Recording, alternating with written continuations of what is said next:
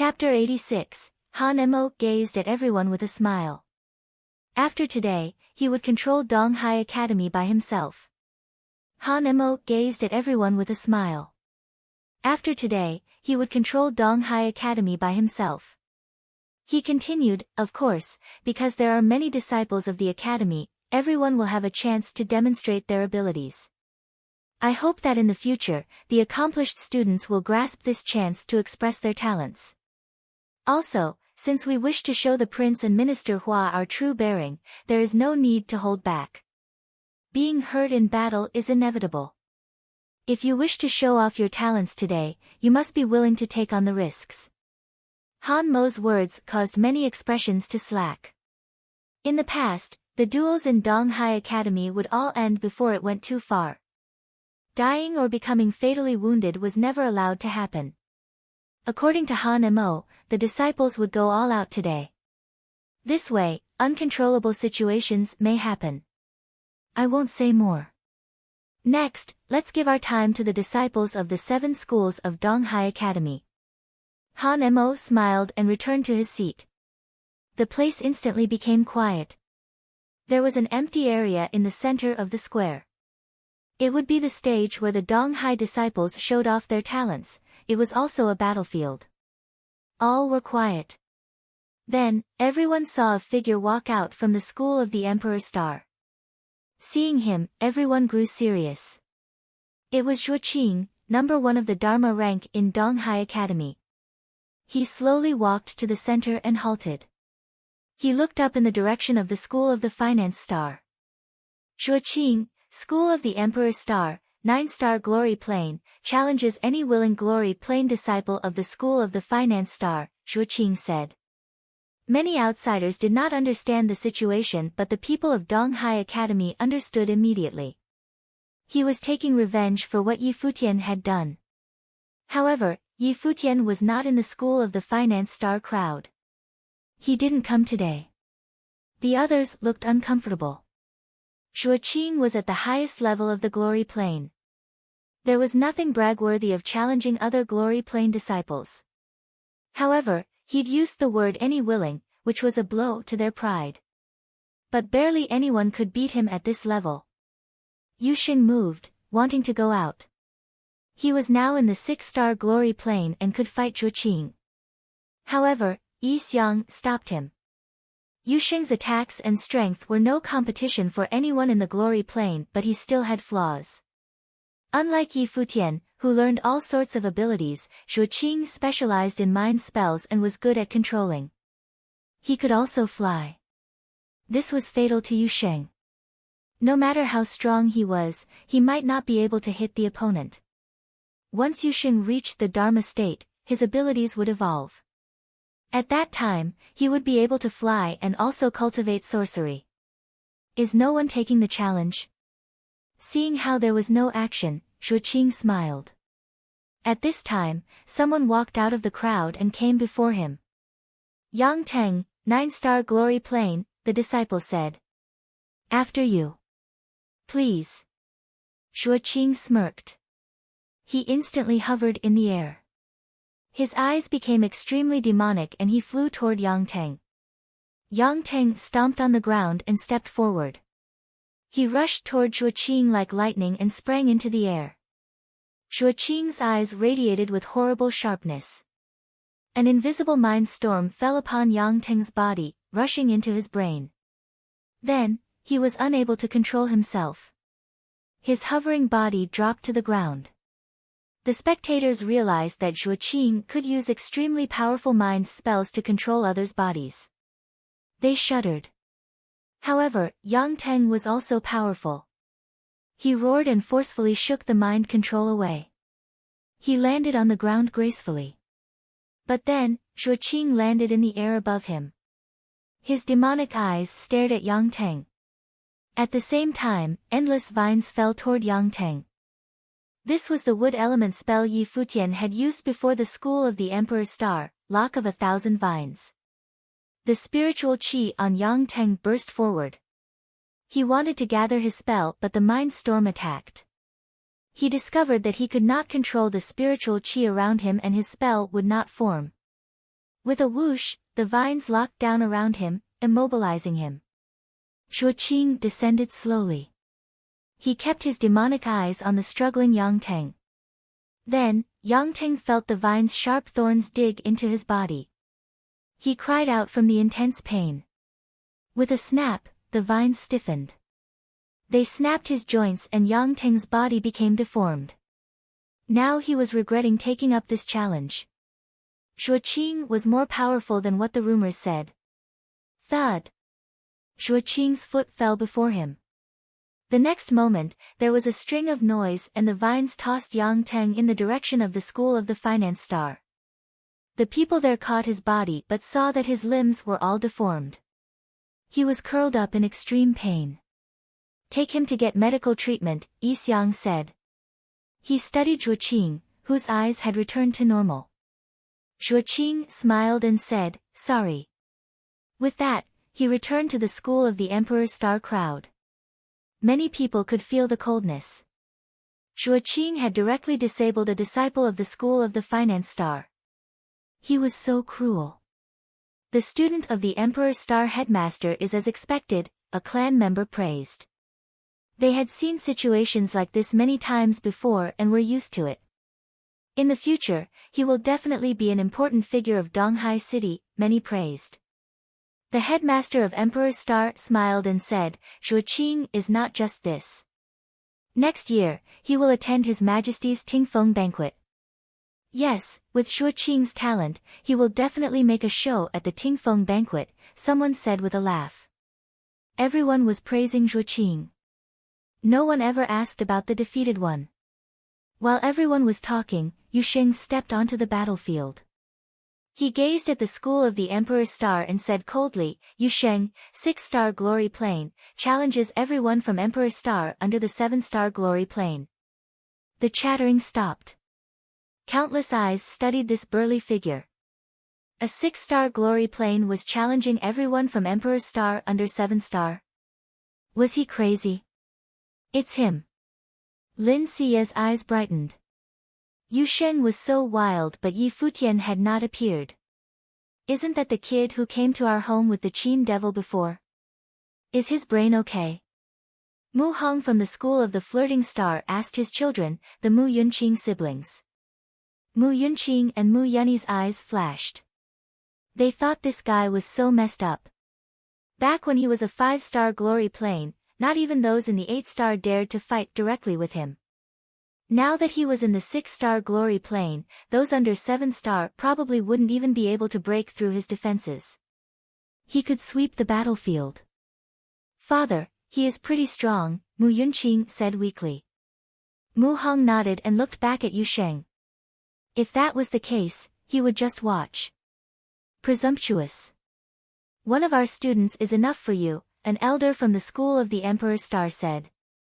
Then he ordered a student beside him to fight. That student forced himself forward. His eyes were a bit fearful when he looked at Yusheng. Many understood that the school had sent the student to be destroyed. Reality proved them right. When Yusheng applied his power, his fist sent the boy flying. Then he tossed the boy in the direction of the school of the Emperor's Star. With a menacing cold stare, he glared and said, despicable. With that, he returned to his school. He does have some skills. Mu Hong was shocked. The scene seemed odd to him. He asked Mu Yunqing, is the Qin devil's disciple also cultivating here? Yes. Mu Yunqing nodded. How is he? Mu Hong asked. His cultivation should be equal to me. Mu Yunqing answered, speaking only of cultivation instead of ability. The battles continued. The outstanding students of all 7 schools came out to display their abilities. However, the spectators all realized that the school of the Finance Star had grudges with many people. The schools of Emperor's Star, Treasury Star, and Flirting Star all seemed to target them. It was difficult for the students of the Finance Star. They were constantly challenged and constantly lost. They rarely won and many were treated cruelly. When Zhou Mu, the disciple of the art saint, came up, the atmosphere was pushed to the peak. Zhou Mu's cultivation had improved. He was now in the 7-star glory plane and challenged the 8-star students of the School of the Finance Star. Good, someone praised. As expected of the art saint inheritor. He can summon beasts through his paintings that are stronger than real demons. He does have the style of the past art saint. There is no other like him, many big figures said. But at this time, 2 figures walked into the crowd. Yi Futian carried the Qin devil and found his school. He pushed through the crowd. Yi Futian was not planning on coming, but his teacher wanted to have a look. After this, Donghai Academy would no longer be the academy of the past. Many familiar people would be present today too. Cheers exploded. Yi Futian looked up and saw Zhou Mu had summoned a beast to defeat his opponent. Many spectators glanced at the School of the Finance Star. Their disciples had lost horribly today. Brother Fenglu. At this time, someone saw Yi Futian carrying Hua Fenglu toward their school and immediately called out. Hua Fenglu, the Qin devil, has appeared. Is that his disciple? Many asked. Yi Futian was speechless. He muttered, Professor, you're too out there. I have a reputation, Hua Fenglu replied nonchalantly. Yi Futian could not argue. Ha, today the art saint's disciple had shown his talents. Coincidentally, Brother Fenglu has appeared with his disciple. They should duel so we can see if Brother Fenglu's disciple can be compared to the art saints. A bright voice sounded. It was Mu Hong. As soon as he finished, many eyes from Donghai Academy turned toward him. They were all shocked and stared at him as if looking at an idiot. How much did he hate the art saint that he wanted to humiliate the man this badly? Chapter 87, The events at the School of the Emperor's Star shocked all of Donghai Academy. There wasn't a single person who did not know about it. The events at the School of the Emperor's Star shocked all of Donghai Academy. There wasn't a single person who did not know about it. Zhou Mu was defeated by Yi Futian in such a humiliating way. His defeat was an equivalent to a slap in the face for the art saint and became a taboo topic amongst the art saint's acquaintances. They were all extremely cautious of their words around him. But now, this Mu Hong character dared to bring up the subject in front of all these people. It was obvious how the people of Donghai Academy felt about this. Especially when he said, let's see if Brother Fenglu's disciple is a fraction as gifted as the art saint's disciple. How was the art saint supposed to feel about this? Many people were afraid to look at him. They were all afraid that they might catch the art saint's eyes. This idiot. The officials of the Emperor's Star School all glared at Mu Hong. The officials of the School of the Flirting Star were also looking at him. This sucker's son and daughter had been beaten up by Yi Futian. Did he not know of this? Mu Hong noticed all the attention he was getting. He thought to himself, who would have thought that the battle between the art saint and the Guqin devil still had this much influence on people? There should be a lot of people who look forward to a battle between their disciples. It was a pity that Hua Fenglu was so inferior now, going around begging others like a stray dog. It was only natural that his disciple would not amount to the brilliant Zhou Mu. Father, his children called to him. Standing behind Mu Hong, Mu Yunqing, and Mu Yunyi were going to be sick. They never expected Yi Futian to show up out of the blue, and never in a million years did they think their father would say such things. There was no way that the art saint and the School of the Emperor's Star were not offended by Mu Hong's words. Even Yi Futian was stunned by Mu Hong. Yi Futian remembered this man vividly. After all, he was the first person that Hua Fenglu introduced him to upon their arrival in the city of Donghai. He could not believe that Mu Hong would say these things in this setting. Looking to the Mu siblings who stood behind their father, he gave them a meaningful smile. Just as he thought, the siblings did not have the guts to complain to Mu Hong. It was probably because they were too embarrassed. Greetings, senior, Yi Futian suddenly greeted Mu Hong with a smile. He continued, when I met you I thought that you were a brilliant man and that your children were destined to become the best of the best. I only found out that they were students of the Flirting Star School when I entered the academy. Under your guidance, your children must be very talented. Hua Fenglu blinked a couple of times. He looked at his disciple, speechless. Could Yi Futian be more brazen? But why did he anticipate what would happen next?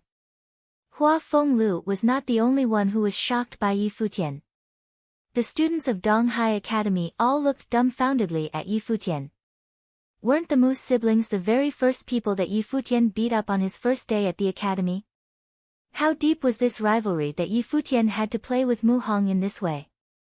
Although Yunqing and Yunyi can't claim to be geniuses, they are still pretty gifted. Very talented would be right, Mu Hong said confidently.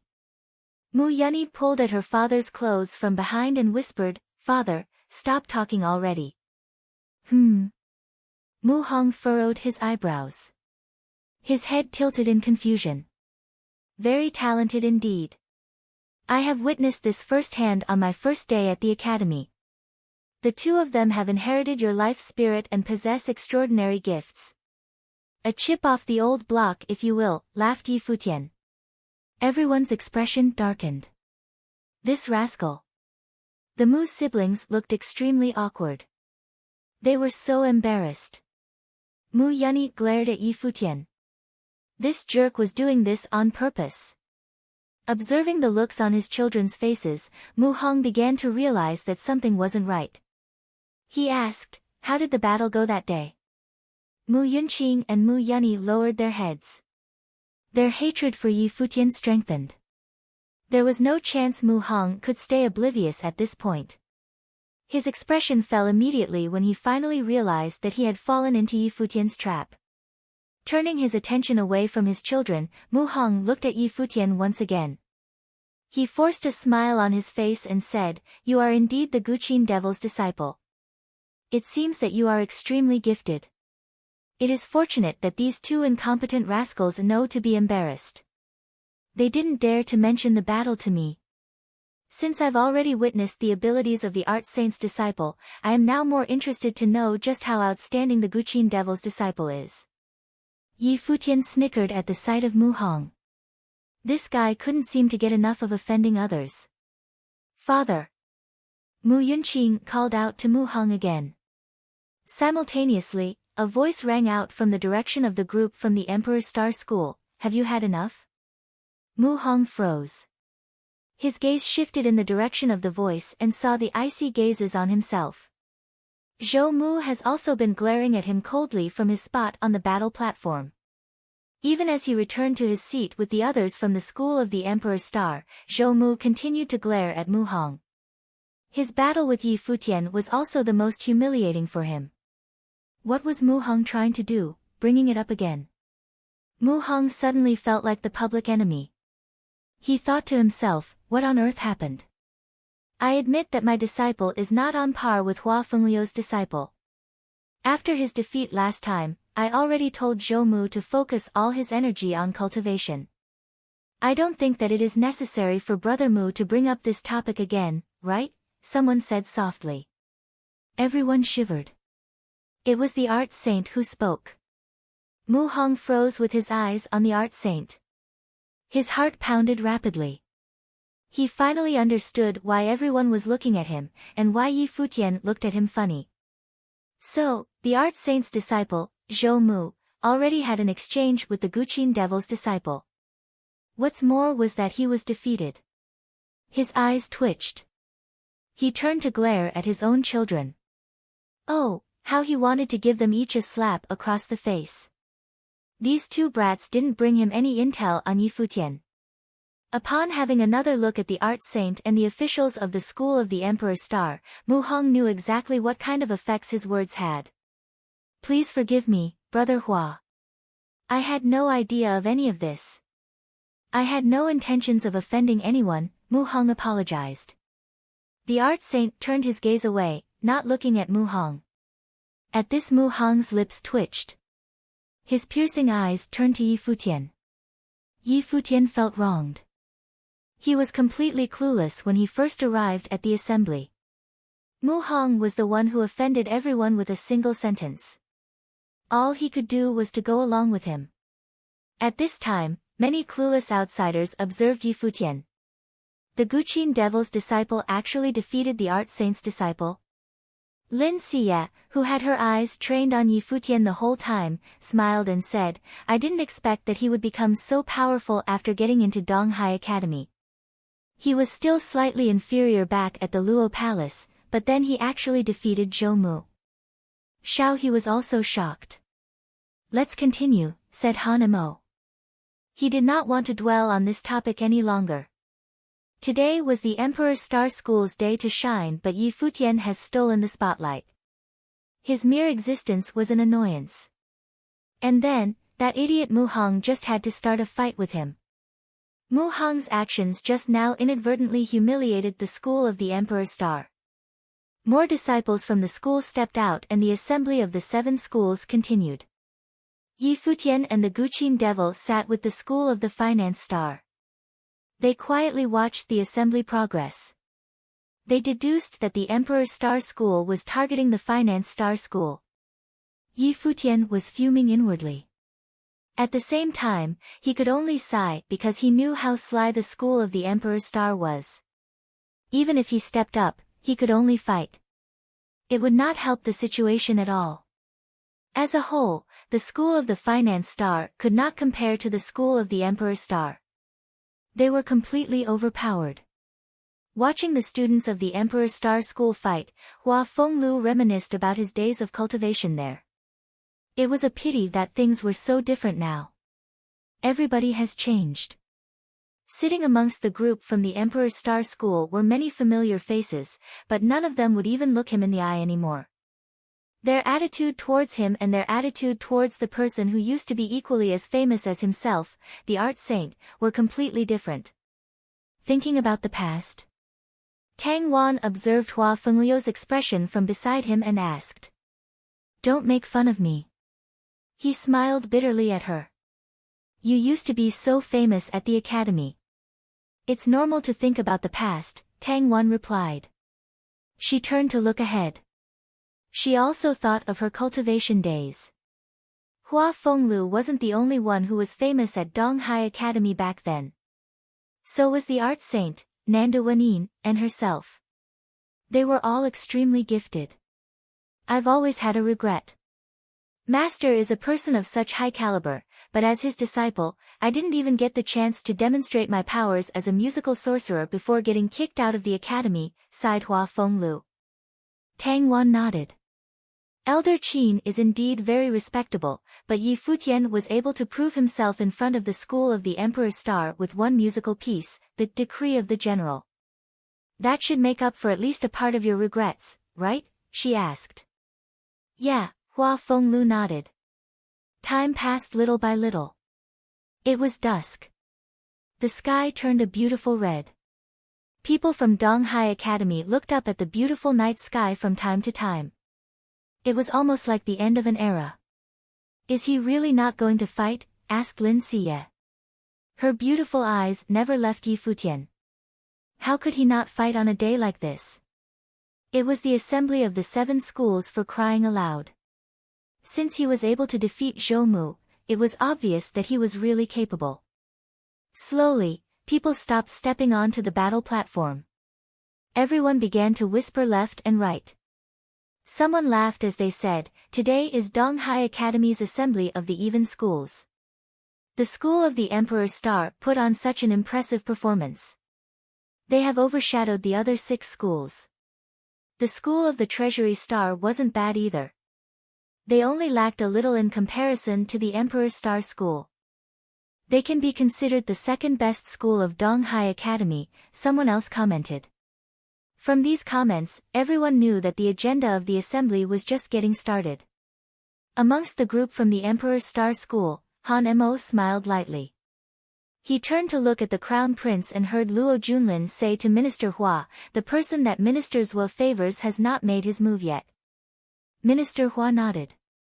He then whispered in the ear of the headmaster of the Emperor Star School. The headmaster wore a strange look on his face but nodded anyway. The headmaster stood up and called out, Hua Fenglu. Hua Fenglu lifted his head in confusion. He looked at the headmaster and smiled. "Greetings, Uncle Master." The headmaster nodded in response and said, "You used to be a student of our school, so why are you sitting with the School of the Finance Star today?" "I am here with my disciple today. He is a student of the Finance Star School, so I sat here with him," Hua Fenglu answered calmly. "Then I have nothing better to say regarding that. The Crown Prince and Minister Hua have graced us with their presence today and would like to witness the powers of the best students of Donghai Academy. Your disciple is extremely gifted but has not stepped up." "What is the meaning of that?" the headmaster reprimanded. This was peculiar to everyone watching. Why was the headmaster asking for Yi Futian? However, there were a lot of people who looked forward to witnessing the outstanding gifts of the person who defeated the art saint's disciple. Hua Fenglu and Yi Futian felt something was amiss. Was there no other choice but to fight? At this moment, Yi Futian saw Tang Wan walk to the front with a guqin in her hands. "Duyo. I purposely carry it with me. The guqin devil's disciple can't do without a guqin," she said. Yi Futian gave her a smile. She came prepared in hopes that they could take advantage of this event to make sure the guqin devil's name wouldn't be forgotten by the citizens of the city of Donghai. Yi Futian nodded with a smile and took over the guqin, named Duyo. "Let's play a piece for Master today." Chapter 88, Yi Futian slowly walked out to the center of the square. Countless gazes fell upon him. The younger generation went without saying. Yi Futian had already proved how powerful he was. The older generation was also paying attention. The Qin devil had returned to Donghai City as a disabled man. How talented could his disciple be? Yi Futian slowly walked out to the center of the square. Countless gazes fell upon him. The younger generation went without saying. Yi Futian had already proved how powerful he was. The older generation was also paying attention. The Qin devil had returned to Donghai City as a disabled man. How talented could his disciple be? Yi Futian put the guqin before him and sat down slowly. Clad in a white robe, he looked extremely handsome and regal. Seeing him, Lin Xie gasped and was shocked. She had once thought that he was just an average musician who went to the Luo Palace to learn more about the world. Then, Yi Futian displayed his talent during the battle. Today, she heard that he had defeated Zhou Mu at Donghai Academy. Just how outstanding was this handsome boy? Her father glanced at her. To be honest, he knew about Yi Futian defeating Zhou Mu, but he didn't tell Lin Xie yet. This girl was interested in the boy, but Yi Futian was the Qin devil's disciple. He had conflicts with the art saint and the school of the Emperor Star. His future would have many obstacles. Plus, he already had a girlfriend, that one from the Nanda clan. He didn't want his daughter to get involved and have her heart broken. Mu Hong studied Yi Futian, but his eyes darkened. Yi Futian looked up at the setting sun. There was a smile in his clear eyes. She said slowly, "This song was composed by myself. It is called Hero." With that, he began playing. His fingers slid over the strings and a graceful melody came out. He did not challenge anyone. "He's just playing music," someone said. The spectators were impressed. Today's motive was to see the accomplished students display their talents.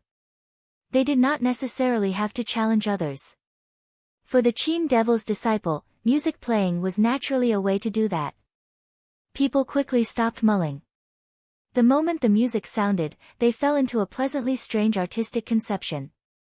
At first, the melody was cheerful and fresh. As the music entered their ears, a picture appeared in the audience's minds. They seemed to see a handsome youth earnestly bow to his teacher for the first time. The youth had extraordinary talent. He was well liked by his teacher and was taught true skills, growing even more powerful. The melody gradually became graceful and moving.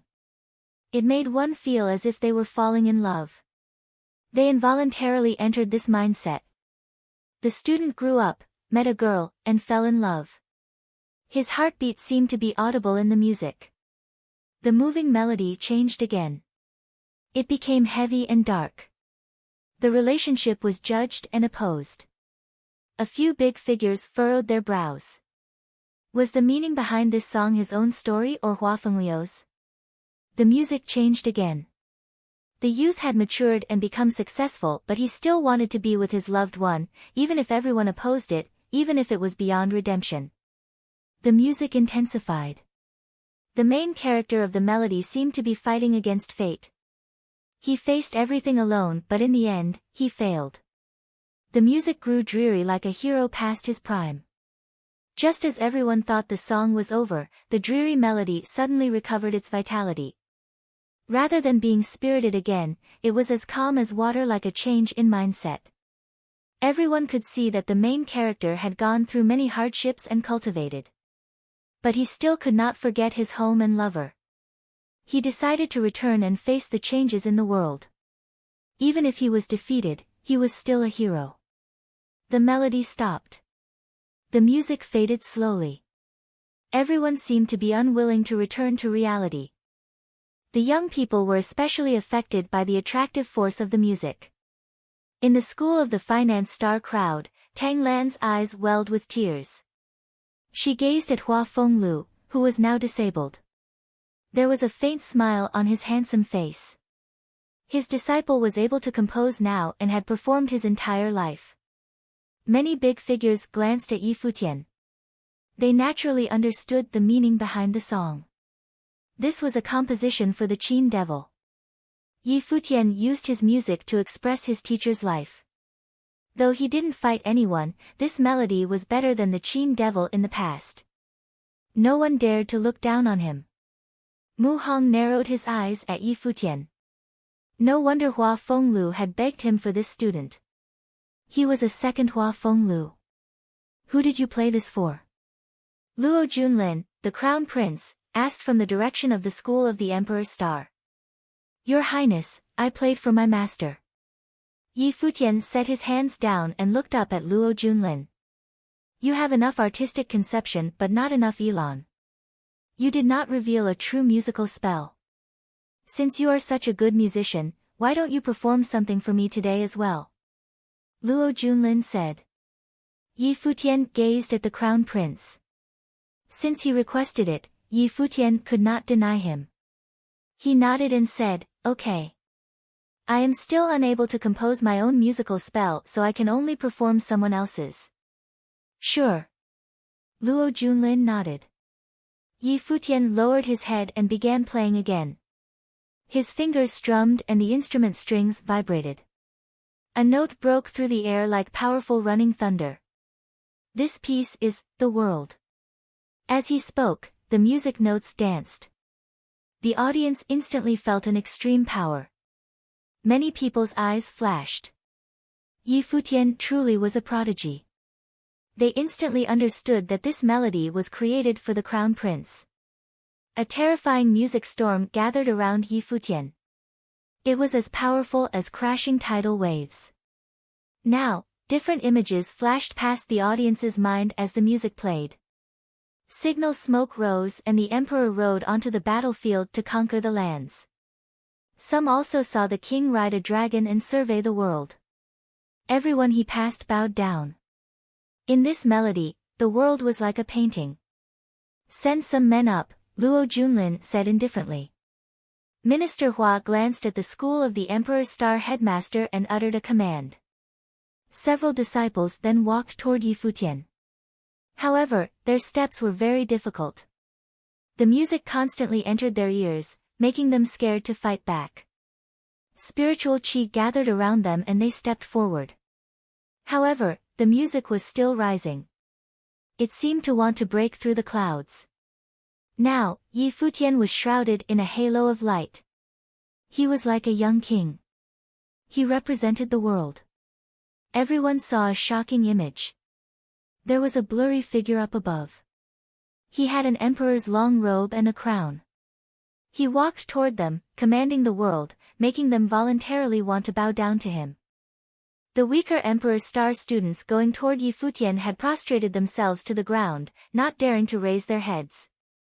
They seemed to be revering Yi Futian. More and more people knelt down under the music's influence. As if controlled by the musical spell, they worshipped the Emperor. Boom! A terrible sharpness flashed past the eyes of the big figures. They felt the youth's talent and shuddered. Something felt wrong. This song was called The World. It was performed for the crown prince, but Yi Futian was the performer. At this moment, he had become the high and mighty emperor, and Luo Junlin was before him, face to face. The elegance and grace of the white-clothed youth truly was like an emperor now. Did the musical spell give it to him, or was he born with it? Lin Xie gaped. The present Yi Futian was even more brilliant than that day at the Luo Palace. He was unmatchable. He could even be compared to someone like the crown prince, let alone Zhou Mu. Mu Hong shuddered as well. Hua Fenglu had such a student and had once come to him, but he rejected the man. Can't this guy keep a low profile? Yi Xiang cursed. He didn't want Yi Futian to attend this event. Being too bright was not a good thing. Nowadays, Minister Hua and the crown prince were very close. He hoped Yi Futian would stay low and attend the Tingfeng banquet with Minister Zhua. Some people are born like this, Hua Fenglu said calmly. Not many knew about Yi Futian's secret, but he and Yusheng knew. The inheritor of Emperor Yi Qing was definitely not an average man. His aura would appear when playing music, which he probably didn't even know himself. When Luo Junlin told Yi Futian to perform something, the world should be the most suitable piece. However, this piece caused Yi Futian to reveal his emperor-like aura. This was neither on purpose nor brought about by the musical spell. It was something he was born with. Hua Fenglu could guess that Yi Futian had a shocking background. At this moment, at the highest seat in the school of the Emperor's Star, Luo Junlin slowly stood up. Then, to the surprise of all, he walked down toward the center of the square, toward Yi Futian. People could feel those who were the same. Luo Junlin was destined to be king. Everyone in Nanda knew that he ruled over the world. He could feel something similar coming from Yi Futian. It was the aura of an emperor. The music reached the climax. Then it descended and stopped. Luo Junlin also stopped before Yi Futian. Countless eyes were on them. Yi Xiang and Hua Fenglu were even a bit nervous as they watched. As the crown prince, Luo Junlin shouldn't kill Yi Futian just for a song. He had told the youth to play it, after all. Follow me. When I become king, you will be minister, Luo Junlin said, staring at Yi Futian. With that, the world fell into silence. When I become king, you will be minister. Chapter 89, Luo Junlin was the crown prince. What did that mean? It meant that he was going to become the emperor in the future. Luo Junlin was the crown prince. What did that mean? It meant that he was going to become the emperor in the future. The words of an emperor were to be taken seriously. Since Luo Junlin had spoken, it meant that he was serious. So, at the nod of Yi Futian's head, he would be bestowed a title of nobility and become a prime minister. Then, as soon as the throne was passed down to the crown prince, Yi Futian will be a prime minister of the nation. It was an utmost honor for a mere 16-year-old student to be bestowed such a title. This unbelievable ordeal was something you had to see for yourself to believe. Some people were in utter disbelief. This couldn't be real. Had the crown prince gone mad? No matter how gifted Yi Futian was, he was still very young. The future was filled with uncertainty. How could the crown prince promise him the title of prime minister so easily?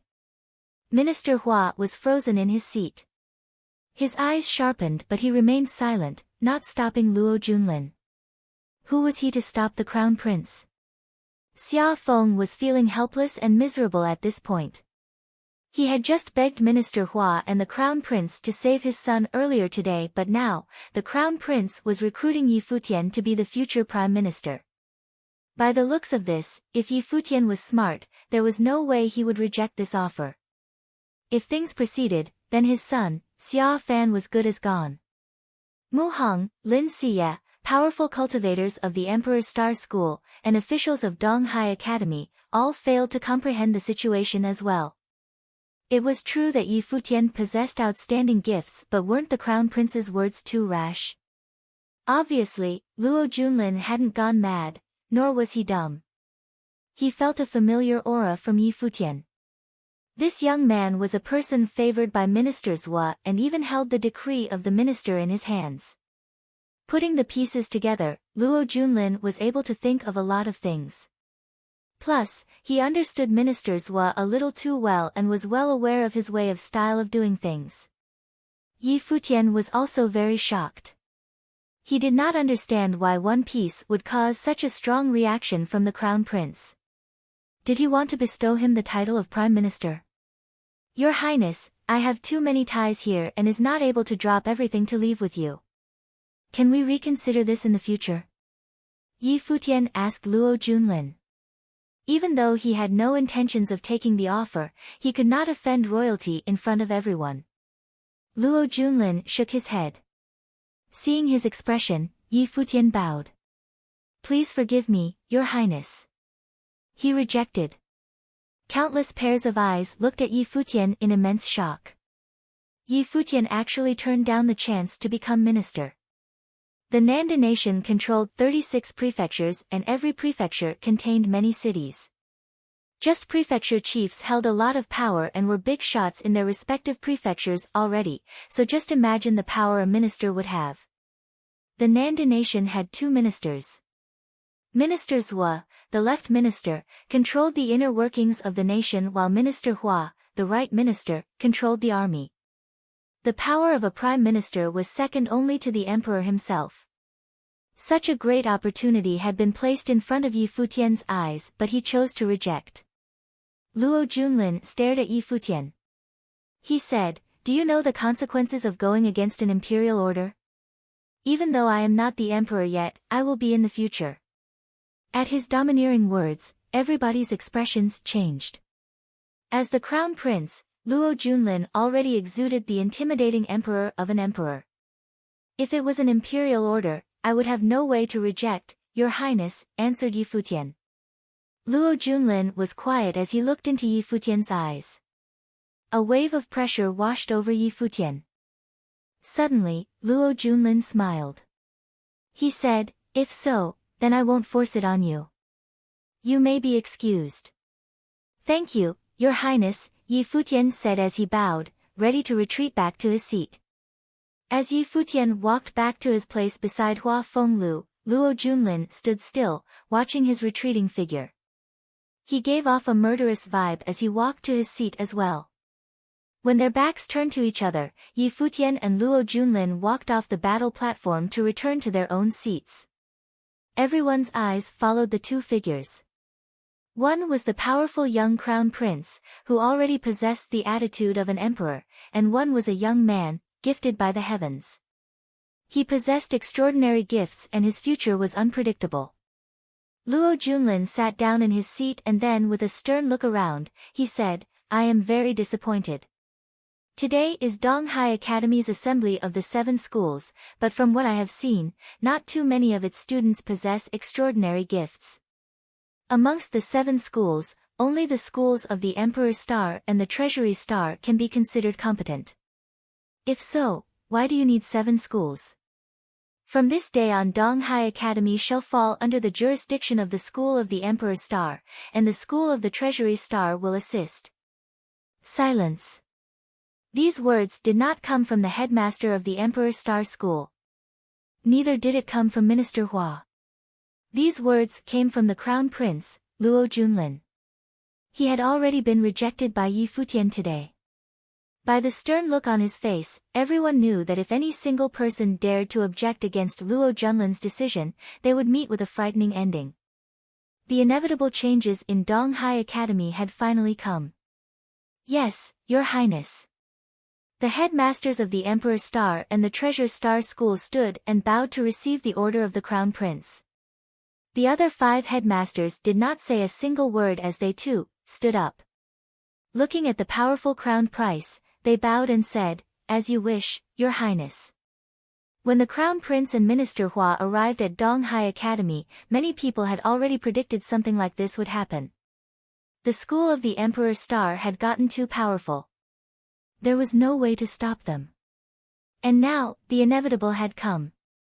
"You may all be dismissed," Luo Junlin said with a wave of his hand. He then turned to leave. His every word was absolute.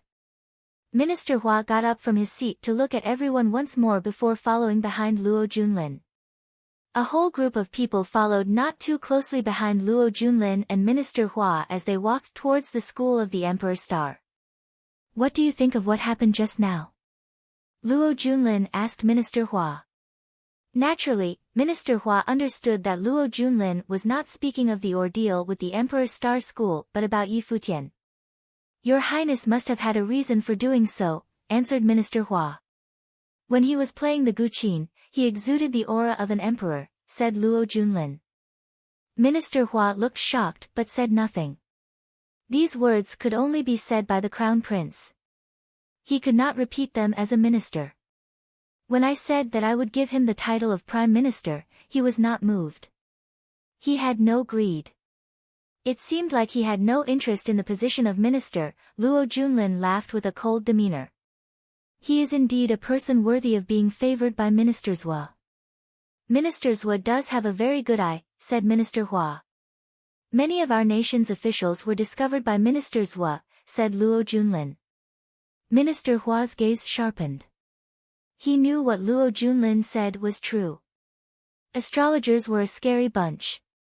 But Minister Zhua had never given out the decree of the minister to anyone.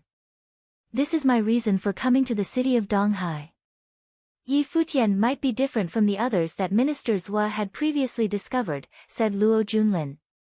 His gaze sharpened as well. "What do you mean by this, Your Highness?" asked Minister Hua. "Even though I am the future emperor, the person with the most influence in the imperial city, beside my father, is Minister Zhua," Luo Junlin said. "Your Highness, you will step up to the throne one day.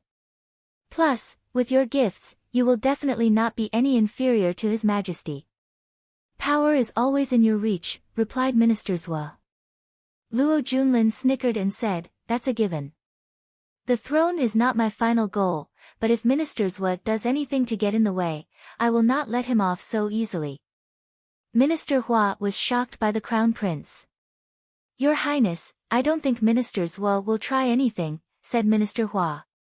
On his trip to the city of Qingzhou, besides bestowing the decree of the minister upon Yi Futian, Minister Zhua also accepted a request from the Nanda clan.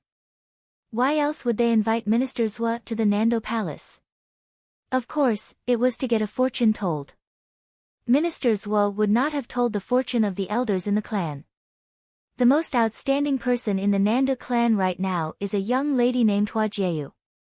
The day Yi Futian crashed the school of the Emperor Star, he went there looking for her. "They're a couple," explained Luo Junlin. After a while, he spoke again. After returning to the imperial city, Minister Zhua began to plan for next year's Tingfeng banquet. He also tried to convince father to put the people of Nanda clan in important positions. "Who do you think he's paving a road for? Yi Futian and Hua Jieyu?" Minister Hua made a realization. He felt a shiver run down his back. The Crown Prince was way scarier than he had anticipated. That's right. Minister Zhua is making the bold move of paving the way for this young couple. Plus, Yi Futian exuded the aura of an emperor today. "Do you still think that Minister Zhua isn't trying anything?" asked Luo Junlin. Minister Hua was dumbfounded. He knew that everything the Crown Prince said was true. Minister Zhua was an astrologer. He must have told Yi Futian and Hua Jieyu's fortune. Furthermore, Yi Futian exuded the aura of an emperor. What were they fated to be? It was a scary thought. Send people to keep an eye on Yi Futian and the Nanda clan. Then, we'll head back to the imperial city to see father, said Luo Junlin. There were still some things that he did not tell Minister Hua. In the city of Qingzhou, ministers Wu yelled at Luo Junlin's younger sister for Yi Futian. He made his sister, the princess, apologize to Yi Futian. Did princesses need to apologize to commoners? What was Yi Futian's true identity? What kind of person was worthy enough for ministers Wu to do all this? There was also another thing he held a grudge on. As the crown prince, Luo Junlin had requested for ministers Wu to become his master multiple times but was always rejected. Ministers Wu said he didn't dare to be the master of the future emperor. This also meant that ministers Wu was unwilling to be his aide. Not only that, ministers Wu has also refused to tell Luo Junlin's fortune. His reason was an emperor's fortune must not be told. Luo Junlin wasn't going to believe his bullshit reasons. There was only one reason for ministers Wu, an astrologer, to refuse to aid the crown prince. And that was, the crown prince was not fated to an emperor. It's just that ministers Wu didn't dare to say these words. Ministers Wu had once said the fortunes told by astrologers were the general flow of events. To go against the flow would only bring harm. But Luo Junlin refused to believe this. He was going to change his own fate. He was born to become emperor. Luo Junlin was going to take life into his own hands. At Donghai Academy, the crowd had yet to depart from the central square. What were they supposed to do now that the 7 schools were to be united? In the direction of the School of the Finance Star, a large group formed around Yi Xiang. He was explaining something to the crowd and they looked at him, not willing to part. Headmaster Yi Xiang of the School of the Finance Star was stepping down and turning over his position to someone else. He was planning to leave the academy. I'm so tired after all these years. From now on, all of you should continue to work hard. I'm only in charge of my daughter and my disciple now, joked Yi Xiang. Headmaster, don't you mean daughter and son-in-law? Teased Yi Futian. Yi Qingxian glared at him but Yi Xiang laughed and looked at Yu Sheng. That's right. Son-in-law works too. Ugh. Yu Sheng blinked then looked at Yi Futian, only to see Yi Futian slip him a sly smile. He seemed to be waiting for words of gratitude from Yi Sheng. Master, it's almost the end of the year.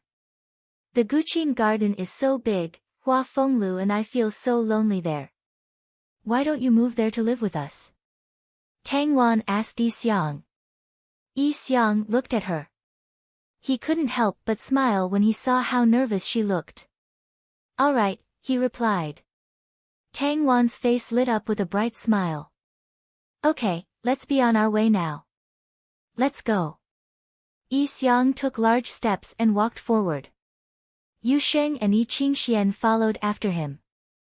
Yi Futian, carrying Hua Fenglu, and Tang Wan followed at the back of the group. Yi Futian smiled while watching the group of people ahead of him. This felt like a huge family reunion. It was such a pleasant feeling. If only Fox and Masteress were here too, then it would be perfect. He was going to work hard to make it happen. As the sun set, the group walked out of Donghai Academy. There was no looking back now. Chapter 90. In the Guqin Gardens, a group walked down slowly. It was Tang Lan, Yi Xiang, and the others. In the Guqin Gardens, a group walked down slowly. It was Tang Lan, Yi Xiang, and the others. Master, this is where Fenglu used to live.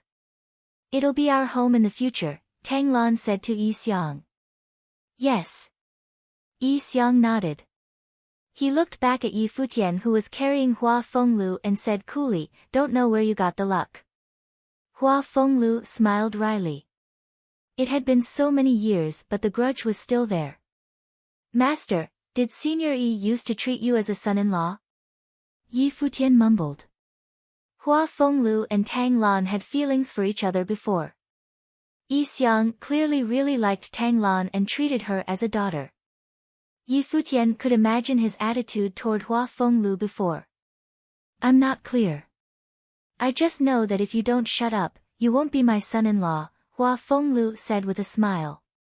Blanching, Yi Futian shut his mouth. Beside them, Tang Wan smiled and looked at Yi Futian, amused at his words.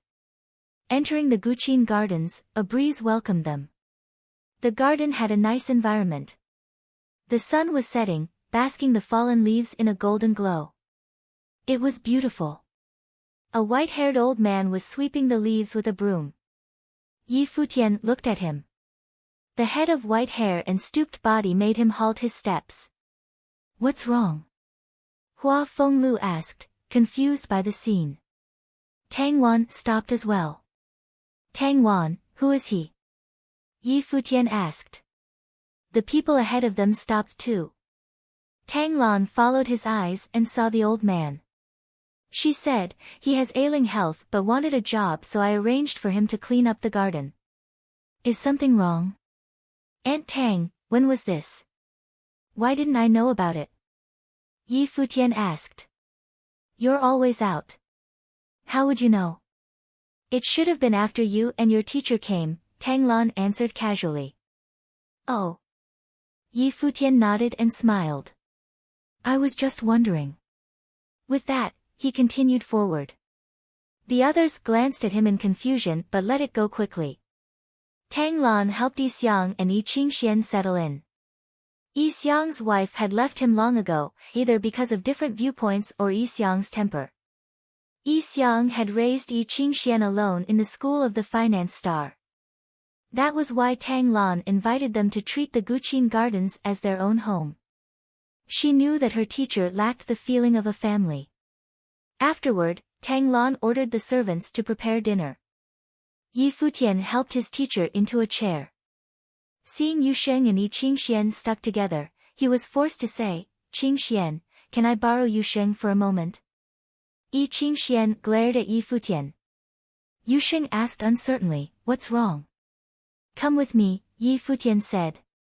Yu Sheng followed him in confusion and was brought to the entrance of the garden to look at the old man sweeping. Don't you think he looks familiar? Yi Futian asked. You probably miss him. Yu Sheng naturally understood what Yi Futian meant by familiar. Maybe. Yi Futian nodded. I always feel like Godfather is watching us. Would he? Yu Sheng seemed to mutter to himself. Probably. Yi Futian chuckled and walked over. Seeing them, the old man lowered his head and greeted them, young masters. What is your name? Yi Futian asked. My surname is Yu. My name is too lowly to mention, the old man said. You? Yi Futian's eyes flashed. He ordered, raise your head. The old man slowly looked up. His cloudy eyes had no spirit in them. He seemed extremely old with white hair and a white beard. Like lightning, Yi Futian tugged his beard. The man cried out in pain. Young master, have mercy. What did I do wrong? It's real. Yi Futian muttered. Then he said, Grandpa Yu, I'm sorry. I thought you were someone I know. It's all right. The man waved. Grandpa Yu, can I come chat with you often in the future? Yi Futian asked. I am honored. He nodded with a smile. Then it's a deal. Yi Futian smiled as well and said, then I won't disturb you anymore. He and Yu Sheng left afterward. Were my senses wrong? Yi Futian muttered. He was usually very sensitive and sharp. Are you overthinking? Yu Sheng asked. They had similar body shape and stature but their appearances were completely different. How could they be the same man? Yi Futian had even tugged the old man's beard. He clearly suspected something. Yi Futian's eyes flashed. Had he really been overthinking? The two returned to the garden. The dishes were gradually being brought to the table. The people all sat down. Senior Yi, when is Yu Sheng and Qingshuan's wedding? Yi Futian asked at the table. Yu Sheng gaped at him. Yi Qingshuan's eyes flashed too, wondering what that guy was worried about. Stop thinking about them and think about yourself. Yi Xiang gave him a look. It's just a matter of time for me, Yi Futian said confidently. Then he looked at Hua Fenglu and said, Master, father-in-law, don't you agree? I'll consider it, Hua Fenglu answered indifferently. Ah. Yi Futian looked at Hua Fenglu. Master, where do you get an in-law as good as me? You still need to consider. Where's your shame? Tang Lan asked coldly. Everyone stared at this guy, speechless. Huh, my masteress is better, Yi Futian said. Then go to your masteress. Tang Lan glared at him. Ah, Aunt Tang, I'm just kidding. You're just like my masteress, Yi Futian said weakly. The others were still speechless. He was honestly so shameless. However, with his shamelessness, the group started enjoying the meal like a family. No one discussed what happened at the Donghai Academy. The past was like smoke. Once past, there was no need to bring up again. In the cheery atmosphere, the banquet gradually ended. Everyone went back to their rooms. Yi Futian went to the garden to play his guqin. There were some impurities in his timbre. He was clearly distracted. It's almost the end of the year again. Yi Futian looked up at the full moon. He remembered how the fox had gone to the Yi mansion to find him after the New Year dinner, shocking the entire family. Then they held hands awkwardly by the lake. Without realizing, another year had almost passed. So much had happened in this year. As he reminisced, a smile appeared on his face and there was more emotion in his music. He had pushed the frustrations aside. Under the moon, he hid his longing in his music. The second day, a beautiful figure came to the Guqin Gardens. When Yi Futian saw her, he made a face. Did this fox know that he was missing her? He thought of her last night and now she was here. Why are you looking at me like that? Hua Jieyu raised an eyebrow at Yi Futian's weird expression and stared. Yi Futian smiled. Because my fox is so pretty. I'm not yours. Hua Jieyu turned away arrogantly. Masteress already betrothed you to me. You can't run now. All we're missing is a wedding, Yi Futian said with a smile. Don't even think about it. Hua Jieyu smiled and then ran to the Qin devil behind him, calling, Dad. Jieyu, why are you here? The Qin devil asked. Uncle told me about what happened at Donghai Academy. I knew you'd be back here so I came to look, Hua Jieyu said. That guy's become agreeable? Yi Futian asked, walking forward. I came to tell you all good news. Hua Jieyu smiled sweetly. Yi Futian looked at her with suspicion. The old Nanda guy knows that I'm super talented and unmatchable, so he agreed to our wedding? Hua Jieyu pinched Yi Futian's waist hard because he was so shameless. She said, my mom and I wanted you two to come for New Year's and he agreed. A strange glint flashed past the Qin devil's eyes, but seeing the two before him, he understood. Nanda Tai knew that his disciple and daughter would be more accomplished than him, so now they were trying to resolve grudges. Back in the day, it would be hard to step into Donghai City, let alone the Nanda mansion. Yi Futian understood this too.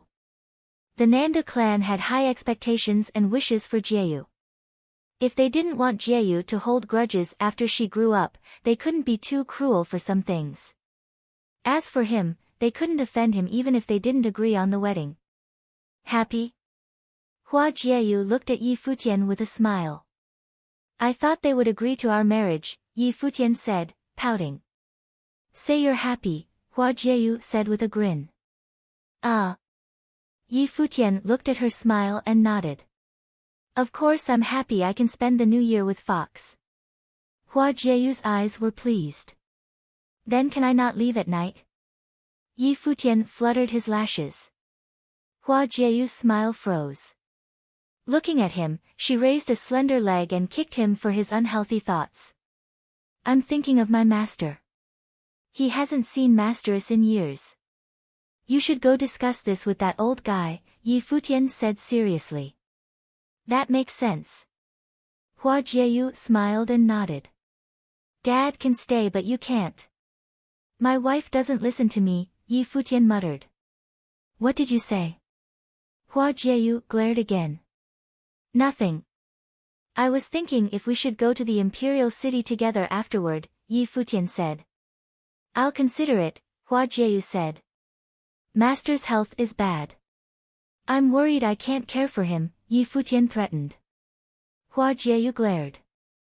At the side, Hua Fenglu complained, if you want to act lovey-dovey in public, then do it but stop dragging me in. Dad, what are you saying? Hua Jieyu blushed. Master, you are so wise, Yi Futian praised. At least his master understood them. Chapter 91, In the city of Donghai, Donghai Academy had been turned upside down. The academy was no longer what it once was. Many people left the academy. With their families and their own disciples, even many of the official personnel left. However, there were still those who chose to stay. In the city of Donghai, Donghai Academy had been turned upside down. The academy was no longer what it once was. Many people left the academy. With their families and their own disciples, even many of the official personnel left. However, there were still those who chose to stay. Year 10,000 of the Divine Prefecture calendar was a year of rebirth. The School of the Emperor's Star held the power and the School of the Treasury Star assisted. The time when the 7 schools stood equal was a time of the past now. But no one knew whether this rebirth was going to lead the academy to become more powerful or to its demise. In this year, Donghai Academy was the home of a student who arrived suddenly like a shooting star in the sky. He managed to make himself known to the entire academy in an extremely short time. However, he left the academy along with the headmaster of the Finance Star School and his master, Hua Fenglu, before he spent a full year at the academy. Presently, no one at Donghai Academy could imagine what lied in the future of this young man, who shines so brightly at the academy. However, anyone in the audience during the assembly of the 7 schools would have realized that if the young man had continued at the academy, he would have become someone of extreme importance in the Nanda nation. There was no question about this. The new year was nearing, and the Nanda nation was filled with a festive air. Many people returned home for the first time in a long time. Every prefecture and every city became lively as they prepared for the new year. Things were no different in the imperial city. Many people already began to celebrate. Every house was decked out in New Year's decorations. Inside the most magnificent building in the imperial city, the imperial palace, a festive air also existed. Though, in comparison with the outside, the palace still felt cold and uninviting. The aura in the imperial palace matched that of the royal family. At this moment, a figure was seated on the throne in a large hall within the imperial palace. He wore a crown on his head and a purple and gold robe on his body. He radiated a domineering aura from head to toe. This person was the most powerful man in all of the Nanda nation. He was the emperor, Emperor Luo. Standing in front of him was Minister Zhua. Do you know why I have summoned you today? Emperor Luo asked Minister Zhua. No, Your Majesty. Minister Zhua shook his head. The crown prince heard that you bestowed the decree of the minister upon a young man and wanted to see this young man for himself. He even personally went to Donghai city. You really do have a sharp eye. Like always, this young man you found is incredibly gifted, the best of the best, said Emperor Luo. Minister Zhua knew that something was wrong. The crown prince personally went all the way to Donghai city just because he found out about a young man that he favored? Indeed, he is a brilliant young man, but isn't it too much for His Highness to go all the way to the city of Donghai for such a thing? Your Majesty should persuade the crown prince to not to waste his time on this matter, suggested Minister Zhua. He was trying to alleviate the situation. It seems that he has learned some things from this trip. Maybe it's not so bad for him to travel outside. By the way, how is that young man's fortune? Emperor Luo asked nonchalantly. Your Majesty, you should know that I no longer tell the fortune of others casually. Letting people know of their fortunes may influence their actions and in turn, change their fates. That would be going against the will of the heavens, and I will be punished for doing so. Minister Zhuo bowed apologetically. What he said was not a complete lie. He did not dare to tell the emperor that he had indeed told Yi Futian's fortune. If his fortune was exposed, it would affect Yi Futian's fate and could result in his fate being changed. That would definitely not be good. This was also the reason why astrologers tended not to live long lives. You rascal have so many excuses. Didn't you say before that it'll be fine as long as we go with the flow? Emperor Luo stood and laughed. Then, what about the young miss of the Nanda clan? What does her fortune say? After you return to the imperial city, you seem to be very busy. I know I shouldn't ask, but I can't help my curiosity. Minister's was heart clenched. He never thought that his every move was being monitored by the emperor and the crown prince. At the thought of this, he began to regret agreeing to Nanda Tai's request of telling Hua Jieyu's fortune. Of course, when he agreed, he never expected her fortune to be so shocking, and he would never have guessed she was related to Yi Futian in any way. Your Majesty, Minister Zhuo put his hands together in front of himself and bowed to the emperor. I am grateful to have met you and been allowed to follow under your leadership for all these years. I never dared to slack off and have always done my very best to discover new talent for our nation. Of course, I know all of this, you rascal. Watching Minister Zhuo, Emperor Luo couldn't help but shake his head and let out a laugh. At this moment, he did not seem like an emperor but an older brother. Over the years, I have been increasingly cautious in the use of my powers as an astrologer and have explained my reasons for doing so many times. On my most recent trip to the city of Qingzhou, I passed by the East Sea Prefecture and met an interesting young man and also told a fortune for someone. Both of these people are very lucky people and will influence the luck of the nation. This is why I've been busy paving the road for the two, wanting to do something for them, explained Minister Zhuo. Emperor Luo lightly nodded his head and smiled. I appreciate your thoughtfulness and have no worries about you. Also, that girl is too naughty, so please be tolerant of her. If she does anything to offend you, don't be afraid to teach her a lesson. There is no need to take it easy on her for my sake. Although the princess is a little willful, her gift and personality are both very good, said Minister Zhuo. All right, go on now, said Emperor Luo. He patted Minister Zhuo on the shoulder. Minister Zhuo put his hands together and started to back out of the hall. Only when he was completely outside did he turn his back to the emperor. Beads of sweat rolled down Minister Zhuo's forehead. As an astrologer, he had to act with caution. There were many things he could not say. If he were to expose anything, it would be his demise. For example, Nanda nation's fate or the crown prince's fortune. Minister Zhuo hoped that his efforts would bring good results. What Minister Zhuo didn't know was, after his departure, two people entered the hall. It was Luo Junlin and Minister Hua. Emperor Luo was writing something at his table. While writing, he spoke. Minister Zhuo said those two were people of great luck and can change the fate of Nanda nation. If so, then I plan on following his wishes. Minister Hua and the crown prince did not say anything. They waited quietly. They knew that Emperor Luo was writing an imperial order. Moments later, he put down his pen. At the wave of his hand, the golden scroll floated towards Minister Hua. Take this, Emperor Luo ordered. Minister Hua reached out to receive the scroll. He took one look at the order and was shocked. His Majesty was indeed the emperor of an entire nation. His order was to allow Minister Zhuo to keep his pride but at the same time, get rid of any worries.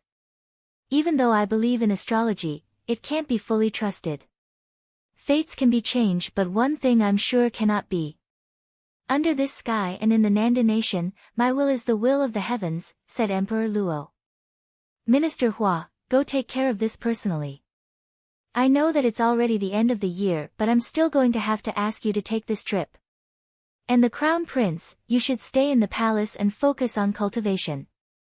One thing that Minister Zhuo said was correct. To you, besides the throne, nothing is of importance to you. Yes, Father, nodded Luo Junlin. I will hurry to Donghai City, but Your Majesty, what should I do if someone refuses the imperial order? Asked Minister Hua. I have already asked you to do this personally, is there any need to question further? Asked Emperor Luo. A wave of realization hit Minister Hua. He finally understood what the emperor meant. If it was simply to relay the imperial order, he could have sent anyone. That was the emperor's reason for asking Minister Hua to personally take this trip to Donghai City, to prevent anyone from objecting. Who would dare object the imperial order in the presence of a minister? Under this sky and in the Nanda nation, my will is the will of the heavens. The attitude behind these words was already very clear. I will be excused now, said Minister Hua as he bowed to leave. Yi Futian had no idea what was going on in the imperial palace thousands of miles away. There were only 2 days until the end of the year. He still had no idea where his parents were. Were his aunt and uncle doing well? What about Yi Shaoqin and Yi Mo, were they okay? After the year ended, he would be leaving the city of Donghai and headed for the imperial city. His days wandering the world with Hua Jieyu were going to be very interesting. In the courtyard, Yi Futian watched as Yu Sheng and Yi Qingxian stuck to each other like glue. He was hurt. Yu Sheng, he called. Yu Sheng lifted his head with a look of confusion. Cultivate properly.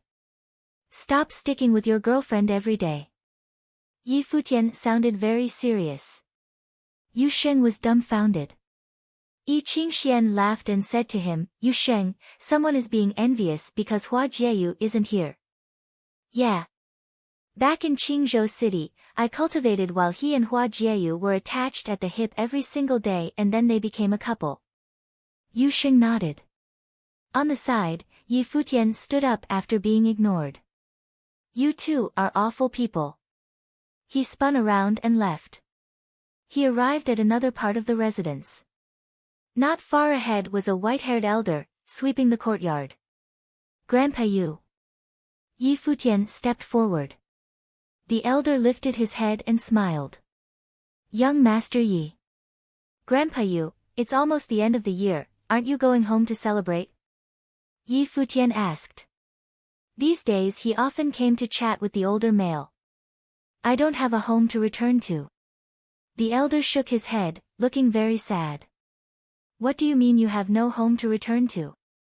Where are you from? Yi Futian continued to ask. I spent some time on an island of the East Sea. You've probably never heard of it before. Then, I ended up here in the city of Donghai. I can't go back there anymore, the elder said, feeling melancholy. Grandpa Yu, at your age you must have experienced a lot. Would you mind sharing some of your stories with me? Yi Futian asked with a smile. What kinds of stories would a person like me have?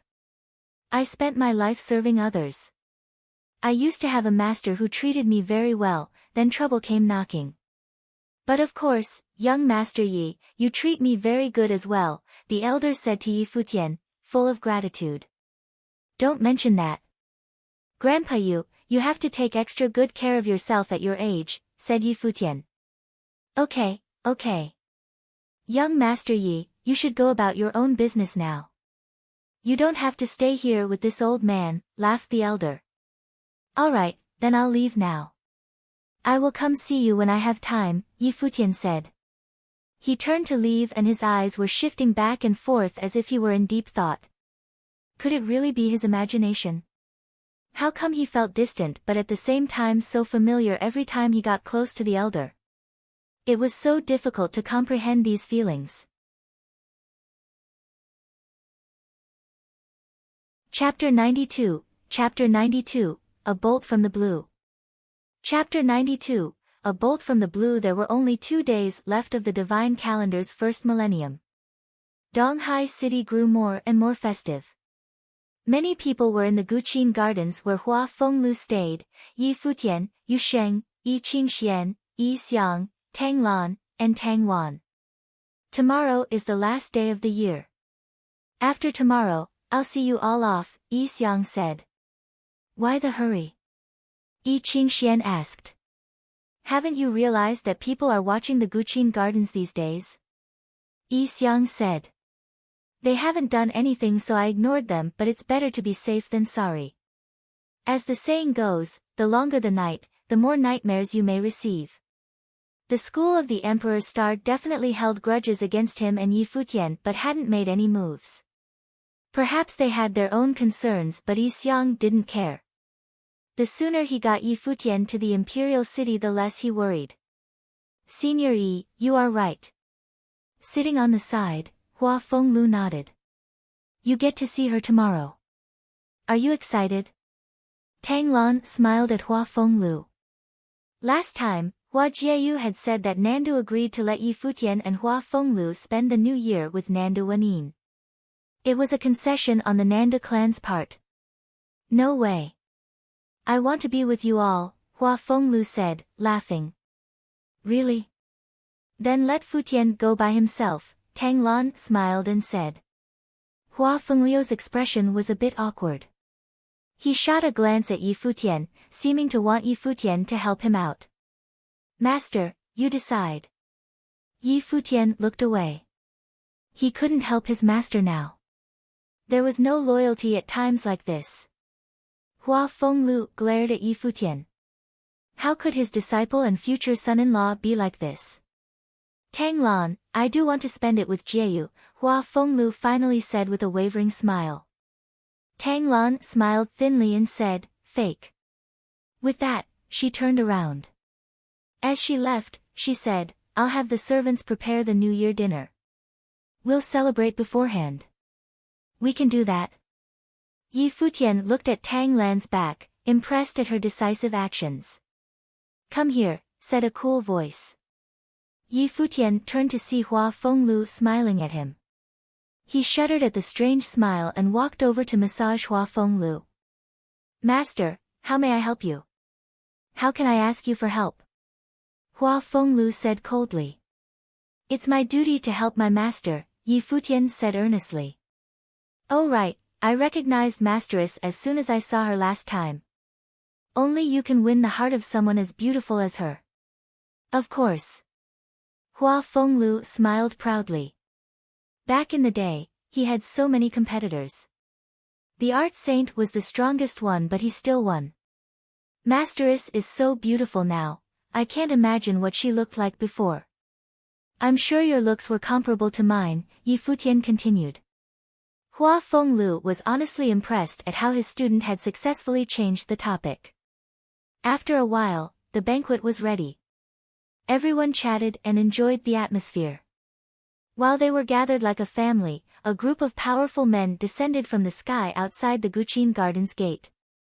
The leader was the chief of the East Sea Prefecture, Xia Feng. Xia Fan was beside him. They had come with powerful men and a powerful aura. Xia Fan's eyes flashed dangerously.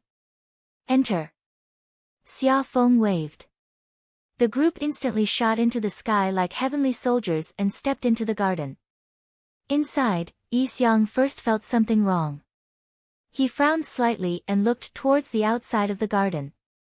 Then everyone else followed his gaze. A moment later, they saw the malevolent group appear in the air. Xia Feng, what are you doing? Tang Lan scanned Xia Feng coldly and asked. Xia Feng's eyes glinted coldly. The group landed and walked toward the people enjoying the banquet. Beside him, Xia Fan glared coldly at Yi Futian. This was the lowly figure he once thought of as an ant he could play with, but Yi Futian had almost killed him. Now, the tides had finally turned a bit. Yi Futian looked at Xia Fan with similar coldness, murderous intent flashing past his eyes. Sorry to disturb everyone. I am here today under an order. It is good news, so let me congratulate you first. Xia Feng smiled, but everyone at the banquet frowned. What order was he talking about? He did not interact with the royalty of Nandu. How could he receive an order?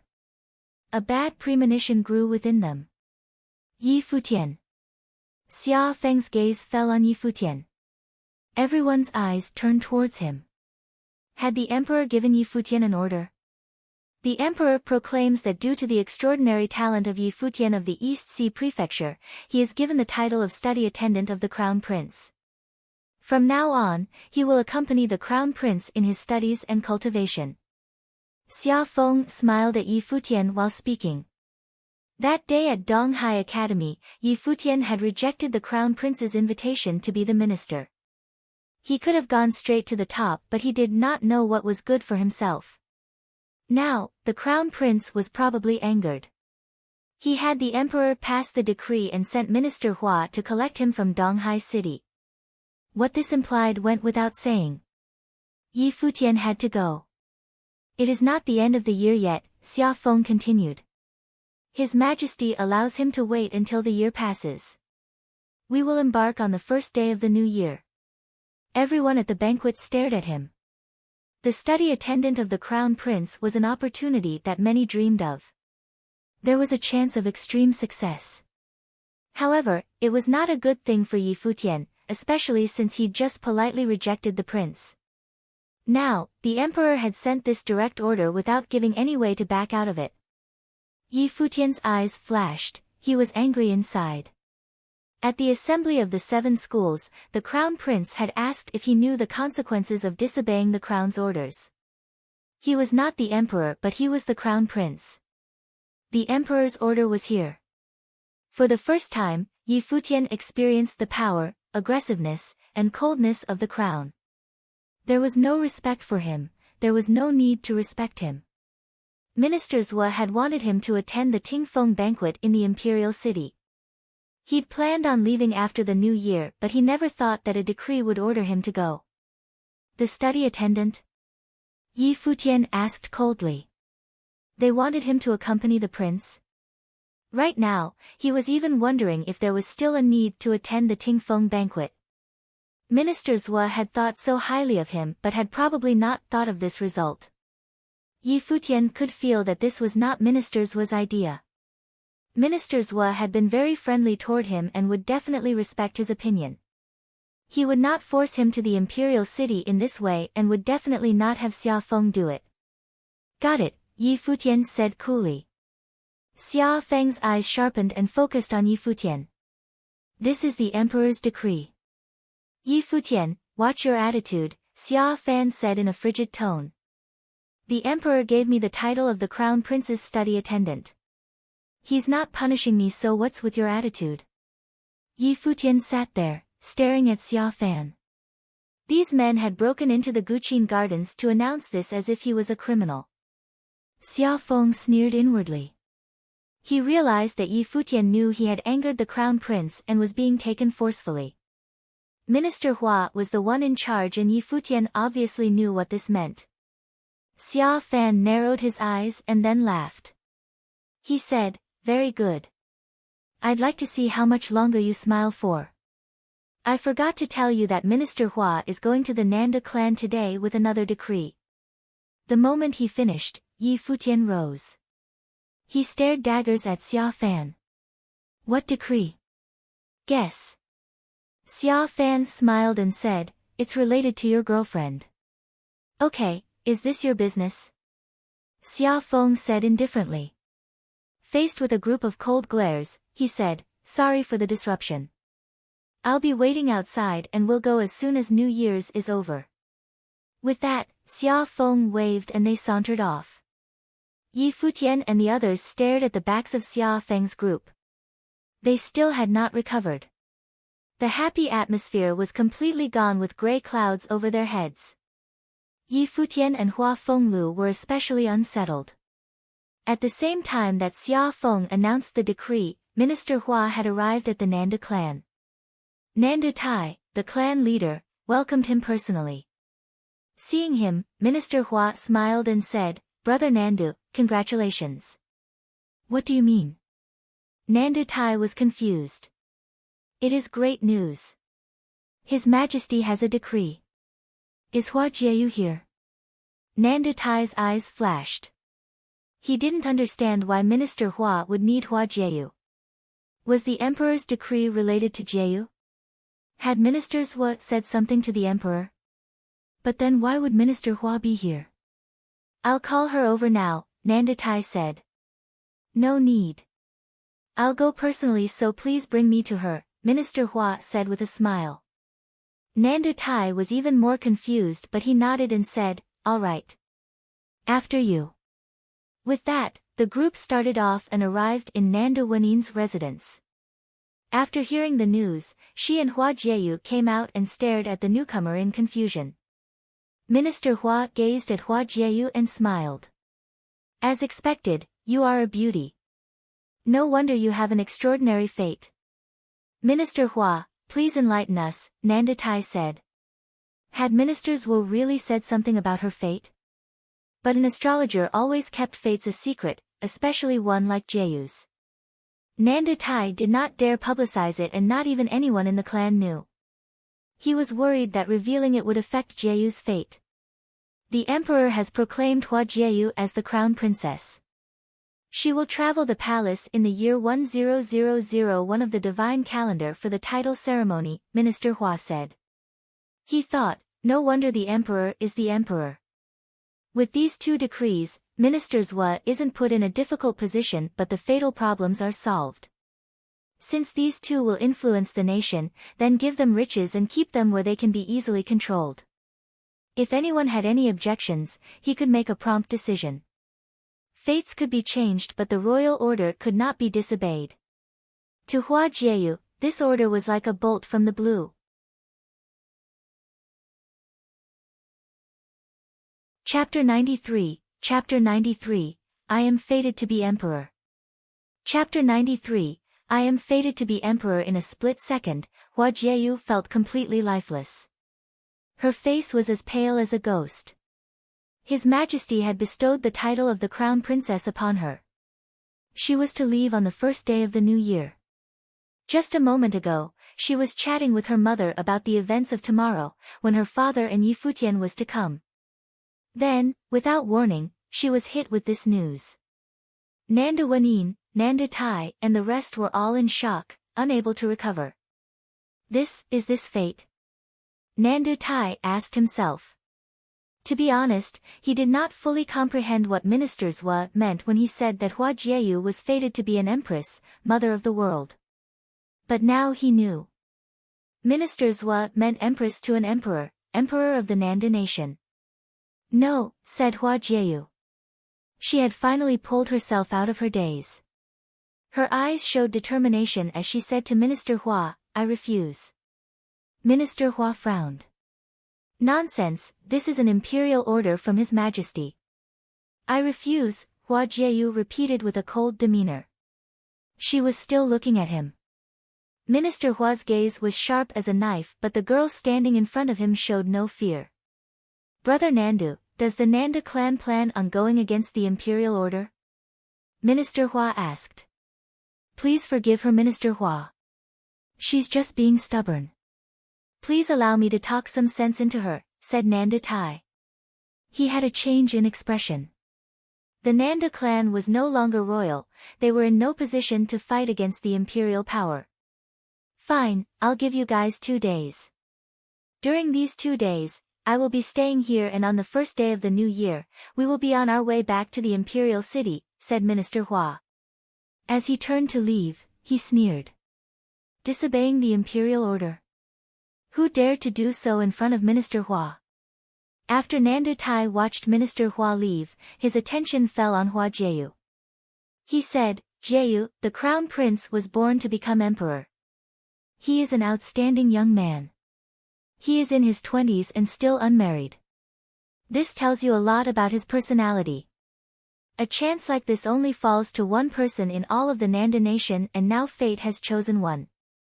You are to become the mother of the world. I don't need fate like this, Hua Jieyu said to Nanda Tai. He saw the determination in her eyes and continued to try to persuade her, Jieyu, you're only 17, this thing you have with Yi Futian is only temporary. One day, when you guys are standing at 2 different levels, you'll forget about all this. As long as you agree to this, I'll send people to bring your father into the Nanda palace and your family will be united again. Hua Jieyu looked at Nanda Tai with ice-cold eyes. I'm not going to agree, and neither will my father. Wanin, talk some sense into her. Nanda Tai looked at Nanda Wanin, who stood behind her daughter. Now that there are bigger benefits for you, you're willing to let him come back? Nanda Wanin sneered at Nanda Tai. Do you really think we'll be happy with a family reunion brought by the sacrifice of our daughter? I won't agree to this. Nanda Tai's expression did not look good. Koldi, he said, even if you guys object, this is an imperial order. Who can disobey an imperial order? There is still one day for you guys to think this over. After that, Nanda Tai left with a sunken face.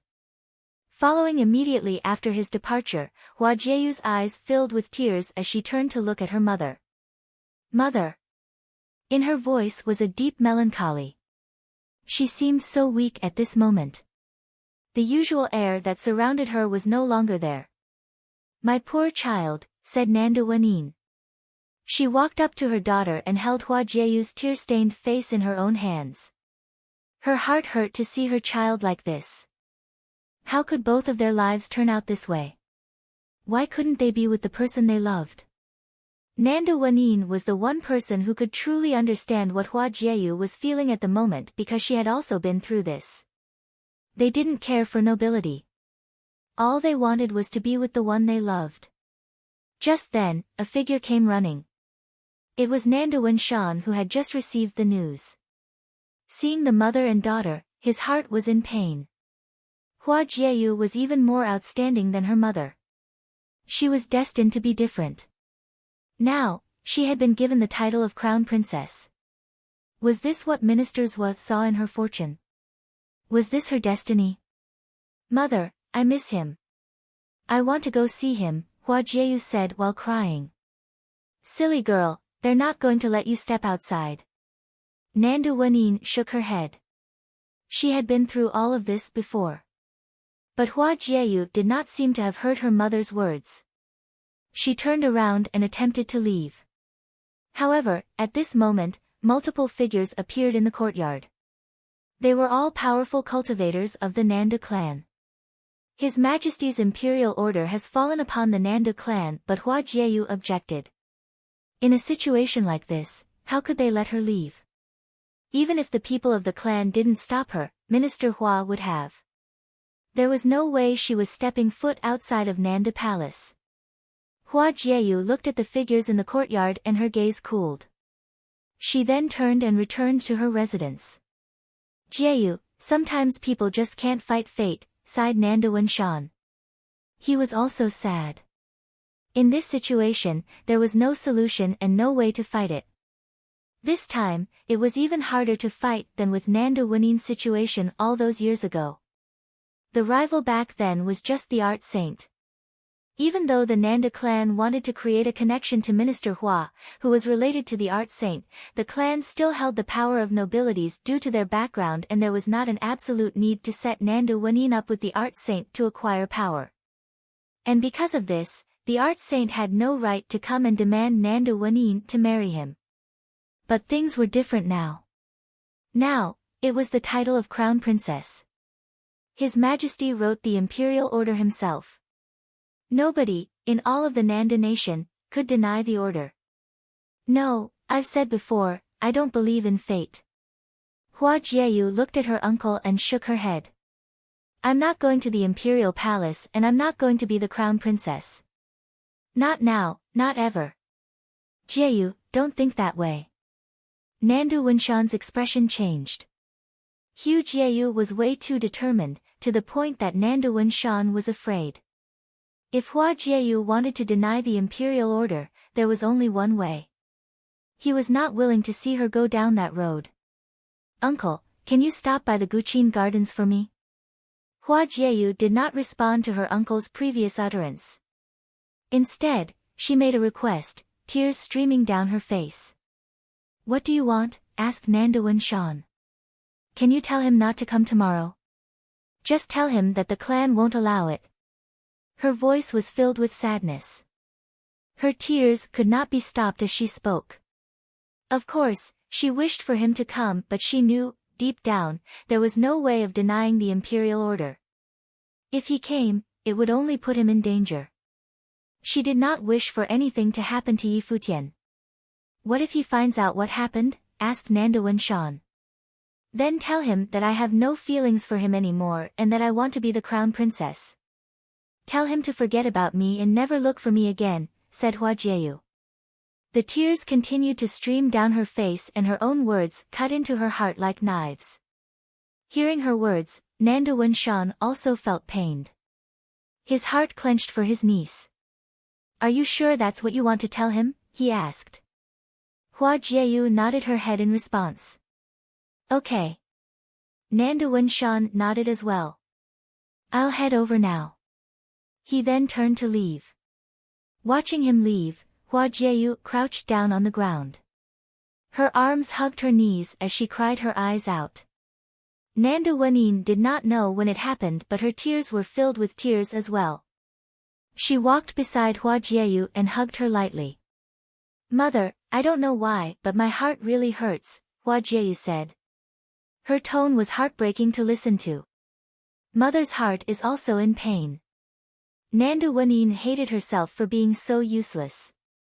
Mother, if anything happens to me, you have to take care of yourself, said Hua Jieyu. Silly girl, Nanda Wenyin's heart squeezed at Hua Jieyu's words, but she had no idea how to comfort her daughter.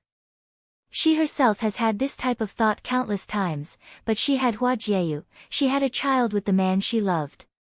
At the Guqin Gardens, Yi Futian was feeling confused after hearing Xia Fan's words. The happy atmosphere at the residence had been ruined. They were no longer worried about Yi Futian becoming the crown prince's study attendant. They were more worried about what type of order had fallen upon the Nanda clan. Yi Futian had initially wanted to go check things out at the Nanda palace but was stopped by Yi Xiang and Tang Wan. They had yet to straighten things out and Xia Feng was still watching from the outside. If Yi Futian stepped outside, it could be dangerous for him. Tang Wan ordered her first disciple, Nia Bing, to check outside while they waited inside. But before Nia Bing returned, Nanda Shan arrived at the Guqin Gardens. Yi Futian rushed to Nanda Shan immediately. His eyes were frozen on the elder male. What happened here? Asked Nanda Shan. He had seen the obvious group of people outside. His Majesty gave an imperial order. He wants me to be the crown prince's study attendant, answered Yi Futian. Nanda Shan's face fell. This young couple, Yi Futian was bestowed with the title of the crown prince's study attendant while Hua Jieyu was going to be the crown princess. To outsiders, this might have seemed like a good thing, but anyone who knew of Hua Jieyu and Yi Futian's relationship knew that this was a calamity. Where's Jieyu? Yi Futian was looking straight at Nanda Shan. Jieyu wanted me to bring you a message, said Nanda Shan. What is it? Asked Yi Futian. She says she no longer has feelings for you and that she wants to be the crown princess, so you should forget about her and never look for her again, Nanda Shan said while staring into the young man's eyes. He felt so cruel, but he understood why Hua Jieyu would say such hurtful things to Yi Futian. Yi Futian felt like he was hit by lightning. He was frozen in place, not because of the cruel words but because of the meaning behind them. In an instant, he figured out what the imperial order for the Nanda clan was. Dummy, Yi Futian opened his mouth after a long while. Nanda Shan was dumbfounded. Then, he watched as the young man lifted his head towards himself. With red eyes, Yi Futian said, did she really think that I would believe those words? Does that dummy think I'm an idiot? Nanda Shan was speechless. Uncle, tell me. How is she doing now? Asked Yi Futian. Nanda Shan's heart clenched when Yi Futian called him that. He said, I'm really worried about her. She said that she will never step foot in the imperial palace and will never become the crown princess. Never. Of course not. She's mine. Yi Futian continued, why would that idiot of an emperor give such an order? I don't know the specifics, but there is one thing I can tell you, said Nanda Shan. Minister Zhuo once told Jieyu's fortune. He said she was fated to be an empress. Maybe he told the emperor. This must be her destiny.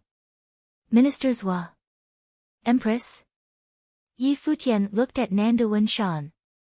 Minister Zhua is an astrologer. Yeah, nodded Nanda Wenshan. At this moment, a lot of things suddenly became clear to Yi Futian. You're wrong, Minister Zhua won't tell the emperor, said Yi Futian. Nanda Wenshan lifted his head to look at Yi Futian, confused. If Fox is fated to be empress, then that means Minister Zhua must have looked at my fortune as well, Yi Futian said in all seriousness. If she is fated to be empress, then I am fated to be emperor.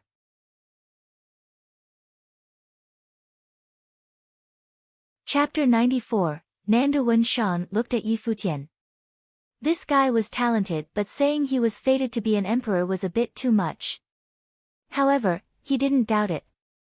Minister Zhua had given Yi Futian the minister decree and probably had really tested Yi Futian's fate. It meant that he couldn't have an average fate. Nanda Wenshan looked at Yi Futian. This guy was talented, but saying he was fated to be an emperor was a bit too much. However, he didn't doubt it. Minister Zhua had given Yi Futian the minister decree and probably had really tested Yi Futian's fate. It meant that he couldn't have an average fate. Looking at the handsome figure before him, Nanda Wenshan said, no matter what, do not go to the Nanda clan tomorrow. If it's truly as you said, that Minister Zhua didn't tell the emperor, then there's more to the fact that he sent Minister Hua. If you object, he will definitely not treat you nicely. Uncle, if I have the fate of an emperor and don't mind what happened before, will Nanda support me? Yi Futian asked instead of replying to what Nanda Wenshan said. The Nanda clan was the previous royalty after all. They had strong foundations and were established in Donghai city. If they could abandon everything of Nanda kingdom, they might be able to change the situation and fight with Minister Hua. This guy. Nanda Wenshan looked at Yi Futian. It seemed that the youth had lost his cool. It was the emperor's decree for Minister Hua to come and give the title of crown princess. Yi Futian was only 17. No matter how talented he was, it didn't mean anything. The crown prince was more talented, there wasn't even a need to choose. How could Yi Futian prove that he had an emperor's fate? You have to think clearly and not muddle your mind. Would you like me to pass a word on to Jiayu? I'm afraid she'll do something silly, Nanda Wenshan said. Uncle, tell that silly girl to not do anything silly and wait for me. Minister Zhua was right. She has the fate of an empress and is destined to be the mother of the world, Yi Futian said. He trusted Minister Zhua's prediction because his godfather and Emperor Yi Qing had said similar things before. Okay. Nanda Wenshan sighed inwardly. He glanced at Hua Fenglu again but left without saying anything more. It had seemed that everything was improving. The clan leader had agreed for Nanda Wenin and Hua Jiayu to come to the Guqin Gardens, but the decree had changed everything. In the garden, everyone stood behind Yi Futian. They didn't know what to say and couldn't comfort him. The mood was repressive. Yi Futian turned. Seeing all the eyes on him, he forced a smile and said, "What are you all looking at me for? It's getting late. Go rest." To Hua Fenglu, he said, "Master, let's go back." He carried Hua Fenglu toward his own yard. Yi Xiang looked at their receding backs and sighed inwardly. He had planned on taking this group of extremely talented youths to the imperial city tomorrow for the Tingfeng banquet. With Yi Futian and Yu Xing's skills, they could definitely surpass the others. They also had Minister Zhua's help and would have a smooth path to becoming the best of the kingdom. But this decree had destroyed everything, Minister Zhua's anticipations and their plans. Yi Futian had just called His Majesty of Nanda the idiot king. His mood was clear. Even though he was only 17, the man was not the king in his eyes. The study attendant of the crown prince? In a few years, he might become more impressive than the prince. Now, he was only worried that he would die young. Just as Yi Futian had guessed, even though Yi Xiang had accepted Yu Sheng as his disciple, he also saw Yi Futian as a disciple but treated them differently. Otherwise, he wouldn't help Yi Futian so much. At night, there was music in the garden. Yi Futian sat there, playing his guqin. There was a breeze and it was quite cold, but Yi Futian's heart was even colder. He played with his eyes closed. At this moment, he thought of many happy memories. A beautiful face appeared in his mind. She was so beautiful but also playful. They had met for the first time when they were 12. The 12-year-old girl already had shocking looks. He said that if she was like this at 12, she'd become a fox when she grew up. At 15, they met again in the Qingzhou Academy. The girl purposely lied to everyone so they would have misunderstandings, making him gain a bunch of enemies. Later, he cultivated with his master. They had months of interactions and play, almost like flirting in hindsight. A warm smile appeared on his face. Later, the girl went to the Yi mansion, shocking everyone there. The two then joined hands by the Qingzhou lake to announce their relationship. Then, they separated. After that, something happened in Qingzhou city. He crossed the East Sea and caused a commotion in Donghai Academy so she would know he was there. They met again in the Guqing Gardens and the girl hugged him gently. The two were in love but didn't dare to publicize it until the school of the Emperor's Star started suspecting it. When Mu Yunxian spread the rumors, he walked into the school of the Emperor's Star. He marked their relationship with a kiss, leading to the battle at the gate of the school. They held hands and smiled, facing the future fearlessly. In the school of the Finance Star, the two slept in each other's arms. The girl was shy but did not stop him. He knew that she was willing to give him everything. He swore in his heart that he would marry her. However, no one expected that fate was a joke. The imperial city's order was so aggressive and merciless, it destroyed everything. The music went from heartwarming to sweet. It seemed to contain deep emotions and gradually grew depressed, furious, and hateful, wishing to cut apart the world. With a clang, the string snapped and the music cut off. Yi Futian opened his eyes. He looked at the broken string, his eyes were still sharp. When he looked up, he saw the old man with a broom under the moonlight. The violence in his eyes disappeared. He asked, "Grandpa Yu, why aren't you resting?" "I was attracted by your music," the old man said with a smile. "Young master, your music is a bit chaotic today. Did something happen?" Yi Futian glanced at him and felt something affectionate. He said, "Grandpa Yu, someone wants to steal the girl I love." "How can someone dare to steal young Master Ye's girl?" the man asked in confusion. "The Emperor of Nandu. He ordered my girl to become the crown princess," Yi Futian said. "Grandpa Yu, what should I do?" "If she's your girl, steal her back." "So what if he's the emperor?" Yu said naturally. Hearing his calm voice, Yi Futian's eyes narrowed. The old man's eyes were cloudy but he seemed to feel nothing wrong with the logic. Yi Futian smiled brightly. "Grandpa Yu, you're right. If she's my girl, so what if he's the emperor?" "Young Master Yi, please rest early. I'll go now." The old man stooped low and left. Looking at his back, Yi Futian's smile grew determined. The night was as still as water. Yi Futian didn't sleep the entire night. Later, a black winged eagle landed soundlessly in the garden. Yi Futian climbed onto it and wind appeared. The eagle flapped its wings and flew. However, the moment the black winged eagle shot into the sky, a figure appeared out of thin air and blocked him. It was Yi Xiang. "Where are you sneaking off to at night? Are you a thief?" a cold voice sounded behind him. Yi Futian turned to see Tang Lan there. "Senior Yi, Aunt Tang." Yi Futian smiled wryly. It seemed that everyone was guarding him instead of sleeping. People appeared one after another down below. Yu Sheng, Yi Qingxian, and Tang Wan were all there, looking up at him. They had guessed he would run away alone. "Whatever you want to do, talk about it after tonight," Yi Xiang said coldly. Yi Futian knew he couldn't leave now. He just nodded and had the eagle land on the ground. Then he went to his room to rest. The others watched him without leaving. They sat in the garden, guarding him. It was the last day of year 10,000 of the divine calendar. In the morning, Yi Futian walked out of his room and saw the people sitting in the courtyard. It made him feel warm inside. These people were all part of his family. "Master, you're up so early too," Yi Futian said, walking to Hua Fenglu who was on the bench. "Aren't we going to see your masteress and Jieyu today?"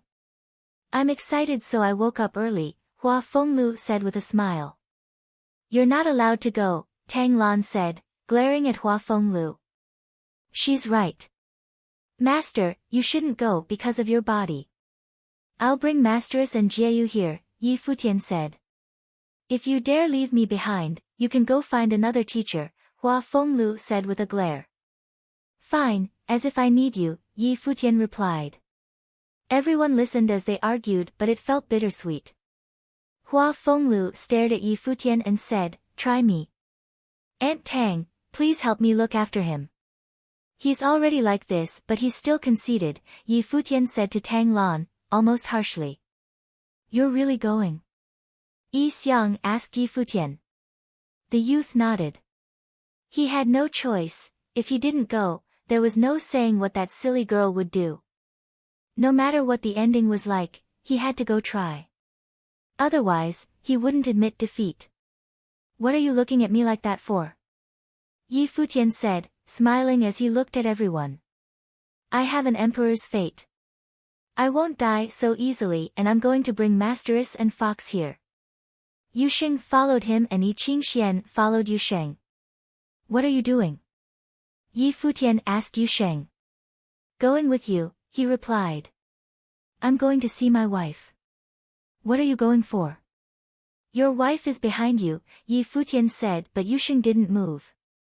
"Get the fuck back!" Yi Futian yelled. Yu Sheng didn't move.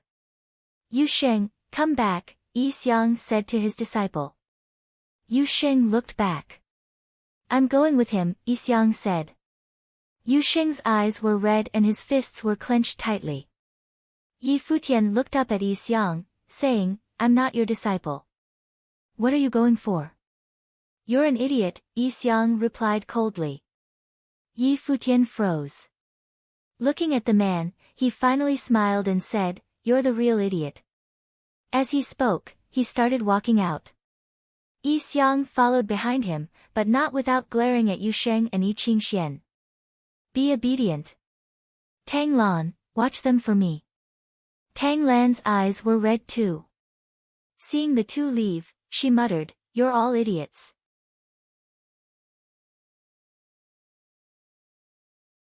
Chapter 95, the last day of the Divine Prefecture calendar year 10,000 did not seem like it was going to be a peaceful day.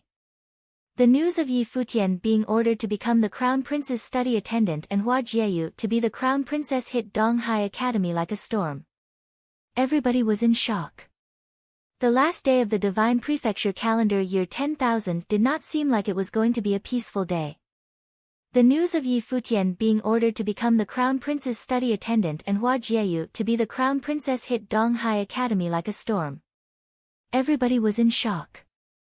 Hua Jieyu and Yi Futian were once the most well-known couple on campus, as well as the most gifted. They were a match made in heaven, but with one imperial order from the imperial city, the young couple was destined for a sad ending.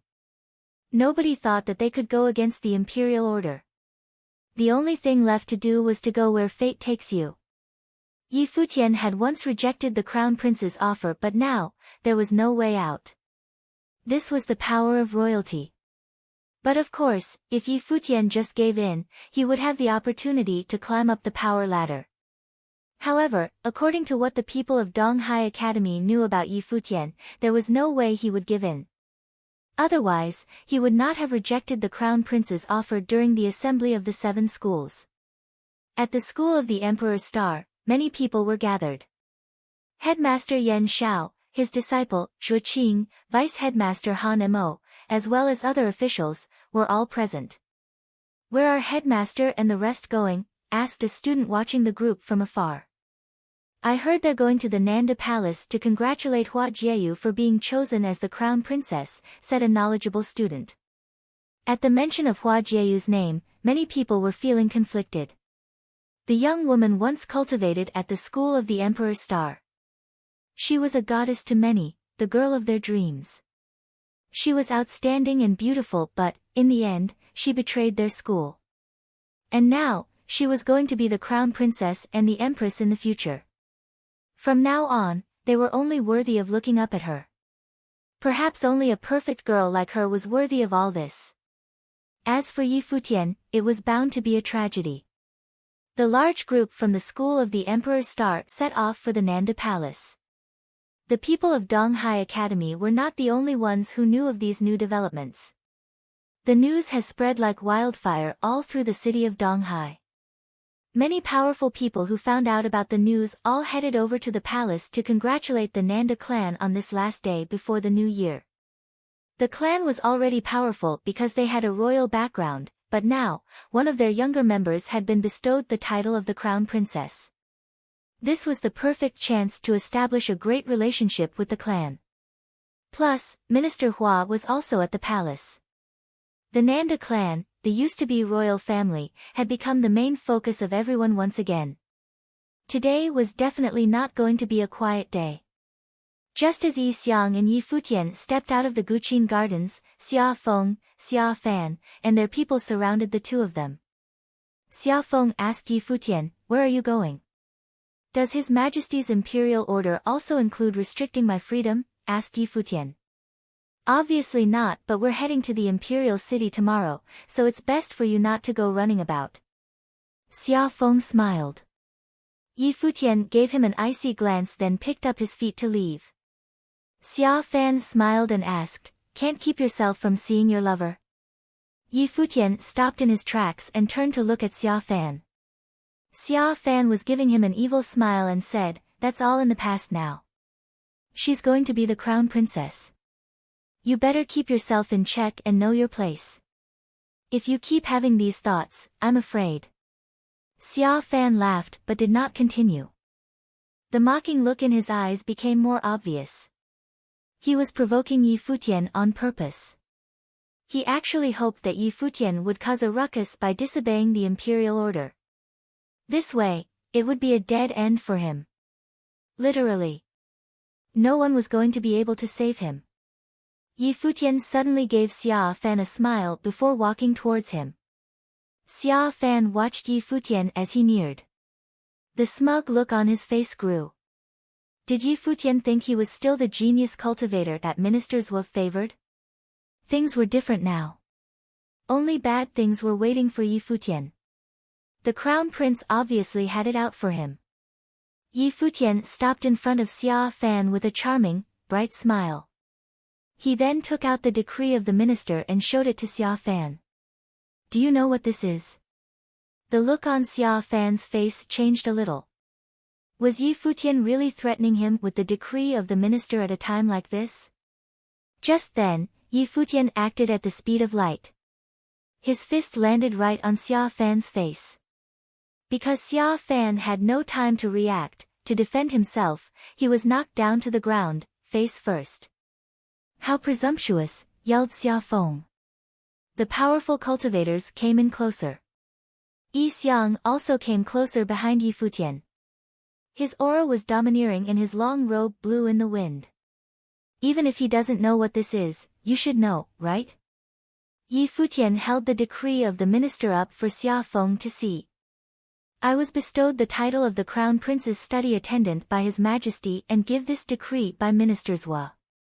To insult me in public, is that dissatisfaction with the emperor or is he looking down on Ministers Wa?" Xia Feng's expression darkened at Yi Futian's words. However, he did not dare to lay a hand on Yi Futian. Even though Yi Futian was most likely going to end up being very pitiful, there was nothing wrong with what he said. Xia Fan crawled off the ground, blood in the corners of his mouth. A bruise had already formed on his face. He threw Yi Futian a murderous look as he continued to stare. However, he made no moves to get revenge. Instead, he smiled a creepy smile and said, "You're right, my actions were too rash. I apologize." Xia Fan believed that Yi Futian would be dead soon. He'll allow him to be arrogant for a little longer. He would take the punch. Yi Futian saw the creepy smile on Xia Fan's face and returned it with a cold, icy glare. He did nothing to hide his murderous intentions. Turning around, Yi Futian was on his way again. "Follow," ordered Xia Feng when he saw Yi Xiang and Yi Futian leaving. A large group following obnoxiously after the two and headed in the direction of the Nanda Palace altogether. This day was not a quiet one for the Nanda clan. People kept arriving with congratulatory words. The guests were all powerful people of Donghai City. The large palace was filled with guests for the first time in a long time. At this scene, the people of the clan felt as if they have recovered their glory. Many people were very excited at this and imagined the clan's bright future. The only thing giving the clan a headache was Hua Jieyu's attitude. She still seemed to be very put off by this situation. Many people in the clan could not understand. Was this because of Yi Futian? Everyone knew who to choose between a gifted young man and a gifted crown prince. Why was she still stuck on Yi Futian? It was all because she was still too young. Hua Jieyu was still at the age that her imaginations were more important than reality. At this moment, outside the palace, a black winged eagle landed on the ground. Two figures got off of the eagle. It was Yi Xiang and Yi Futian. When Yi Futian saw how lively the palace was, his heart clenched. The two of them stepped to the entrance of the palace. There stood two powerful members of the Nanda clan. They had been welcoming guests. Their face fell as soon as they saw Yi Futian. Coldly, they asked, "What are you doing here?" Presently, he was the one person that the whole clan dreaded seeing the most. "I came to look for my masteress and my girlfriend." "Didn't the clan already agree to it?" asked Yi Futian. "Nonsense. There is no one here that can be your girlfriend," a middle-aged man reprimanded. How dare Yi Futian called Hua Jieyu his girlfriend now that she was given the title of the crown princess. "You'll see whether or not my girlfriend is here if you let me in." Yi Futian tried to take a step forward but was blocked by multiple bodies. Yi Xiang stood behind Yi Futian, exuding a powerful aura.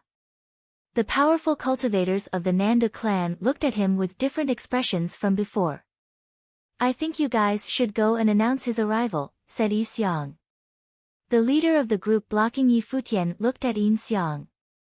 Then he gave a command to someone behind him, and that person ran into the palace. Yi Futian and Yi Xiang stood quietly outside the entrance of the palace. Inside the palace, Nanda Tai had set up a huge celebration to receive Minister Hua and the guests. At the party, every table was full and laughter filled the air. Everyone was getting along well and more arrived. Just then, a person came running and whispered in Nanda Tai's ear. Whatever this person told him caused a change in his facial expression. "What's wrong, brother Nandu?" Beside Nanda Tai, Minister Hua quickly picked up the vibe that something was wrong. "It's nothing, brother Hua. I will take care of it," Nanda Tai answered with a smile. It was as if truly there was nothing wrong. "If he's here, then let him in," said Minister Hua. Yi Futian came at the perfect time. Something flashed through Nanda Tai's eyes and he nodded as he told his subordinate what to do. "Let him in." "Yes, clan leader," said the messenger. Minister Hua picked up his cup for a quick drink, his eyes cold. To dare to show up at a setting like this today, Yi Futian most not be able to let things go. If so, he was going to learn the consequences of being young and stubborn. Death was the only result of defying an imperial order. This was probably part of the reason why Emperor Luo sent Minister Hua. Very quickly, everyone in the clan knew of Yi Futian's arrival. Outside the palace, Yi Futian received his reply. The members of the clan led the way. Yi Futian looked into the spacious palace and turned to Yi Xiang beside him. "Senior, if anything happens, just leave. Forget about me." "Can you shut up?" reprimanded Yi Xiang. Yi Futian did not know what to say and shut his mouth. Taking a step forward, Yi Futian stepped into the Nanda Palace for the second time. Following the main road in the middle, people kept appearing on the sides. They were all glaring at Yi Futian with rage. There were even those who spoke up to tell him off. Jiayu is already the crown princess, how dare you still come here? You didn't even dare to fight last time. How can you be so thick-skinned and show up here again? Similar insults were continuously thrown at Yi Futian. Suddenly, Yi Futian stopped in his tracks. Staring straight ahead, he said, a family of fallen royals, kicked off the throne. To be proud of marrying into the new royal family instead of being ashamed. I can't believe the Nanda family clan has fallen so low. How pitiful. What did you say? At Yi Futian's words, a lot of people stepped up, giving off a murderous vibe. I said that Nanda family clan doesn't know what pride is. I didn't want to battle last time because I wanted to leave you guys with your pride, but since you guys are all so shameless anyway, then today I will let the Nanda clan know just how inferior you guys are, said Yi Futian. Afterward, a pair of beautiful golden wings appeared. The bright rock spirit was released behind Yi Futian. Then, he was lifted into the sky. An immensely bright light formed by the gathering of spiritual qi shined all over his body. Yi Futian, 6-starred glory plane cultivator, challenges everyone in the Nanda clan who is in or below the Dharma plane, he said. The Yi Futian at this moment possessed such a powerful aura. He was going to release his full potential.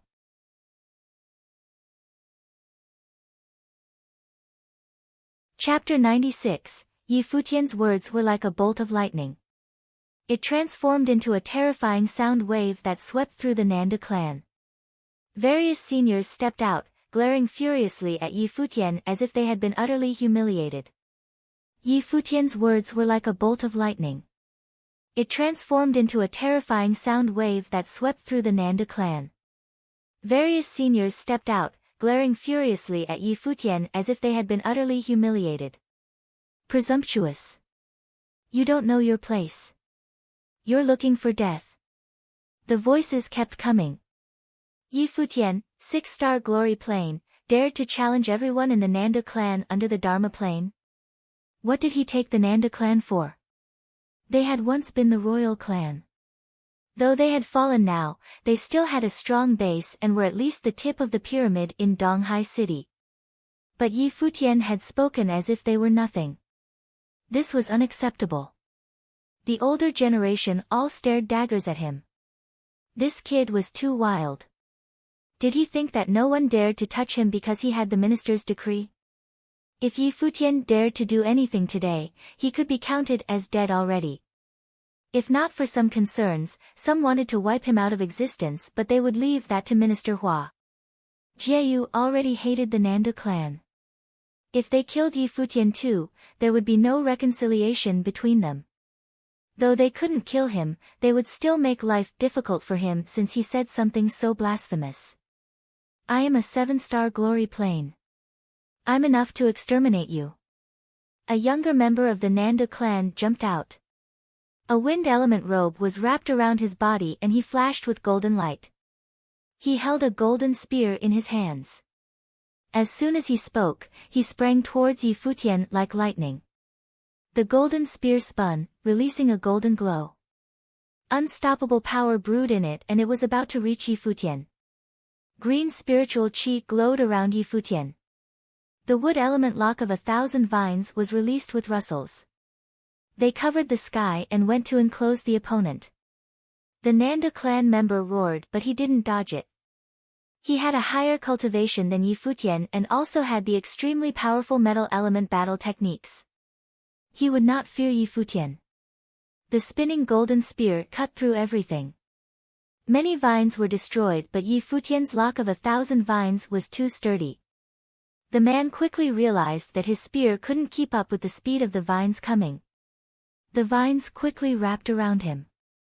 Then, the thick vines tied him down. His legs, arms, and neck were all tied tightly. The vines cut into his wrist and his spear fell from his hands. His neck was strangled, turning his face beet red. He couldn't move at all, immobilized in midair. Yi Futian stood before him. His wings flapped with a gold halo around him. His eyes were so sharp. I don't want to fight any more failures like this.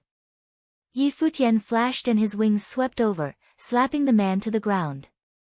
Then Yi Futian continued forward arrogantly. A 7-star glory plane man had been defeated by one blow. He couldn't even break through Yi Futian's one spell. Yi Futian continued forward, reducing the Nanda clan to nothing in his eyes. In the near distance, Yi Xiang strolled behind him. Of course, he understood that Yi Futian barely had any chances of surviving here today, but the youth didn't want to give up. What would he do to win a shred of hope for himself? More and more powerful members of the Nanda clan gathered around him. Another figure sprang into the air. It was Nanda Mu, another genius of the clan. He was at the 8th-star glory plane and was extremely strong. Nanda Mu had heard of Yi Futian's records in Donghai Academy. He knew that the youth had defeated those over the 8th-star glory plane. Therefore, he didn't underestimate Yi Futian. He released his life spirit, a dazzling sword. With a sword as his life spirit, he was covered in horribly strong intent of the sword. He could slice through anything before him and nothing could stop him. Nanda Mu was a powerful swordsman in training. Sorcery was his supplement. When he grasped the sword, it seemed that he was the only one left in the world. He flashed, and countless afterimages appeared in the sky. It was as if he was everywhere. Yi Futian couldn't distinguish between them at all. The lock of 1,000 vines swept toward one direction. Nanda Mu's pupils constricted. The afterimages disappeared and his true body appeared. Was his enhanced agility ineffective before Yi Futian? He had been seen through so easily. Seeing the vines come at him, he pulled his sword out. There was only one sword, but there seemed to be countless ones in the air. There were various snicks and snaps, the vines were cut apart crazily. Nanda Mu's attacks and speed were both much faster than the first opponent. When the endless vines swept toward him, the sword life spirit seemed to hum. As if he was surrounded by a ring of sharp swords, the intent of the sword flew out and cut the vines. After that, the thousands of swords became one and seemed to become a truly sharp blade behind Nanda Mu. It shot out directly towards Yi Futian. In that instant, everything else melted away. The sword's radiance was enough to destroy everything. As expected of Nanda Mu. All members of the Nanda clan stared sharply at the battleground in the sky. Nanda Mu was one of the top younger members of the clan and he lived up to expectations. This sword would definitely defeat Yi Futian. Countless gazes fell on Yi Futian. He stood there without moving, watching the dazzling sword come at him. Boom! Everyone saw a blinding fireball explode around Yi Futian. For that moment, his already brilliant golden body was covered by flames. They burned his body, releasing a scalding fiery red glow like the sun. The fire element. When the crowd saw this, their pupils constricted. Then they saw Yi Futian reach out. There seemed to be a furnace in his hands that could melt everything in the world. It's the tragic melting palm. Behind Yi Futian, something flashed through Yi Xiang's eyes. This was a battle technique from his practice room. It was a fire element technique with extreme explosive force. The cultivation requirements were very strict. The basic requirement was cultivation of both martial arts and sorcery. One also needed enough fire element power. If only semi-cultivated, it was very weak, but once one fully cultivated this technique, it was terrifying. It was also developmental and wasn't restricted to a certain plane. Yi Xiang didn't know Yi Futian had learned this technique. It was his first time seeing Yi Futian use it. Now, he was thinking how many secrets this guy really had. Perhaps he could see a glimpse today. He'd already guessed what Yi Futian wanted to do. Now, Yi Futian shone like the sun. His body had turned into a furnace too. When Nanda Mu approached him, he could feel the destructive force that wanted to burn his body to ashes. His sword life spirit screamed. The intent of the sword was shocking. With one strike, he could defeat thousands of spells. Now, it stabbed towards Yi Futian. Yi Futian reached out his hands. It was like a scary furnace had appeared. He grasped the sword directly. Under Nanda Mu's shocked stare, his sword melted bit by bit until it disappeared. A gust of shocking heat appeared. If Nanda Mu continued forward, his body would end up like his sword. How could flesh be compared to a sharp blade? As a skilled man, he was able to stop his charging body. He abandoned his sword and retreated, but it was too late. Yi Futian's wings flashed and his body turned into lightning. Reaching out, he clasped his palms of fire on Nanda Mu's neck. Then his wings flapped and Yi Futian descended quickly. He raised his hand and slammed Nanda Mu to the ground while he shot into the sky again like a golden streak of lightning. The powerful figures of Nanda clan watched as Nanda Mu writhed on the ground. He was covered in burns and had been injured gravely. Someone covered with light took him away. More people stared up at Yi Futian with uncomfortable expressions. Yi Futian was so powerful that even someone like Nanda Mu was crushed, completely not at his level. If this was the case, the Nanda clan would have a hard time finding someone in the 8-star glory plane to fight with him one-on-one. It may work with a 9-star glory plane genius. Where do you get your arrogance from as a fallen clan? Yi Futian said coldly as he advanced. The Nanda clan was so humiliated but they couldn't refute him. Seeing Yi Futian advance step by step toward the location of their banquet, a senior said, "Take him down. I don't want to see him take another step." They hadn't expected Yi Futian would be so powerful. If he was allowed to reach the banquet, it would be a disgrace to the clan. Today, there were many big figures of Donghai City at the banquet, including Minister Hua. Hua Jieyu, a member of the clan, was now the crown princess. It was a moment of glory with no time for disturbances. Countless figures came out. Some shot to the sky. Others gathered their spells on the ground. The spiritual qi went crazy in the air. Since Yi Futian wanted to fight everyone under the Dharma plane of the Nanda clan, they would satisfy him. After they take Yi Futian down, it would still be embarrassing, but it was better than being defeated by him one by one. Yi Futian was now surrounded by powerful figures. However, he continued forward as if he didn't see anything. Countless spells were released at once, exploding with shocking might. Spells of various schools swept towards Yi Futian as one. In an instant, the youth was attacked by all these spells, but he continued strolling in the air, seeming even more elegant.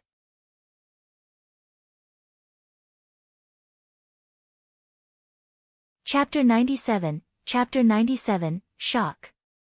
Chapter 97, Shock. Yi Futian floated arrogantly in the air. His body was illuminated by both a golden light and the light given off by the flames. Yi Futian shined bright like the sun. The attack spells continued to charge at Yi Futian, but every time they got close, they were destroyed by the flames. His body acted as a giant furnace. This was the frightening point of the palm of melting sadness. In order to cultivate the palm of melting sadness, one needed to cultivate both martial arts and sorcery. They must gather endless amounts of fire spiritual qi to join with the fire spiritual qi within themselves. This would cultivate the body in a fearsome burning furnace, ready to incinerate all in its way. And when the powers erupted, the flames would gather in the palm. If others were struck by the palm, they would be directly cremated into ashes. If Yi Futian hadn't gone easy on Nanda Mu, he would have been dead, ceasing to exist. When the members of the Nanda clan saw the attacks thrown at Yi Futian being destroyed, the expressions on their faces darkened. What type of battle technique was this? It was just too powerful. They knew ordinary spells were no use on Yi Futian. Whether it be martial arts cultivators or sorcerers, anyone within the 8-starred glory plane was a piece of cake to Yi Futian. More clan members gathered. They all knew of the insulting words Yi Futian said, but all they could do was watch as other members fell victim to his wrath. Just then, a golden rod, formed by spiritual qi, appeared in Yi Futian's hand. The wings on his back fluttered and carried him off like a giant rock at an incredible speed. A sorcerer was casting a spell in the direction Yi Futian was headed in. Upon seeing Yi Futian, who was charging straight for him, the sorcerer turned away hurriedly. However, with the help of wind sorcery, the rock spirit, and his rock form, Yi Futian was unbelievably fast. His rod smashed down on the sorcerer's shoulder. A loud, crisp sound was heard. It sounded like the crushing of bones. Following that, the sorcerer's body began to fall from the skies, smashing harshly onto the ground. A giant thunderbird flew towards Yi Futian. The giant bird enveloped by the lightning was ready to attack Yi Futian. Yi Futian's golden rod danced in the air around him, nothing could get through to him. The rod then slipped past the curtain of lightning surrounding the giant thunderbird, then destroyed it. In the next moment, Yi Futian descended on the sorcerer who had cast the spell, and with one smash, this sorcerer ended like the last. He let out a loud scream and his body was thrown off to the side. Another 3 figures charged at Yi Futian simultaneously. Their bodies were surrounded by wind sorcery. They used the power of the wind to get close to Yi Futian and barricade him between the 3 of them. Then, the 3 cultivators all released their powers to attack Yi Futian at the same time. There was a sharp halberd aimed for his heart. There was a storm of punches of beast-like strength. Every punch thrown was accompanied by a beastly growl, like that of a lion or tiger. There was also an attack of frost, ready to encapsulate everything in a thick layer of ice. The frightening ice storm moved towards Yi Futian as if it was prepared to bury him in ice. All 3 of these men were either just martial arts cultivators or cultivators of both martial arts and sorcery. 2 of them were in the 8-starred glory plane and 1 in the 7-starred glory plane. This group of power cultivators ganged up against Yi Futian. The golden rod danced in the air while the aura around Yi Futian became stronger. The wings on his back carried him around. In the blink of an eye and without any hesitation, Yi Futian attacked with the rod quickly. Bang! Bang! Bang! 3 bodies were struck by the rod and thrown back. The 3 cultivators spat up blood in midair. Yi Futian did not stop moving. The golden rock moved quickly and landed on the floor. 2 more people screamed out in pain as the golden rod landed on their bodies. In a flash, Yi Futian charged at another person.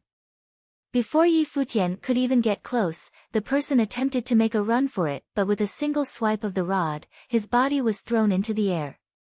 Following this, the body surrounded by golden light continued to attack. Inside the Nanda Palace, people were being thrown left and right or were smashed into the ground. The whole palace was filled with blood-curdling screams. Countless members of the clan had fallen. It was complete chaos. A strange sight was happening at the Nanda Palace. A 6-starred glory plane cultivator was walking through the palace, and following on both sides of this young man were powerful cultivators in higher planes. However, they could only follow. No one dared to fight him. Even sorcerers were reluctant to cast attack spells on him from afar because people had tried to do so earlier and were all defeated by the golden rod. Yi Futian continued to advance as members of the Nanda clan followed beside him. The looks on their faces were serious but also filled with embarrassment. They finally knew just how scary Yi Futian was. The elders of the clan had darkened expressions. They couldn't believe that they were going to allow Yi Futian to continue into the palace. No one was able to stop him. One of the elders tried to make a move for Yi Futian but stopped when Yi Xiang spoke up from behind Yi Futian. He said, "The Nanda clan used to be royalty, you guys should stop now and save your pride. It would be truly humiliating if an elder made a move in this situation." Yi Futian had only challenged members of the clan within the Dharma plane. More of the younger clan members had gathered after hearing about the news. Many of them were outstanding cultivators, but they were all shocked by the scene in front of them.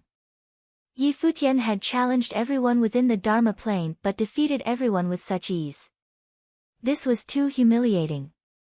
Furthermore, if they did not stop him now, Yi Futian would soon make his way to the party venue. Just then, a figure blocked Yi Futian's path. He was strong and powerful, a 9-starred glory plane cultivator. "Stop right there," he said. Immediately after he had spoken, Yi Futian charged forward. He did not want to waste his breath on this guy. Unfaltering, the cultivator let out a scream. Spiritual chi collected for a spell. A golden rounded gear spun quickly, cutting into the air, headed towards Yi Futian. The sharp gear was able to attack from all directions. It was able to block the light of the sun with its large size. If struck with the gear, the body would definitely be cut up into pieces.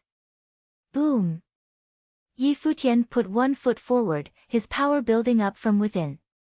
He swung the golden rod down once, and the large gear in his way was destroyed. Yi Futian charged toward his opponent at the speed of light only to see that he had formed an even bigger gear with spiritual chi. An ear-splitting sound rang out as the gear spun. It was as if the gear could cut through thin air. Seeing that Yi Futian was racing toward himself at full speed, the cultivator sent the giant gear spinning towards Yi Futian with a wave of his hand. Boom! Another swing. The golden rod struck down on the gear, splitting it apart just as it had to the last. Yi Futian continued to advance. The 9-starred glory plane had a completely different expression on his face now. He opened his mouth, wanting to say something as he looked at Yi Futian. However, Yi Futian had no time to waste on him.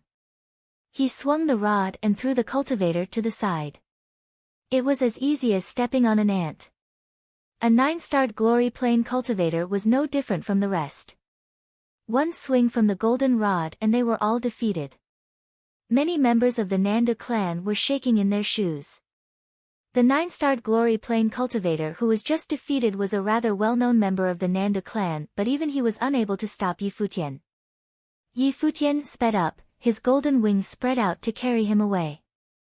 Stop him, someone screamed in rage. However, Yi Futian was no longer going to stay and fight. As he advanced, the golden rod never stopped moving. People were sent flying all along the way. Finally, the party venue could be seen just up ahead. Many partygoers shifted their attention to Yi Futian. Nanda Tai and a group of the most powerful cultivators of the Nanda clan did not know what to do. However, the guests seemed excited to see Yi Futian. He truly was powerful. During Donghai Academy's assembly of the 7 schools, everyone was left with a deep impression of Yi Futian. They were so taken with that one piece he played, the world. Now, he has broken into the Nanda palace, destroying all that got in his way, just like a young war god. Such a pity, many of the guests thought to themselves. This brilliant young man was going to end up dead because he chose to break into the Nanda palace and defy the imperial order. Minister Hua held his wine glass and murderous look filled his eyes. It seemed like someone was seeking death, but this was all within his expectations. At this time, 2 people appeared amongst the group of Nanda clan members. It was Hua Jieyu and Nanda Wanin. Hua Jieyu's eyes were trained on the young man headed her way. Tears rolled down her face, her heart in pain. Yi Futian floated in the air in front of the main stage of the venue. He looked towards the person seated up in the main seat and then turned to look at Hua Jieyu. The iciness in his eyes melted again and he smiled. Fox, I'm here. Dummy, said Hua Jieyu as she cried. Minister Hua had come all this way with the imperial order from the emperor. It was obviously ill-intended. If they tried to defy the order, Minister Hua would definitely not hesitate to kill the both of them. Restrain him, ordered Nanda Tai. Many of the most capable younger clan members rushed out and headed for Yi Futian. Then, the regular young clan members also followed suit. They did not look impressed. How could the others allow Yi Futian to make his way all the way here to the venue? Boom! There was an explosion of spiritual chi in the vicinity. The humiliated members of the Nanda clan all released their powers, flooding the venue with an overwhelming storm of spiritual chi. Right now, all cultivators in the Dharma plain and below were prepared to gang up on Yi Futian. They were fully enraged now. Noises sounded as a wood elemental spell was cast on Yi Futian, the lock of 1,000 vines. Vines came from all directions while other attacks from different elemental sorcery rushed toward Yi Futian as well. Boom! A flash of lightning hit Yi Futian. In an instant, his body was bathed in the bright light. Meanwhile, his surrounding turned dark and stormy. Thunder raid, said Yi Futian. The world around him was full of lightning and thunder. Then, thunder sorcery descended from the sky, striking the crowd down below. The element of thunder. Everyone was shocked as they watched Yi Futian intently. Whoosh! Yi Futian was now covered in flames. Fire dragons appeared and revolved around Yi Futian. Next, they all roared loudly and came rushing down. The elemental of fire. This was another surprise for onlookers. Winding of 1,000 silk strains. Metal sorcery was released, formed into endless strains of golden silk strains, cutting through the air. Weight of earth, Yi Futian spoke once again. The area began to fill with earth's spiritual qi. A heavy force pushed down on everyone. This type of gravity spell was too scary. It restrained everyone's movements. Those high-level officials were frozen with the wine glasses still in their hands as they stared at Yi Futian. He was a full attribute sorcerer.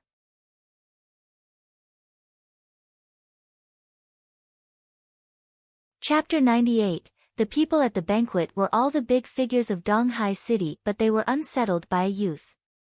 Countless days ago, they had gone to watch the assembly of the 7 schools, attended by the crown prince and minister Hua. Yi Futian, the disciple of the Qin devil, had cleared the name of his master. He had dedicated the song hero to his master and used the world to display his emperor's intent. The students from the school of the Emperor's Star who stepped onto the battleground all knelt down to him. He was so brilliant that the crown prince wanted to make him minister, but Yi Futian refused. The people at the banquet were all the big figures of Donghai City, but they were unsettled by a youth. Countless days ago, they had gone to watch the assembly of the 7 schools, attended by the crown prince and minister Hua. Yi Futian, the disciple of the Qin devil, had cleared the name of his master. He had dedicated the song hero to his master and used the world to display his emperor's intent. The students from the school of the Emperor's Star who stepped onto the battleground all knelt down to him. He was so brilliant that the crown prince wanted to make him minister, but Yi Futian refused. Countless days later, a decree had fallen upon Donghai City, cutting off the youth's future. They all understood the meaning behind this. There seemed to be only one path waiting for the youth who refused to obey. Even if he agreed to go to the imperial city, the ending would still be the same.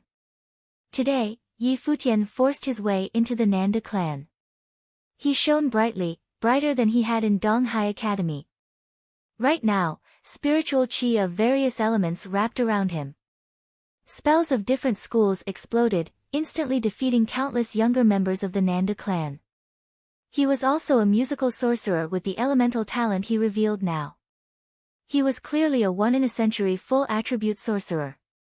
Minister Hua narrowed his eyes, his murderous intent intensifying. It seemed that the crown prince's guess was logical. Minister Hua had seen something early on, which meant that he must kill Yi Futian today to remove the threat. Nanda Tais shuddered inwardly too. Yi Futian's talent was the same as Hua Jieyu.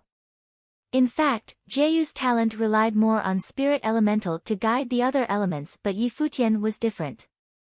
His full attribute nature was balanced and powerful. The various elemental spells he cast were the best evidence.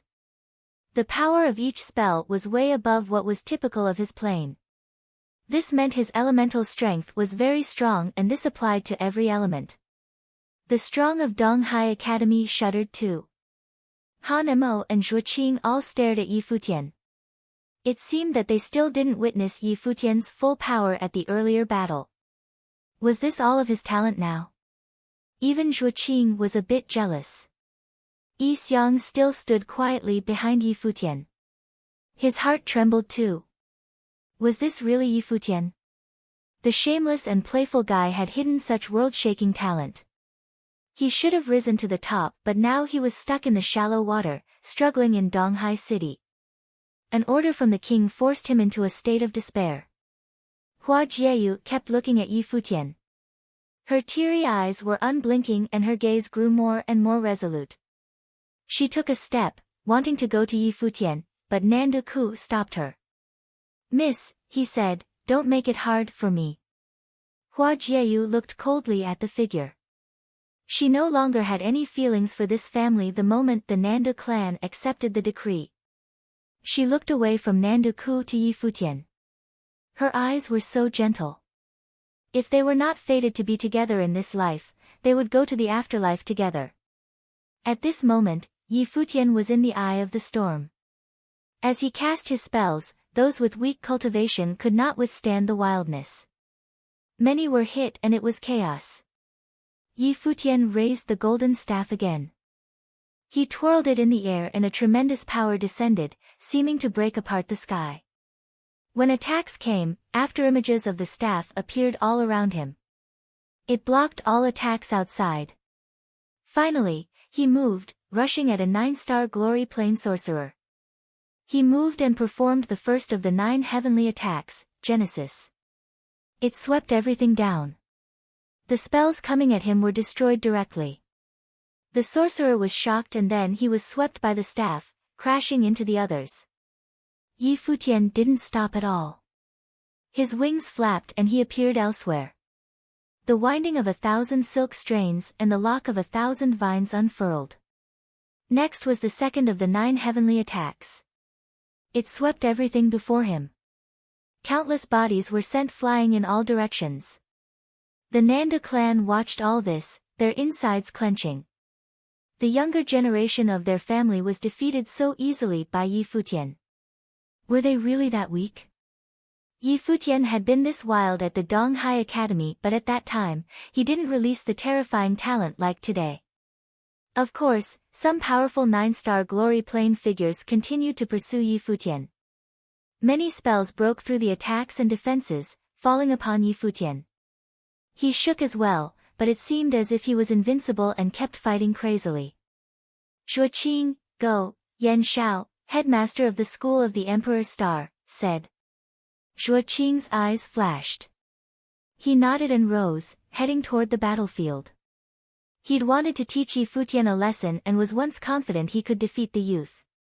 But now, Yi Futian had become so strong. He wasn't that confident anymore. Now, Yi Futian's abilities were too shocking. Zhuoqing stepped toward the battleground. Seeming to notice him, Yi Futian's wildly fighting body suddenly stopped. Defeated figures were scattered on the ground around him. He welcomed Zhuoqing with a cold gaze. Hoisting his staff, he walked toward the other. At that moment, a shocking aura appeared around Zhuoqing. His eyes became demonic and a spiritual wave pierced into Yi Futian's eyes. Yi Futian felt like he was taken over by a demon. His steps faltered as if it was hard to continue. His hand even twitched involuntarily. It was like Zhuoqing was about to control his body. His ability was very strange. You guys go, Zhuoqing said. Countless men at the pinnacle of the glory plane acted at once, attacking Yi Futian. At the same time, Yi Futian radiated with similarly powerful spiritual strength. He stepped forward and his power intensified again. He twirled his golden staff and it flew out, spinning around him. It defeated the spells coming at him and stopped the incoming enemies. However, the golden staff also extinguished. Zhuoqing continued forward. His power intensified again, his spiritual power becoming more terrifying. Earlier, I performed the world at the school of the Emperor's Star. Today, I will perform it again for the Nanda clan, Yi Futian said nonchalantly. As he finished speaking, a dazzling light appeared behind him. Countless music notes danced in the air. The shadow of a Guqin appeared behind him. His life spirit. Everyone's heart trembled. They saw how beautiful the golden rock was behind Yi Futian. The Guqin life spirit hovered above him. Crack. Nanda Tai's hand clenched and broke the cup in his hand. He was clearly shaken. He had 2 life spirits. He was a full attribute genius with twin spirits. Luo Junlin, crown prince of Nanda Kingdom, was known to be born to become king. His talent was twin spirits, but he didn't have the full attribute. Now, Yi Futian showed that he had this talent and no one could beat him in the Nanda Kingdom. The gazes of the big figures were fixated on him. Their insides twisted and they felt numb. It was shocking that there was someone as accomplished as him in Donghai City. The people of Donghai Academy were even more shaken. They stared at Yi Futian. This person had once cultivated in the academy, but sadly, he chose the school of the finance star. Nanda Wenshan stood with his sister Nanda Wenin, behind Hua Jieyu. Seeing Yi Futian like this, he suddenly remembered how Yi Futian once said, "She's the empress and I'm the emperor." Will this be true? Nanda Wenin watched the boy's extreme talent with teary eyes. This scene was so similar to Hua Fengliu's struggle years ago. Today, it was the man Jieyu loved and he was so much more impressive than his master. He was fighting against the ruler of the Nanda Kingdom as if fighting against destiny. Yi Futian ignored the shaken people. He sat down with crossed legs. His Guqin life spirit floated before him. It seemed intangible, but when he strummed the strings, music was produced. That moment, it felt like he was at the peak of his life. He was alone, above the world like an emperor. The civilians could not meet his eyes, they could only bow down to him. This time, Yi Futian's performance was even wilder than at Donghai Academy. His shocking spiritual storm enveloped him under the support of his life spirit, shattering Zhuoqing's attack. Zhuoqing was livid. His spiritual strength was unable to pass through the storm. Even more terrifying, Yi Futian's music kept streaming into his ears. The spiritual storm was spreading too. As if the emperor's intent had descended, it wanted to plant the emperor's mark in his mind to make him submit to Yi Futian. The strong men around Yi Futian all saw many scenes in their minds. When they looked at Yi Futian, they no longer saw an ordinary boy. Instead, he was a young emperor. He sat there, waiting for them to bow down. The emperor's intent.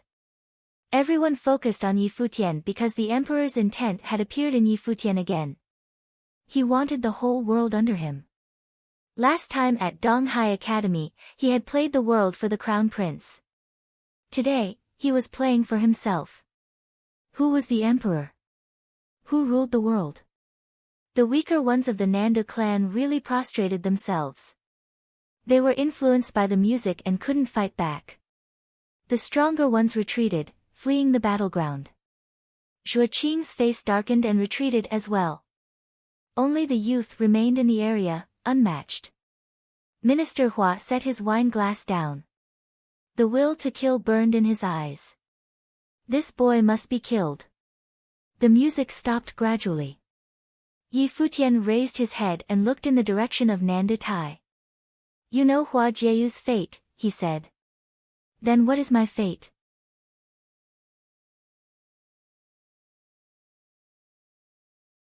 Chapter 99, Nanda Tai's heart pounded loudly at Yi Futian's question. If Hua Jieyu was fated to be empress, then what was Yi Futian fated to be? He had twin spirits and was a full attribute sorcerer. His power in both martial arts and sorcery were also invincible. Don't even mention same plane cultivators. As a 6-starred glory plane cultivator, Yi Futian was even able to defeat those in the Dharma plane. There was probably no one else in all of Nanda Nation that would be able to do what Yi Futian could. Nanda Tai's heart pounded loudly at Yi Futian's question.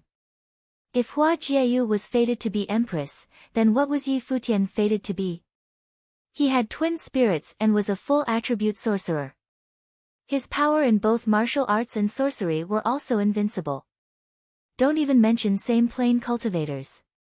As a 6-starred glory plane cultivator, Yi Futian was even able to defeat those in the Dharma plane. There was probably no one else in all of Nanda Nation that would be able to do what Yi Futian could. Minister Zhua had looked into Yi Futian's fortune, so what was his fate? Nanda Tai had previously questioned why Minister Zhua would give Yi Futian the decree of the minister, but after the shocking scene he witnessed today, Nanda Tai knew there was a meaningful story behind this. If you're willing to believe me, I am willing to let go of the past. When the day comes that I take over the throne, the Nanda clan will regain its glory and be granted royal authority once again, said Yi Futian. After hearing his speech, Minister Zhuo jumped up from his seat. His murderous intent stronger than ever before. Yi Futian talked about the day he would take over the throne. His words were arrogant and an act of treason. Not only did he want to defy the imperial order, Yi Futian also planned on overthrowing the royal family. The citizens of the city of Donghai were dumbfounded.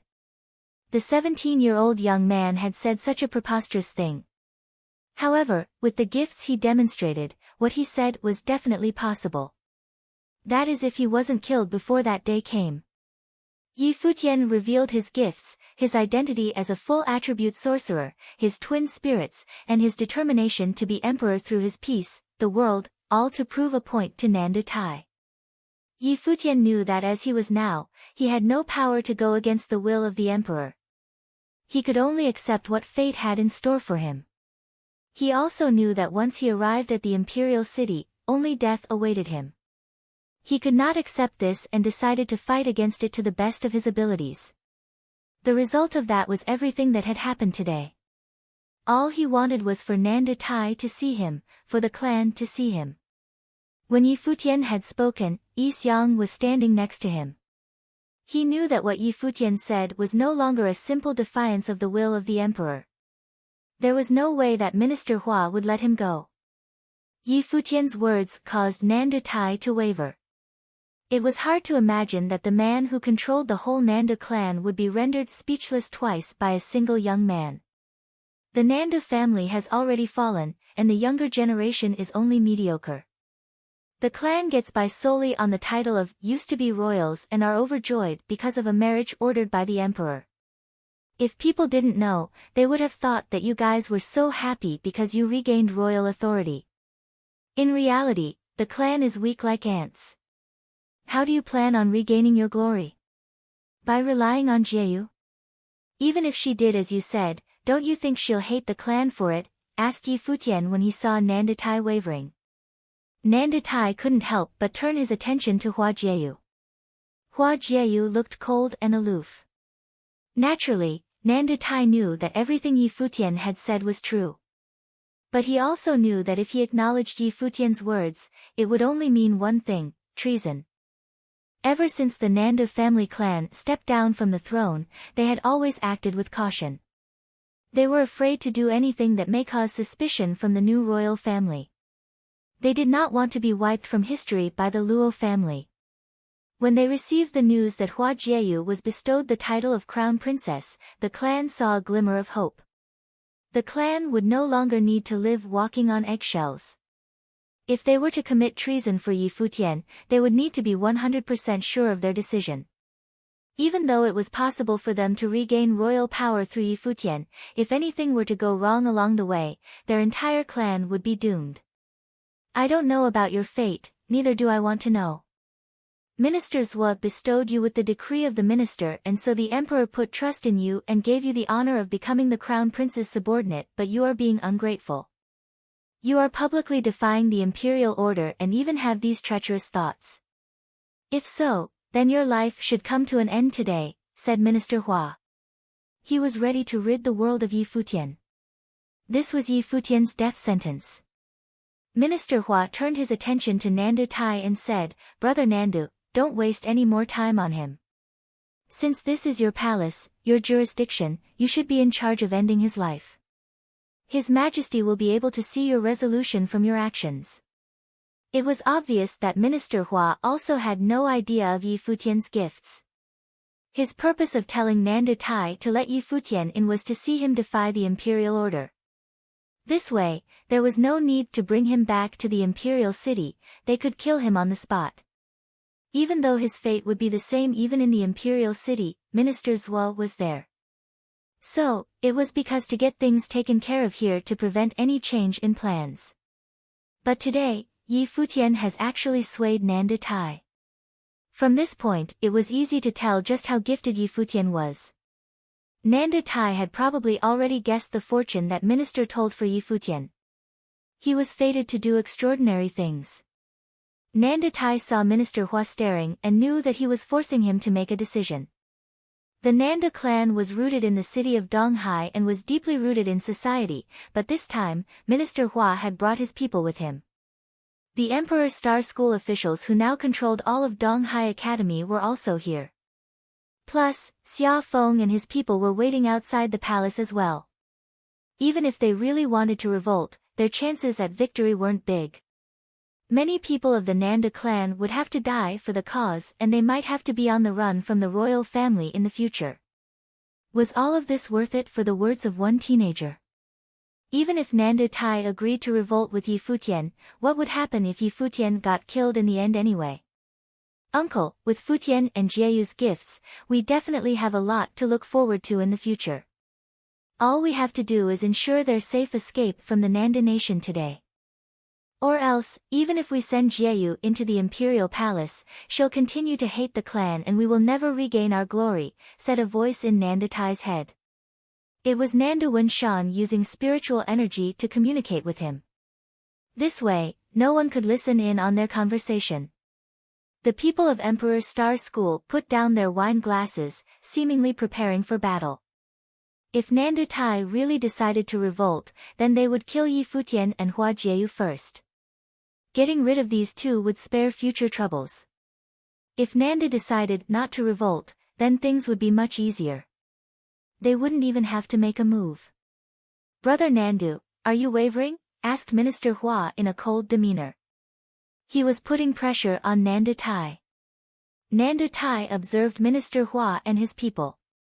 He knew that if he had any strange actions, those people who attack immediately. Yi Futian has gone against the will of the emperor and deserves to die, Nanda Tai said, looking resolute. Kill him. Finally, Nanda Tai has made his decision. He could not afford to place the entire Nanda clan on the line for Yi Futian. Nanda Tai knew that after he gave this order, he was going to lose a lot, but he has already run out of choices. Minister Hua was pressuring him. The only other option was to revolt.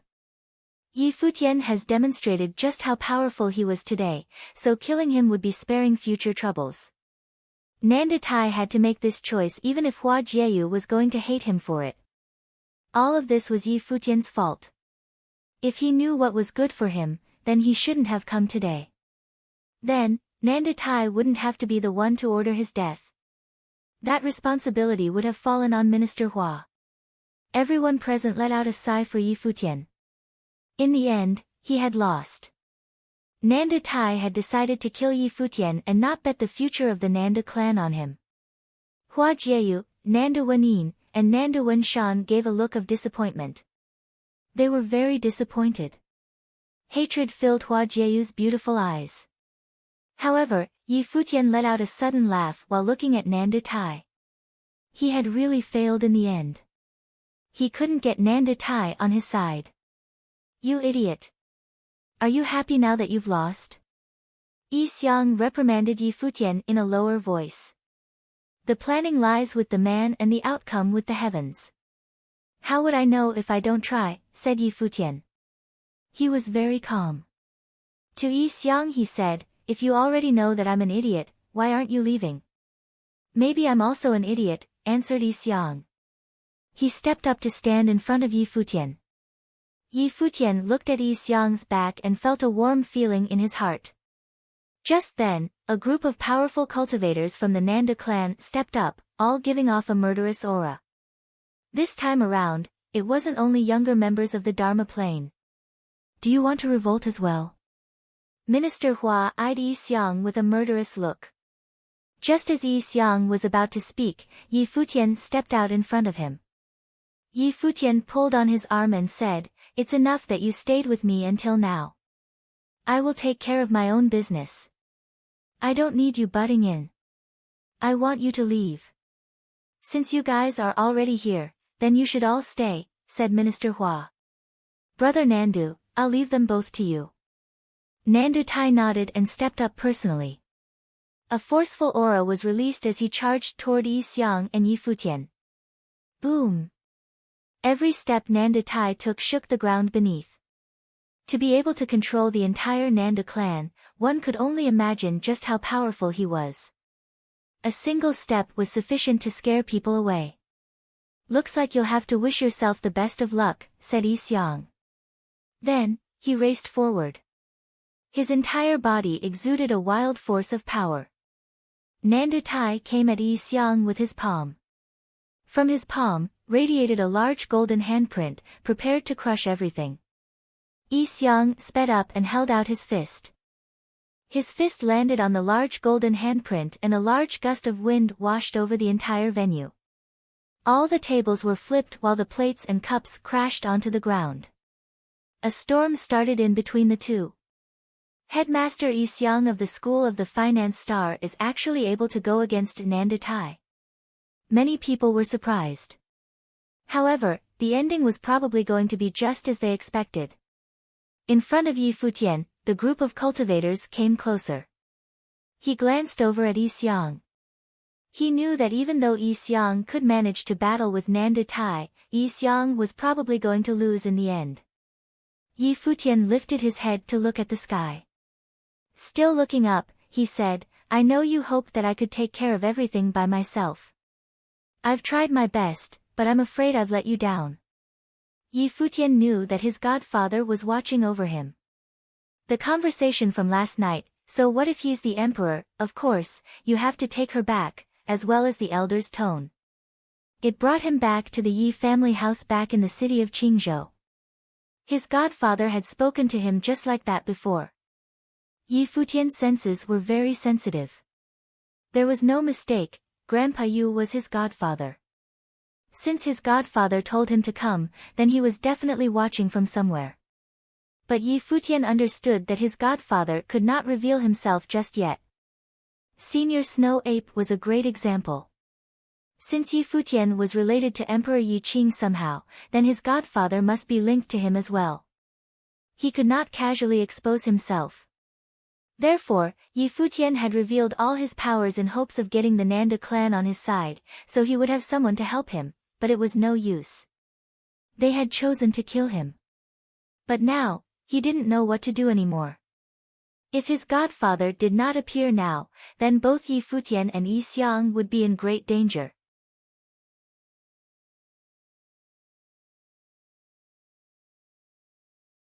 Chapter 100. Many people looked at Yi Futian with shock. Who was he talking to? Was someone secretly helping Yi Futian? Many people looked at Yi Futian with shock. Who was he talking to? Was someone secretly helping Yi Futian? Minister Hua frowned as well. He looked into the sky but there were no changes. The strong men before Yi Futian were confused as well. Was this guy scaring them? Did he think he could still live? Looking up, Yi Futian saw that nothing was happening but he still didn't doubt anything. He believed his gut feeling and judgment. Would his godfather not come out if he didn't die? Rustles sounded and vines snaked towards Yi Futian. It was the lock of 1,000 vines at the Dharma rank. It covered the sky and was much stronger than his own spell. Yi Futian's wings flashed, dodging like a streak of gold lightning. However, the terribly thick vines hurled at him. With a smack, he was hit and fell directly toward the ground. Not only was the opponent at the Dharma rank, he was also at an extremely high plane. How could Yi Futian fight against him? No. Hua Jieyu cried. She and Nanda Wenin, behind her, tried to go forward but were blocked by all the strong fighters. You'll regret this. Eyes filled with tears, Hua Jieyu glared at the Nanda clan resolutely. Jieyu, we don't want to do this either. The Nanda members sighed inwardly, thinking of how much of a bastard Minister Hua was. He made them do the dirty work. Yi Futian climbed up but a demon charged at him.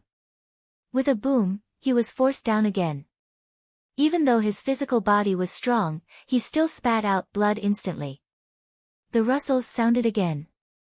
The lock of 1,000 vines wrapped around Yi Futian, rolling him up. At the same time in another direction, a terrifying spiritual storm surrounded Hua Jieyu. Her long black hair flew in the wind and her clothes fluttered.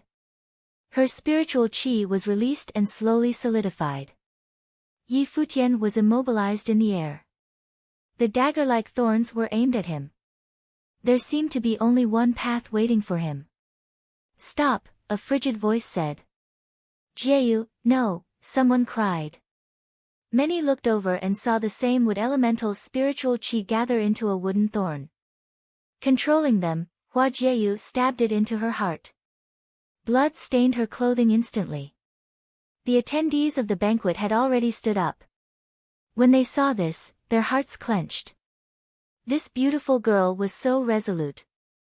The Nanda clan looked at Hua Jieyu, their insides twisting. She had just been made the crown princess and their clan had found a shred of their glory from yesteryear. If Hua Jieyu died, everything would fall apart. "I will die." Hua Jieyu stared at the strong fighter who had captured Yi Futian. The dagger-like thorn moved in her body but she didn't seem to feel anything.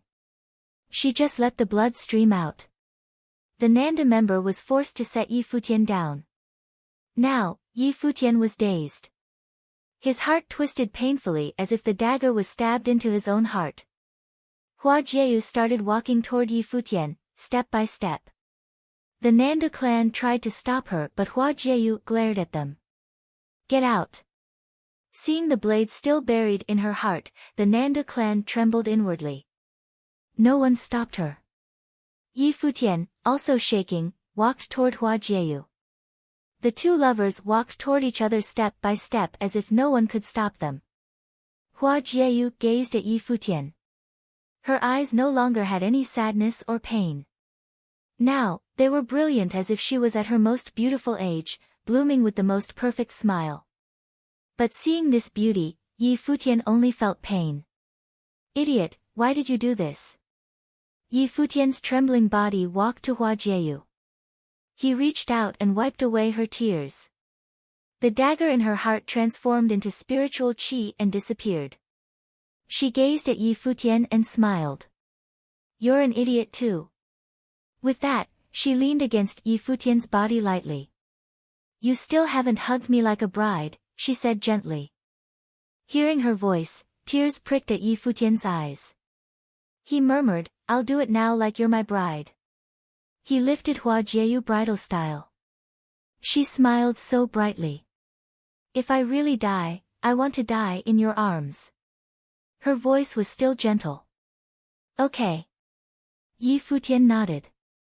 Hua Jieyu smiled and closed her eyes. Embraced by him so quietly was soothing. Yi Futian looked at the serene beauty in his arms with extremely gentle eyes. Then, the moment he raised his head, his eyes turned red. "Why?" he roared at the heavens. Everyone thought he was roaring at fate. Seeing the two figures, many felt it was tragic. They were only 17 and loved each other so much they would rather die than surrender to fate. Nanda Wanin's tears rolled down without stop, like a kite with a broken string. Her heart hurt but she didn't disturb Yi Futian and Hua Jieyu. Nanda Wanshan was in pain too but he couldn't change anything. He was powerless and he had a family. Yi Futian looked at Nanda Tai and asked coldly, "Are you satisfied?" Nanda Tai was chilled. He had underestimated Yi Futian's determination, as well as Hua Jieyu's. However, not everything in the world could be predicted. If he could turn back time, he would make the same decision. As the leader of the Nanda clan, everything was done in the best interest of the clan. He didn't regret it but he was still sad. There was no more hope for a crown princess. Their most successful younger member would be lost forever. Since they want to die, just let them, Minister Hua said coldly. He saw Hua Jieyu's attitude and it was not only him. Everyone here had seen it. Despite being crown princess, she wanted to be with Yi Futian even in death. Therefore, there was no reason to bring her to the imperial city. Nanda Tai gazed at Yi Futian and Hua Jieyu. Decisiveness flashed past his eyes. He knew that things could never be fixed from the moment Hua Jieyu stabbed herself. If I were you, I would object, Yi Xiang said coolly, retreating to Yi Futian's side. Even if Hua Jieyu becomes empress, do you think the Luo royalty will allow the Nanda clan to rise? You see a chance for timely help but dream of returning to your past glory without any sacrifices. All you can do is dream. No wonder the Nanda clan is falling. Nanda Tai, you have no boldness at all. Ignoring him, Nanda Tai walked forward and ordered coldly, kill. With that utterance, every member of the Nanda clan shook inwardly. This time, not only Yi Futian would be killed. It also included Hua Jieyu, the most talented woman of their clan. Their hope had been on her, so their feelings now went without saying. At this time, there was a long cry in the sky. Everyone looked up and saw a beast had appeared. It was a crane, diving downward. An elder clad in white sat atop the crane. He was covered in white and extremely old. He sat peacefully on the crane until it landed in within the Nanda clan. Seeing the old man, Yi Futian was shocked. Grandmaster, he called out, why are you here? While in the school of the Emperor's Star, I heard some sounds and was worried, so I came to take a look. I didn't expect it to be like this. I came too late. Seeing how Yi Futian and Hua Jieyu were now, he was sad. Back in the day, his disciple Hua Fenglu had gone through something similar.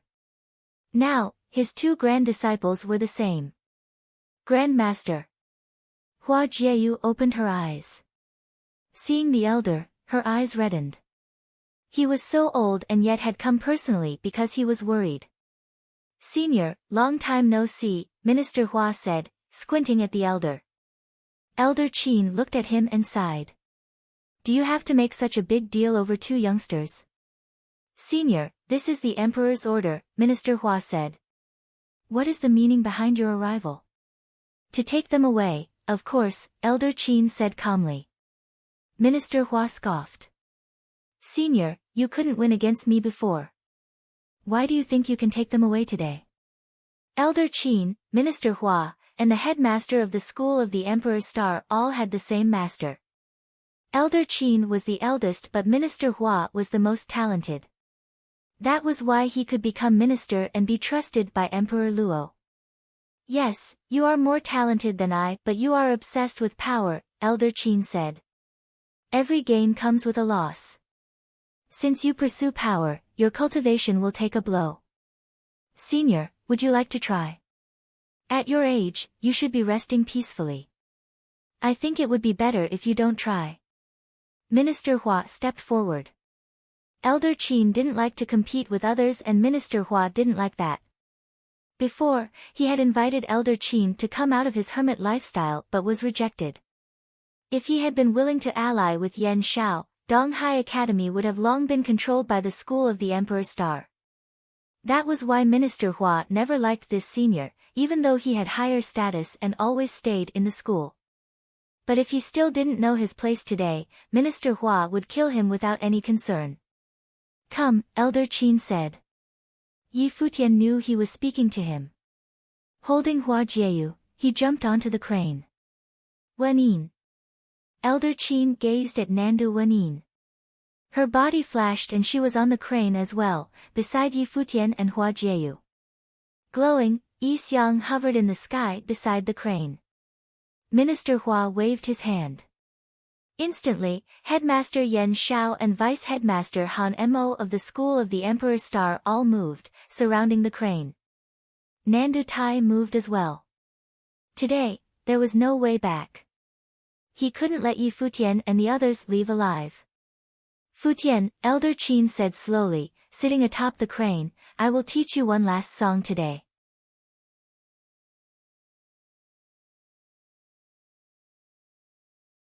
Chapter 101, Listening to Elder Qin's words, Yi Futian felt a wave of sorrow. He made it sound like a farewell. He knew that Elder Qin was already really old and that Minister Hua was right. At this age, he would not be able to withstand a battle of this caliber. But because of him and Hua Jieyu, Elder Qin came running to their aid just because he was worried for them after hearing news from the school of the Emperor's Star. Listening to Elder Qin's words, Yi Futian felt a wave of sorrow. He made it sound like a farewell. He knew that Elder Qin was already really old and that Minister Hua was right. At this age, he would not be able to withstand a battle of this caliber. But because of him and Hua Jieyu, Elder Qin came running to their aid just because he was worried for them after hearing news from the school of the Emperor's Star. Grandmaster, called Hua Jieyu. In Yi Futian's arms, Hua Jieyu still had tears in her eyes. Deep down, she felt that something bad was going to happen. She never wanted to drag anyone into this situation. She even had her uncle tell Yi Futian not to come to the Nanda Palace today, but he came anyway. Now, even Elder Qin was getting dragged in. Hua Jieyu felt awful. "Senior brother, why are you doing this to yourself?" asked Headmaster Yan Shao of the Emperor's Star School. He sighed inwardly. He did not think that Elder Qin could change the situation in any way. Even with Yi Xiang, it was impossible. The difference in power between the two parties was too great. Minister Hua came as ordered by the Emperor. Everything was already set in stone. There were only two options for Hua Jieyu and Yi Futian: have their lives be controlled by the royal family or die. There was not a third option. But Elder Qin did not seem to have heard his words. Gently, he said, "Futian, this is a piece that I wrote but have yet to name. Today, I'll let you name it for me." "Okay," answered Yi Futian. He felt awful but still nodded in agreement. Receiving a reply, Elder Qin smiled. Following that, his life spirit appeared. The Guqin spirit did not seem to be just an image, but a real Guqin. It descended in front of Elder Qin. Lifting both hands, he placed his fingers of the chords elegantly. "Kill them," Minister Hua spat. Yan Shao and Han Mo both jumped into action. A frightening storm blew past everything in its way and headed straight for the people on the crane. At the same time, the crane called loudly while Elder Qin began to stroke the chords. The two sounds combined, shaking the earth and destroyed the oncoming storm. The sound had everyone shaking. Yan Shao looked at Elder Qin. It seemed that despite his old age, Elder Qin had realized the true essence of musical sorcery after many years of quiet cultivation. He had become more fearsome. However, musical sorcery needed to be boosted by spiritual energy, particularly with the stronger spells.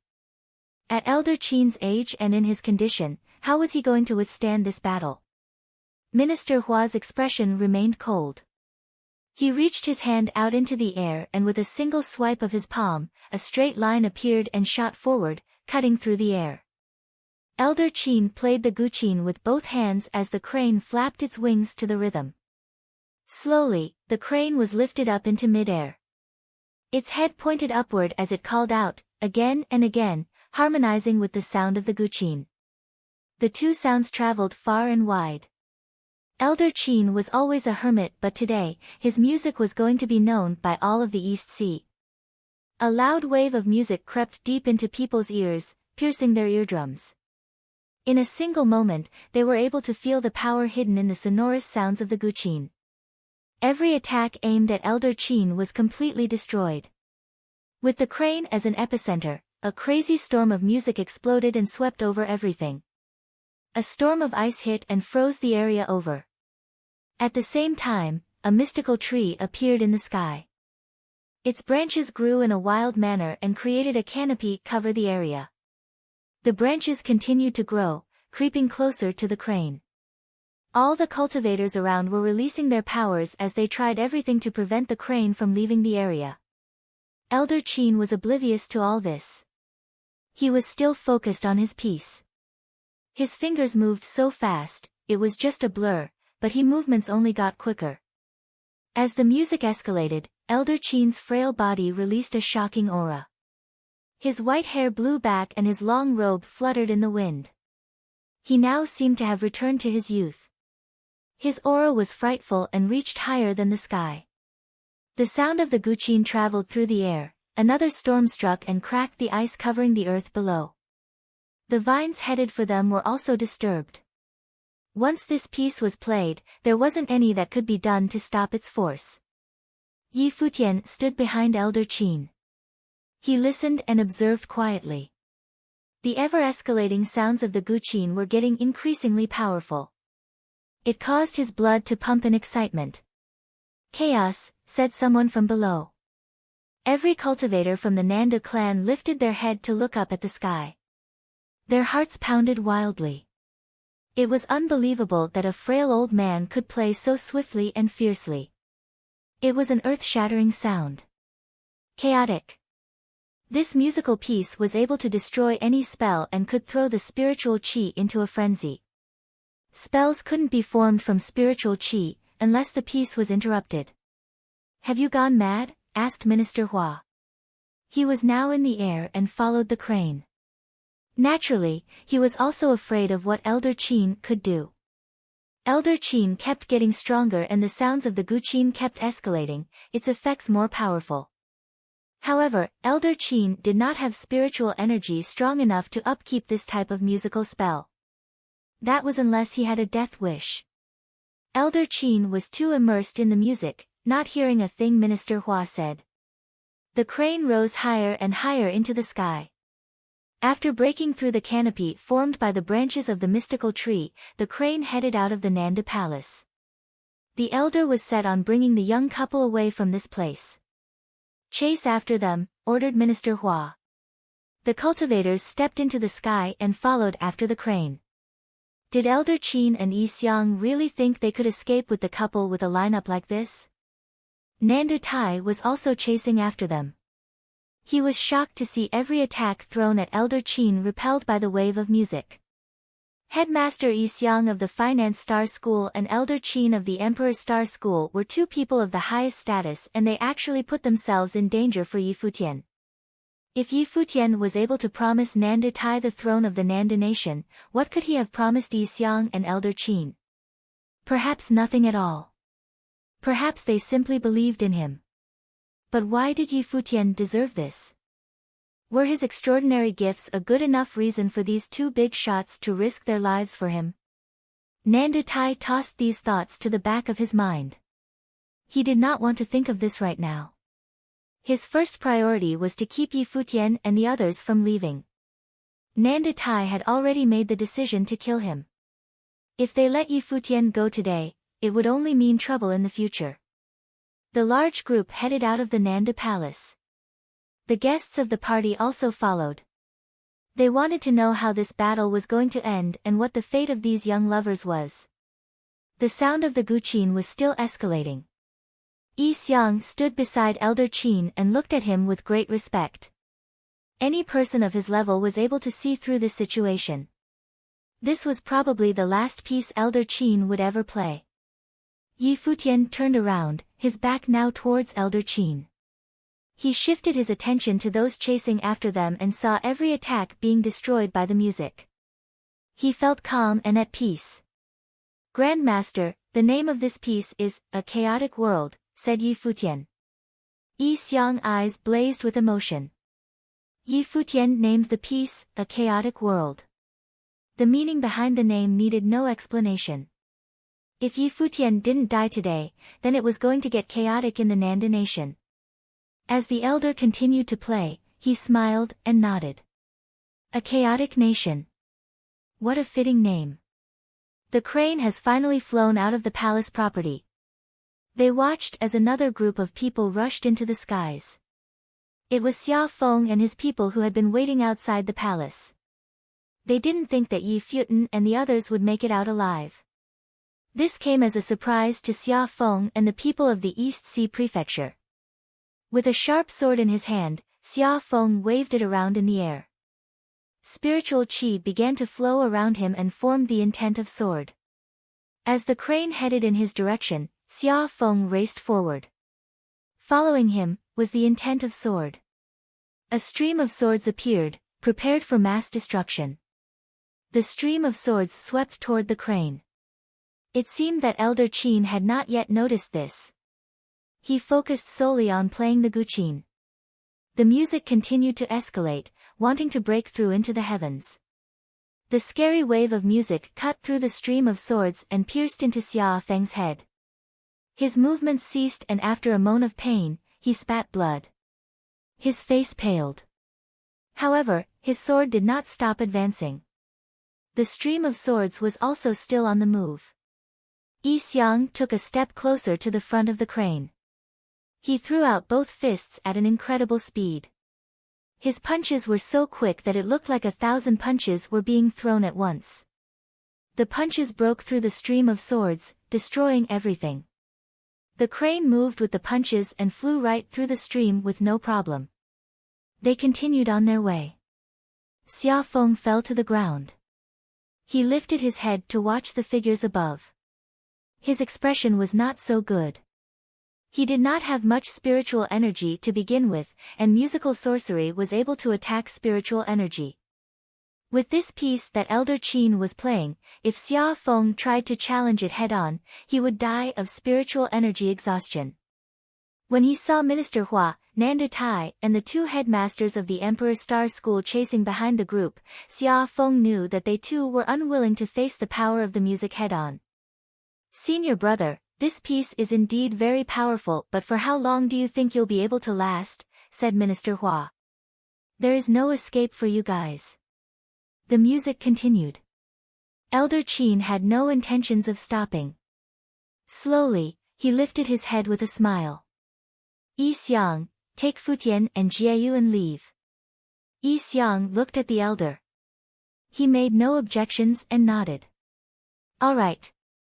Grandmaster." Yi Futian's heart clenched. He knew what was going to happen next. "Child, don't be sad. I didn't have much time left anyway.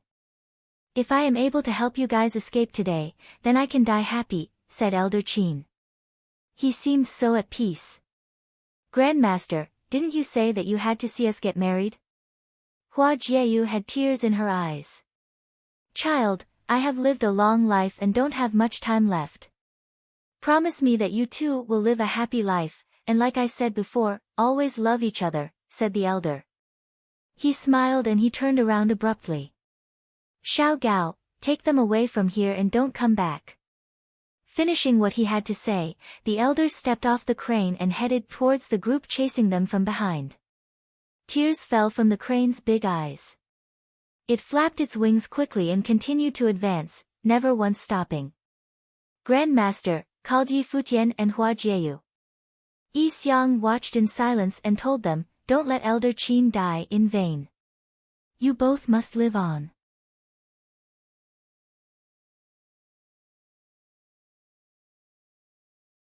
Chapter 102. As Elder Qin played the guqin in the air, a terrible music storm enveloped the vast space, soaring toward the coming army. Seeing him so, Minister Hua sneered. His senior was walking toward a dead end. As Elder Qin played the guqin in the air, a terrible music storm enveloped the vast space, soaring toward the coming army. Seeing him so, Minister Hua sneered. His senior was walking toward a dead end. "You keep chasing. I'll deal with him," said Minister Hua. He moved towards Elder Qin, walking into the horrible music storm step by step. It was difficult for Elder Qin's music to continue rising. It had probably reached the limit. Elder Qin didn't care and continued to play. The music storm swept the sky. Soon, the guqin transformed from the life spirit flew out of Elder Qin's hand. However, something amazing happened. The guqin that floated in the air was still being played as if it was playing by itself. Beams of illusory light projected from Elder Qin. Each beam seemed to be his phantom, constantly blending in with the guqin spirit. That spirit was suspended in the sky. The strings jumped freely. The high-pitched music vibrated between the heaven and earth. The shocking sonic energy enveloped the whole space so that no one could escape from it. Yan Xiao, the headmaster of the School of the Emperor Star, and Han Mo were supposed to keep chasing but they halted. Looking up to the Elder Qin, they saw the old man with closed eyes. He looked serene while the guqin above was still ringing. The sharp sound constantly beat the eardrum. The music, which shouldn't be able to rise further, rose again, growing more and more frightening. They couldn't continue the chase and had to concentrate on defending themselves. Otherwise, the consequences would be miserable. Even Minister Hua, strong as he was, stopped at this moment. Looking at the spirit of the Gu Qin playing automatically, he finally figured out what the elder Qin was doing. Between benevolence and survival, he chose to play this last song with his life. Hearing the higher and higher pitched music, some people held their heads in hands in agony. Someone even vomited blood, their faces pale. Those who were not strong enough even fell to the ground, convulsing in pain. Only those strongest could resist the storm. The musical notes created by the spiritual qi were still beating, constantly destroying the strong below, making them unable to fight. Above the Gu Qin spirit, the beating notes shaped the illusory figure of an old man. The man walked towards Minister Hua and Nadu Tai step by step. Many copies of Elder Qin appeared between the Gu Qin spirit and the two people. Accompanied by notes, those figures moved directly toward Minister Hua and Nanda Tai. Minister Hua closed his eyes. A terrible spiritual storm transformed into an indomitable sword aiming to wipe away those illusory figures.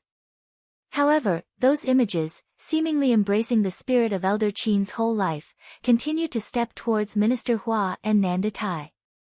Finally, those figures approached Minister Hua and Nanda Tan. The two's long hair danced crazily.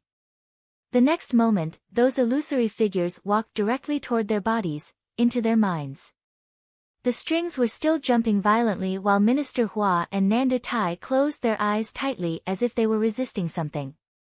After what felt like a long time, Nanda Tai vomited a mouthful of blood. He felt powerless and fell to the ground. Soon, Minister Hua groaned and vomited blood. His face was pale like paper and he stooped slightly. Although better than Nanda Tai, he was still badly hurt. Bang! Another explosion came. Minister Hua stumbled back and vomited a mouthful of blood again, barely stopping himself from falling. Boom! As if prepared just for Minister Hua, the final sound of the Gu Qin echoed in his brain. His propped body finally sat down on the ground, his clothes dyed red with blood. Despite being minister, he didn't even have the time to display his strength before being forced into such a pathetic state. Elder Qin was playing the Gu Qin with his life. Finally, the jumping strings gradually ceased. The people saw that the Gu Qin spirit disintegrated into beams of light, dispersing between heaven and earth as if it had never existed. The music completely disappeared. Elder Qin was quietly sitting like a statue, calmness and serenity on his face. He is dead. Keep chasing, Minister Hua ordered coldly. Yan Xiao and Han Mo were slightly wounded but Elder Qin's final attack wasn't aimed at them. They continued chasing forward. Behind them, Xia Feng arrived with his men but was stunned when seeing the scene. Go! Minister Hua ordered directly. Yes, Minister. Xia Feng nodded and continued their chase. After they left, Minister Hua gazed at the elderly figure with a complex expression. Senior, I do not like you because there seemed to be nothing that you cared about, but I didn't expect you to die so heroically. I will remember the music you played today forever. Minister Hua looked at the old man's figure and said, Unfortunately, your death won't make them survive.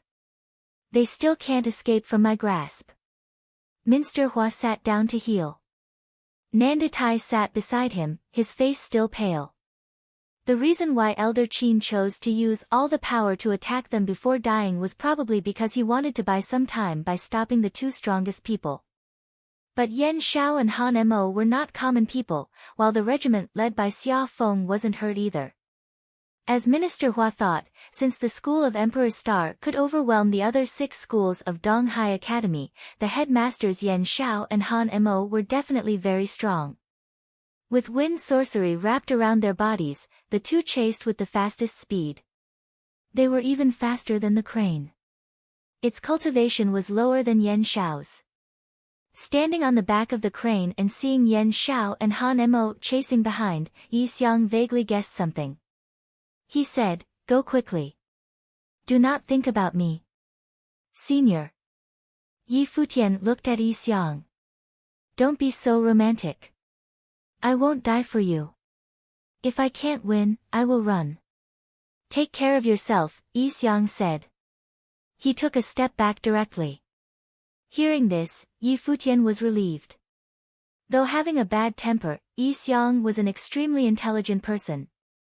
He always knew how to make the most advantageous choice. Seeing Yi Xiang coming, Yan Shao and Han Mo separated. They obviously learned from the previous battle with Elder Qin. They walked apart so that Yi Xiang could only stop one person. Yi Xiang cursed at the two cunning guys in his mind. Without hesitating, Yi Xiang walked toward Yan Shao, the headmaster of the school of Emperor Star. Yan Shao was stronger and good at the wind element, with which he could improve the speed of both him and Han Mo. Therefore, Yi Xiang chose to fight with Yan Shao so that it would be more possible for Yi Futian to escape. Yi Xiang, we haven't had a fight for years, right? Asked Yan Shao, seeing Yi Xiang walking toward him. There is a chance today. Yi Xiang stepped toward Yan Shao and issued the challenge without any hesitation. As for Yi Futian and Hua Jieyu, they could only depend on themselves. If they were intercepted by the two, it would only be more dangerous. Han Mo continued chasing while Xia Feng's group also came. They only glanced at Yan Shao and Yi Xiang but didn't stop. Who they were heading for was still at the front. I'll go ahead, said Xia Feng. He rode his sword with extreme speed, chasing toward the front. Soon, he met up with Han Mo and chased the crane together. The flying crane stopped and turned its head. Seeing Yi Futian and the other two, the crane tweeted. Yi Futian seemed to know what it meant, and asked, "You want us to leave?" The crane nodded. Yi Futian glanced at Nanda Wenin, who nodded back at him. Take care, Yi Futian said. Then, Nanda Wenin, Yi Futian, and Hua Jieyu continued to move forward. As they stepped down, the crane immediately flew toward Han Mo and Xia Feng. The crane's loud voice turned into sonic waves attacking the eardrums of Han Mo and Xia Feng. You go after them, Han Mo said and ran toward the crane. Xia Feng nodded and tried to bypass the crane from the side. However, the crane flapped its wings and the sound was heard again. Flapping the wings, the crane pounced toward them with sharp claws. You evil creature! Xia Feng swung his sword but saw the crane avoid his attack directly and pounced on Han Mo. The crane was trying to stop both of them. Han Mo and Xia Feng both frowned. At this moment, Xia Feng's men caught up with them. Xia Feng ordered, go catch the three. He and Han Mo surrounded the crane, not letting it rescue Yi Futian and the others. The army moved past. Since only Yi Futian, Hua Jieyu, and Nanda Wenin were left, this elite army from the East Sea Prefecture was enough to deal with them easily. Even the slightly threatening Nanda Wenin couldn't resist them, so Xia Feng had no worries. As they had expected, the three were soon blocked. They stopped and Nanda Wenin looked at Yi Futian. Take Jieyu away. No use. Holding Hua Jieyu, Yi Futian shook his head. They had escaped all this way but they were too weak. The enemy hadn't given up and had finally caught up with them. It was impossible to escape now. Nanda Wenin also understood the situation. Would they really die here today? Poor Elder Qin had fought for the last opportunity for them and even sacrificed his life but still, nothing could be changed.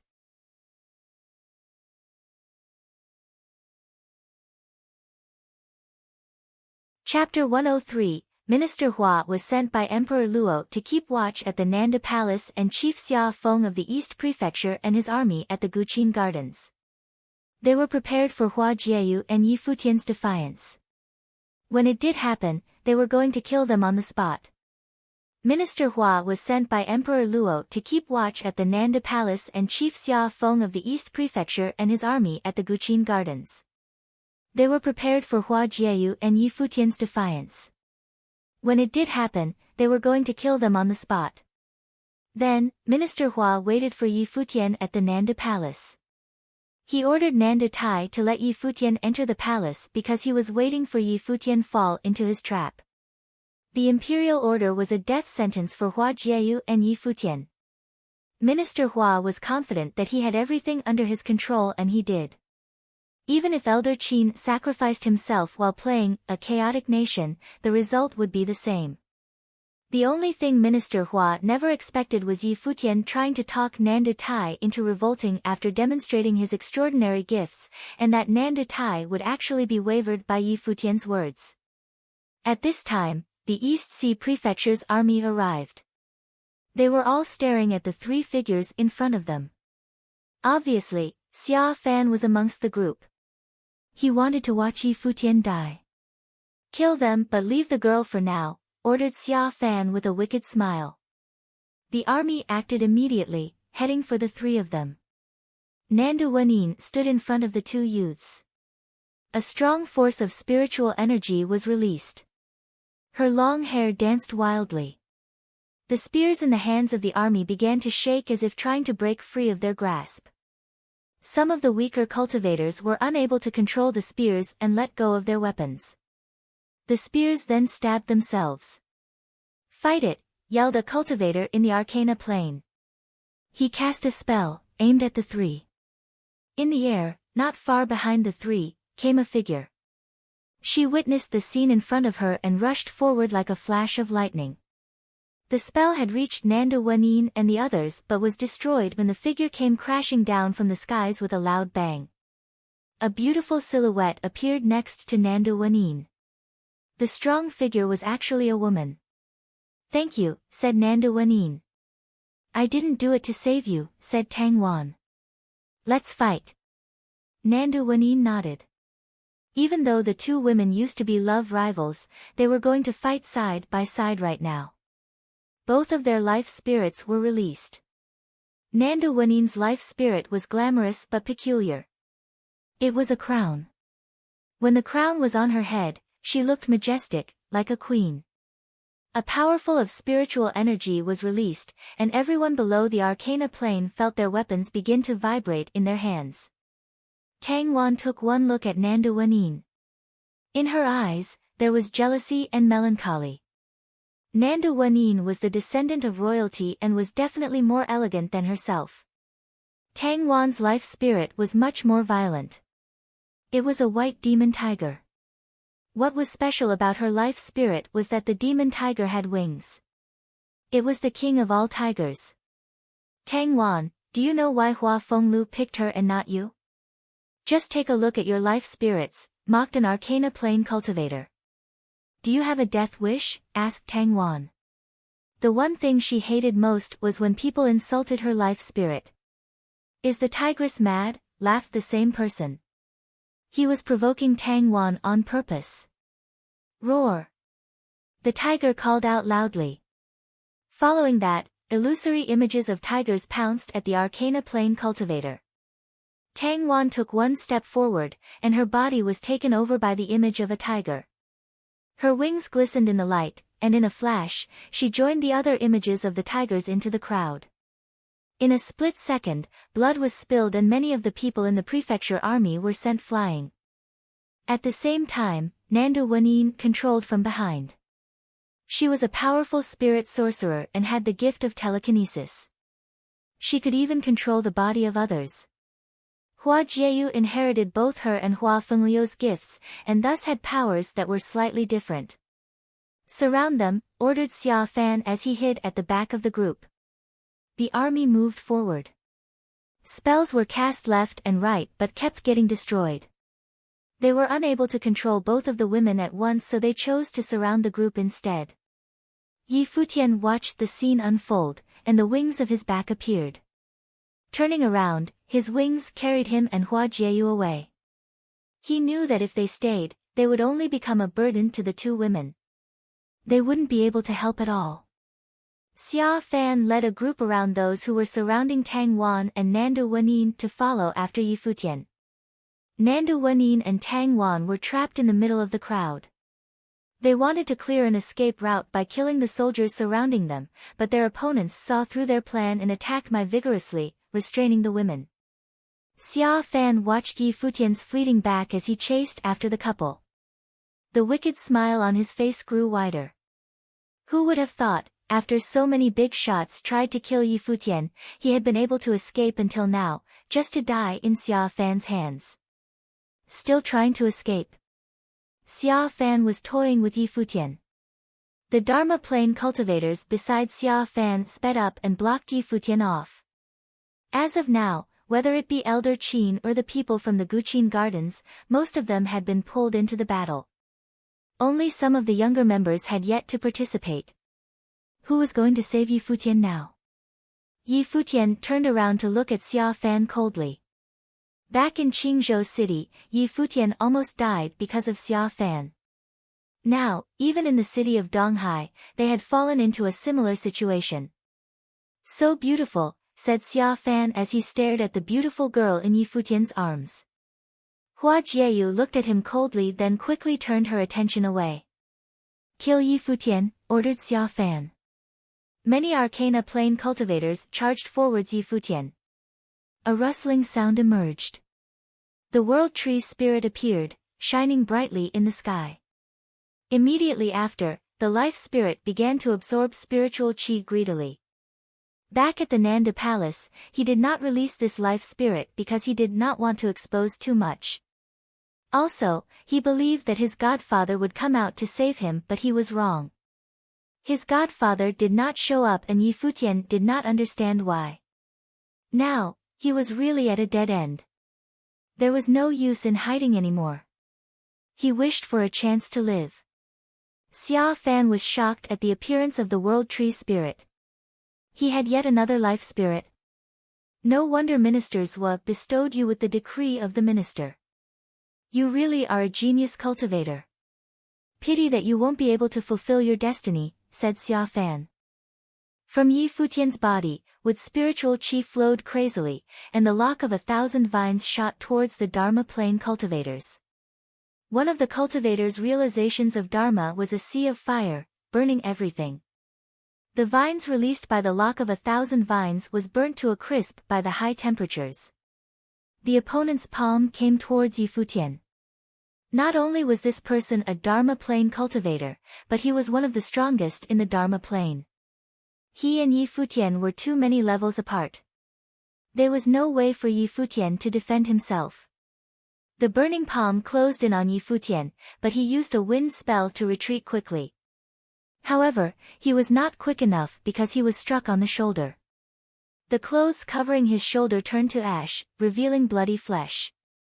At the same time, Yi Futian was also thrown back. He managed to stabilize himself, not falling to the ground. He endured the pain as he kept holding Hua Jieyu. I'm sorry, Fox. I wasn't able to marry you. Yi Futian lowered his head to look at Hua Jieyu. I'm happy just being here with you. Hua Jieyu smiled brightly. From the day the imperial order arrived at the Nanda Palace, Hua Jieyu had been prepared. And because of this, even though her fears had come true, she felt calm. Besides, she had Yi Futian by her side. Okay, nodded Yi Futian. He looked up at the Dharma Plane cultivators and released all of his life spirits with a smile. The world around them became so magnificent all of a sudden. Upon witnessing this, the Dharma Plane cultivators couldn't help but stop in their tracks. They felt shivers run down their back as they stared at Yi Futian. Was he really human? What kind of freak was this person they were sent to kill today? Let's make a deal. You guys let me off the hook and leave with me. I bet it would be better than staying with Xia Fan, said Yi Futian. He looked at the stunned cultivators and chuckled. There was no way back, he had to try everything he could think of. Even though the chances were slim, he still had to give it a shot. In the back, Xia Fan was also frozen in shock.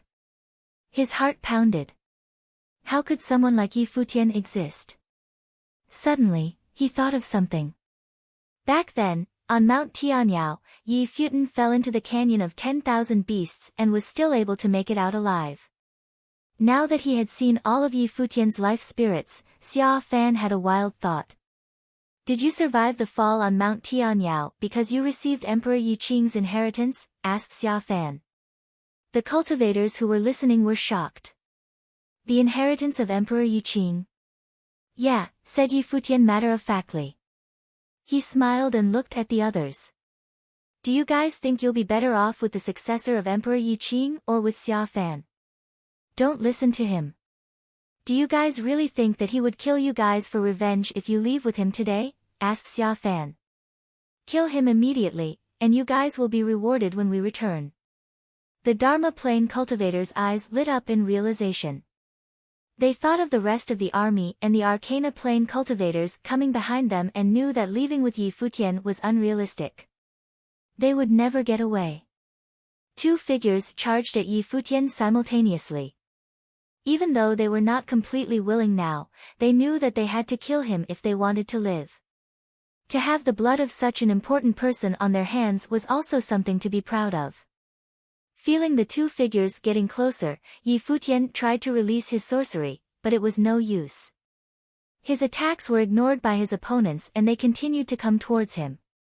A spear was headed his way, and Yi Futian spun around abruptly, putting his back to the spear. He looked down and smiled at Hua Jieyu in his arms. He tried really hard, but he couldn't defy the imperial order. Emperor Luo wanted him dead, so that was the only thing he could do in the Nanda nation. He had never even met Emperor Luo. If he had the chance, Yi Futian really wanted to meet him. Dummy. Hua Jieyu reached out her slender fingers and caressed Yi Futian's handsome face. She returned his smile. She knew that even at the last moment, Yi Futian wanted to protect her, taking the blow for her. He really was a dummy. A stabbing sound was heard, and the long spear pierced Yi Futian's body. At this moment, evilness spread across Xia Fan's face. Was he finally dead? What was the use of being so gifted? The cultivator who had stabbed Yi Futian let out a sigh. This unbelievably talented young man had died in his hands. He used force to try to pull the spear out of Yi Futian, but the weapon would not budge. A noise sounded. It sounded like blood pumping. At that moment, the cultivator was astonished to find out that the spear he had stabbed Yi Futian had been reduced to nothing. What's going on? Asked the cultivator. He lifted his head to look at Yi Futian's back. It was as if something had been broken in Yi Futian's body. A blinding light erupted from his body. Then, there were 2 rays of light. 2 became 3 and 3 became 4. Countless rays of light were emitted from Yi Futian's body. It was like the light of an emperor. 10 feet, 20 feet, 100 feet. The rays of light shone into the sky like a fairy tale. Another look at Yi Futian's world tree spirit revealed that it was giving off a golden sheen and had become a mystical tree. Spiritual qi gathered crazily around the tree. The silhouette was no longer that of a teenager, but that of a majestic emperor.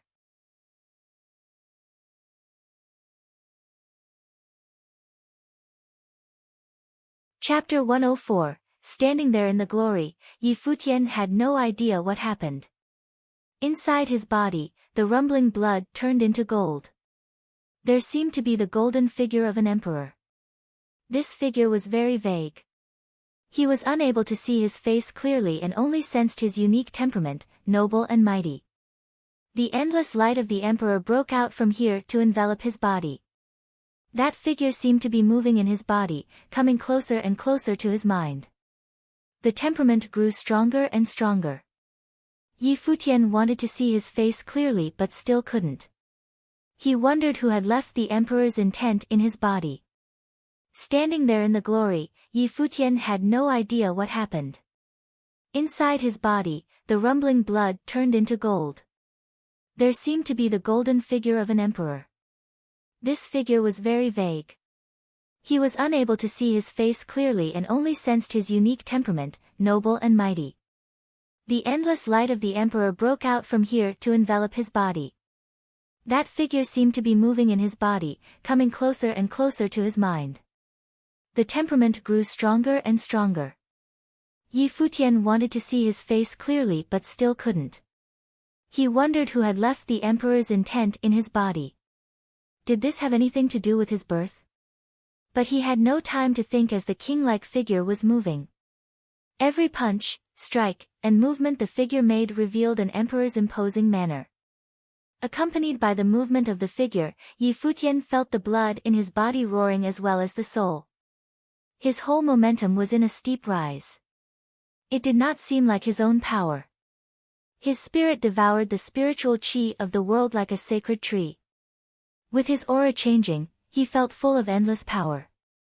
Every action that the figure made in his body seemed to be engraved in his mind. Being held in Futian's arms, Hua Jieyu could naturally sense his transformations. She had been prepared to die but was stunned by the gorgeous light projected from Futian's body.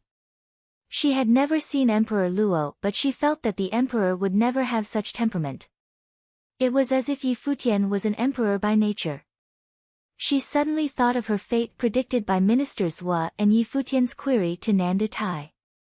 At this moment, she finally understood what the Empress's fate meant and why Ministers Hua had laughed when she asked whether Futian would come back from the city of Qingzhou. This was her destiny. They were meant to be together. Thinking of this, Hua Jieyu's eyes grew red. A translucent teardrop slipped down her face. The fate did not cheat her. Her beautiful eyes became more resolved. Since fate was so, what else in the world could prevent them from being together? Her beloved was fated to be a true emperor. Xia Fan was shocked at the sight of all. His hideous smile was frozen. The strange situation completely overturned his thinking. What was this? Why didn't the spear that pierced Futian's body kill him but instead turn him into an emperor bathed in dazzling emperor's brilliance? Who could tell him what was going on? He had never seen or even heard of such a scene before. This did not make any sense. Cultivations should be done step by step and a sudden rise in cultivation was impossible. If someone had left something in Futian's body, how strong must that person be? Xia Fan didn't know. With a menacing face, Xia Fan roared at two in the Dharma plane near Futian. Kill him. The two in the Dharma plane were also dazed by the shock at the sight of Futian's changes. Xia Fan's roar triggered their murderous intent. Spears made from spiritual qi and horrible handprints of flames were thrown toward Futian viciously. This time, however, they were not able to hit Futian. The emperor's halo surrounding Futian seemed to be transformed into a blurry figure. The emperor's glory around him blocked the spears and handprints, making them unable to get close to Futian's body. Seeing this, the two fighters, Xia Fan, and the surrounding people all grew pale. They had a bad feeling. Many life spirits disappeared, leaving only the ancient world tree life spirit swaying in the wind like something sacred. Leaves rustling, new vines lashed out from the sacred tree toward the two strong figures behind Futian. The two were shocked. They used spears and flames at the same time, wanting to destroy the vines, but the vines snaking towards their bodies seemed indestructible. They were lifted up in the air in few seconds. Some subtle sounds were heard and the small leaves pierced through their body. Blood rain poured down. Futian slowly turned around. He looked up to Xia Fan with the emperor's gold eyes. You are not Futian. Who are you? Xia Fan felt great panic. It was too strange that every part of Futian's body had the emperor's intent. This did not belong to him at all. What do you think? Futian asked coldly. Gorgeous wings appeared behind him. As the wings flapped, he rose into the air with Hua Jieyu in his arms and flew towards Xia Fan. In his body, the emperor-like figure was still dancing. Every action kept being branded in the mind while urging the power around him, making him more powerful. Futian also understood that this force was not his, but at least at the moment, it belonged to him. Kill him. Xia Fan stepped backward but ordered the people next to him. Those people trembled unceasingly, not daring to move forward. Go! Xia Fan thundered while he retreated. He turned and fled toward the battlefield at the back where there were the strong fighters of the Arcana Plane. The wings behind Futian unfolded. The terrifying wings seemed to be cutting through the air with shrill sounds. Yi Futian was near the strong figures in an instant. Without stopping, he crossed them like a flash of lightning. Continuous whooshes were heard. Blood kept blooming in the air along constant screams. "Uncle!" Xiao Fan seemed to figure out what had happened behind him. Howling, he ran forward. "Help me!" A powerful person of the Arcana plane noticed the situation here. He left the battlefield, coming towards Xiao Fan. He passed over Xiao Fan and pounced toward Yi Futian. This was Xiao Feng's junior, a swordsman in training. His sharp sword, with dazzling brilliance, pierced toward Yi Futian. He had no idea why Yi Futian had such a transformation, but there was no time for him to figure out the reason. What he needed to do was to kill Yi Futian. "Rest for a bit," Yi Futian said softly to Hua Jieyu. The vines rolled over to carry Hua Jieyu. Endless vines made a wooden bed as comfortable as possible for her. Then Yi Futian raised his fist and punched the sword coming toward him. This punch was not the battle skill he had practiced, but with the movement in his mind in sync. He just punched naturally, and the momentum of the emperor surrounding him was thrown forward too. A terrible storm formed immediately, wiping out the sword's viciousness. The swordsman in training paled. Yi Futian moved in the air and the second blow was thrown out. The punch seemed simple but contained the momentum of the universe and the emperor. An illusory figure of emperor attached to him. They hurled their fists together. Facing the emperor's power, everyone shall surrender. No one could fight back. That swordsman was frightened. The great momentum contained in the emperor's fist rolled over his body, and then there seemed to be a thunderous exploding. This swordsman in training of the Arcana plane was shattered and nothing was left. No. Xiao Fan was terrified and full of despair that his uncle, a swordsman of the Arcana plane, was killed by just one of Yi Futian's punches. The man's body had collapsed into nothingness. Xiao Fan trembled. The viciousness in his eyes from before was replaced by deep fear. However, Yi Futian felt the emperor's intent reached its pinnacle. The moving figure gradually slowed down as if it was about to end. Yi Futian had a feeling that the emperor's intent was temporary. There was not much time left for him. Moreover, the intent might have appeared to teach him a set of battle methods. Thinking of this, the wings flashed again. With incredible speed, he joined Nandu Wenin and Tang Lan in the battlefield. With wings cutting through the air, continuous pops were heard. The strong men of the Arcana plane became powerless, slaughtered by Yi Futian. Nandu Wenin and Tang Lan were also shocked by the changes in Yi Futian, but knew what to do at the moment. They cooperated with Yi Futian to fight. Yi Futian punched continuously. Each fist and handprint contained the powerful momentum of the emperor. The strong were constantly killed and defeated. More and more corpses were piled on the ground. In few minutes, only two strong figures of the Arcana plane were left and they turned to escape. Yi Futian was too strong that they simply couldn't overcome him. Yi Futian flashed, dodged, and punched like lightning. His fist tore through the air and smashed someone.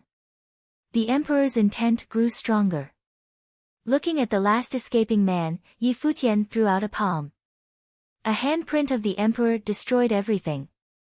It pursued the escaping man and shattered his body. Other than Xiao Fan, all were killed.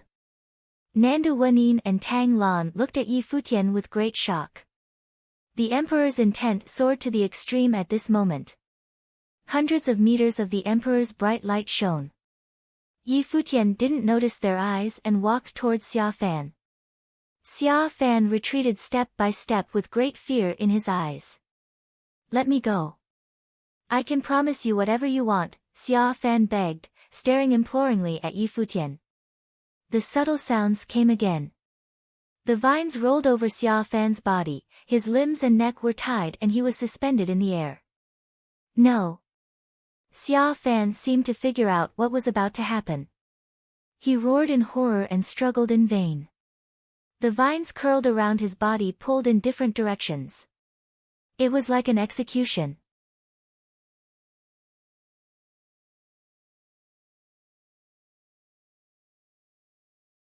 Chapter 105, In the air, Xia Fan's body has been stretched out. His arms, his legs, and his head were wrapped with vines coming from different directions. He had already wet himself, the color drained from his face. With his eyes shut, he cried and he begged, "I'm sorry. I was wrong." In the air, Xia Fan's body has been stretched out. His arms, his legs, and his head were wrapped with vines coming from different directions. He had already wet himself, the color drained from his face. With his eyes shut, he cried and he begged, "I'm sorry. I was wrong." Xia Fan had first seen Yi Futian and Hua Jieyu by the lake in the city of Qingzhou. Back then, the young Yi Futian was just an insignificant plaything to Xia Fan. On Mount Tianyao, he had played with Yi Futian's life and now, he was receiving his punishment.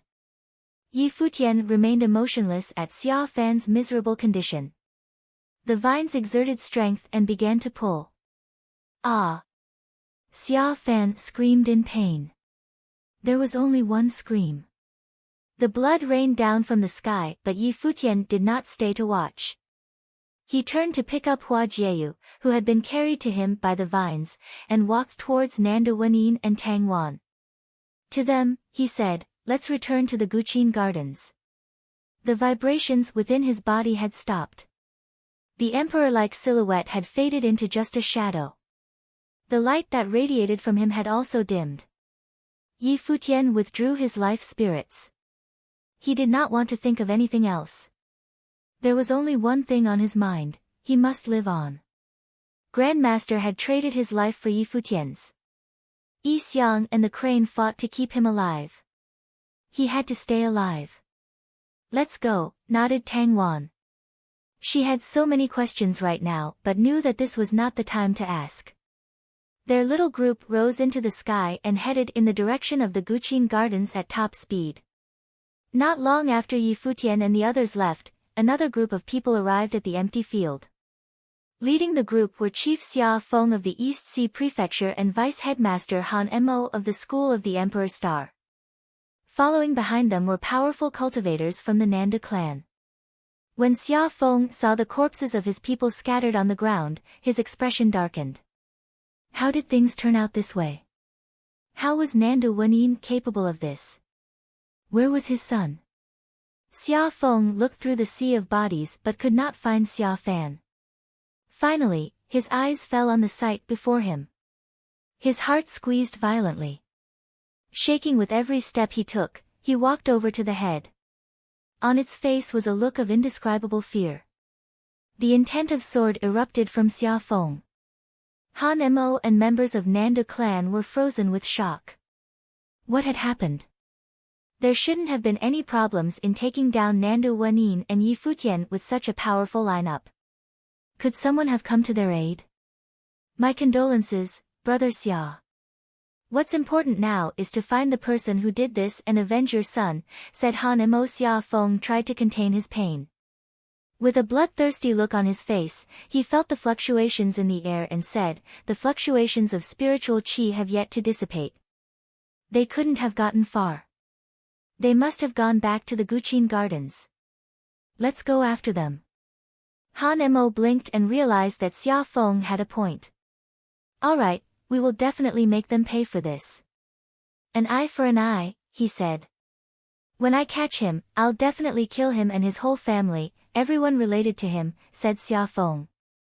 His voice was demon-like and sent shivers down the back of others. Afterward, he was lifted into the air and in the blink of an eye, he transformed into the shadow of a sword. Boom! An explosion sounded from afar. In the skies, a golden light approached at an incredible speed. It was impossible to tell what it was. It was just too fast, faster than their perception. "Be careful," screamed Han Mo. The golden light descended from the skies above. Boom! Another loud noise sounded. The ground cracked open. Han Mo and the others looked down onto the ground, only to see Xia Fan. The man that had just been in the air seconds ago, now had a long golden spear stuck in his body. The spear had pierced directly through his body, nailing Xia Feng into the ground. The powerful Xia Feng have no idea who had attacked him. Xia Feng's eyes rounded as he continued to spit up blood. He couldn't move, being nailed into the ground. His hands were still shaking. In the moment, he was no longer thinking of revenge. All he felt was pain and hopelessness. Han Mo and the members of the Nanda clan were shaking in their shoes. What was going on? Not far ahead, there seemed to be a figure coming closer. The figure seemed to be moving very slowly, but in the blink of an eye, he had gotten much closer to the group. It was a white-haired elder. His hunched body made him look very old. He came closer with his hands behind his back. Upon seeing the elder, everyone shook with fear. Did the elder do this? Whose family are you guys trying to kill? Asked the elder. His eyes fell towards Xia Feng and the group led by Han Mo, Sr. Who are you? Asked Han Mo with a tremor in his voice. Me? The elder looked at Han Mo and a scary wind storm hit. A dim golden light was hidden in the eye of the storm, moving towards Han Mo and the rest. Run, shouted Han Mo. He tried to escape by flying but stopped when he saw the storm form into an all-consuming black hole. It pulled them into the storm. Everything in the area was a mess. The black hole storm kept pulling people in. Senior, who on earth are you? Why are you doing this? Asked a member of the Nanda clan. The elder stood quietly. He made no movements and just looked at the clan member and said, "The person you are trying is my young master." The clan member was shocked. He shook his head, "That's not possible. If Yi Futian came from such a strong background, why did he come to Donghai City without his family? Why did he want to study at Donghai Academy? Why did he study music from the Guqin Devil?" Han Mo suddenly thought back to when Yi Futian spoke into thin air at the Nanda Palace. At that time, everyone thought his actions were peculiar, but now, everything made sense. What the elder said might actually be true. Han Mo's heart was pounding. "Senior, we're just following the Emperor's orders. We don't really want to cause any harm to Yi Futian. Please forgive us," begged Han Mo. He felt desperate. If he had known that such a scary character was protecting Yi Futian, he never would have taken part in any of this. The Emperor's order. What's that? Asked the elder. He looked at Han Mo. Han Mo had a feeling that the almighty Emperor amounted to nothing in the eyes of the elder. You said that my young master is being chased down and sentenced to death because he defied the Emperor's imperial order. So, what should be the punishment for killing my young master? The elder continued to ask. Han Mo's face paled. Defying the imperial order was a capital offense, but if Yi Futian was of a higher power than the emperor of the Nanda nation, then what would the punishment for trying to kill Yi Futian be? There could only be death. Can you explain this situation to me before I die? Han Mo had lost all hope. All right, nodded the elder. My young master is. When the elder finished what he had to say, Xia Feng, Han Mo, and the members of the Nanda clan were all in deep shock. They had just received some inconceivable news. That's impossible, shouted a clan member. How was this possible? How on earth was this even possible? Who had the Nanda clan rejected? You shall all die now, said the elder. The fearsome storm continued to pull everyone in, consuming the group of people from the East Sea Prefecture. They had no way of withstanding its power. The bodies were crushed into ashes. The same went for Xia Feng, who was still pinned to the ground. The long spear returned to its original form of spiritual qi and disappeared.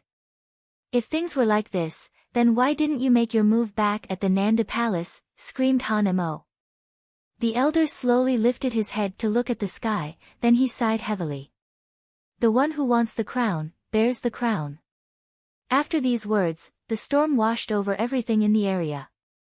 Han Mo, Xia Feng, and the group of Nanda clan members were no more. The only thing that remained was their ashes, becoming one with the dust. The elder spun around and kneeled down facing the direction Yi Futian had departed in. He bowed, his forehead meeting with the ground. Indeed, it was he who told Yi Futian to go to the Nanda palace. How could Yi Futian allow anyone to touch his woman? But the elder never came out to help Yi Futian. Even when Xia Feng caught up to him, he did not reveal himself. Unless Yi Futian was actually going to die, he had no plans in doing so. He knew that this resulted in injuries and deaths, but what was a little sacrifice? On the road to greatness, Yi Futian needed to learn what the meaning of courage, responsibility, hardship, pain, and even hopelessness was. He had to understand that he could rely on no one but himself. In order to control everything, he needed the ultimate power. Even if Yi Futian were to hate him for his ruthlessness, the elder would have no regrets. He was willing to be the bad guy and carry the sin.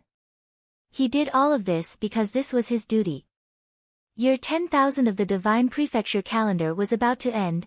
Yi Futian should have grown up by now. The elder believed that there would be a day that Yi Futian would become the brightest, most outstanding existence in all of the divine prefectures of the East. There would be no other like him because he was their child.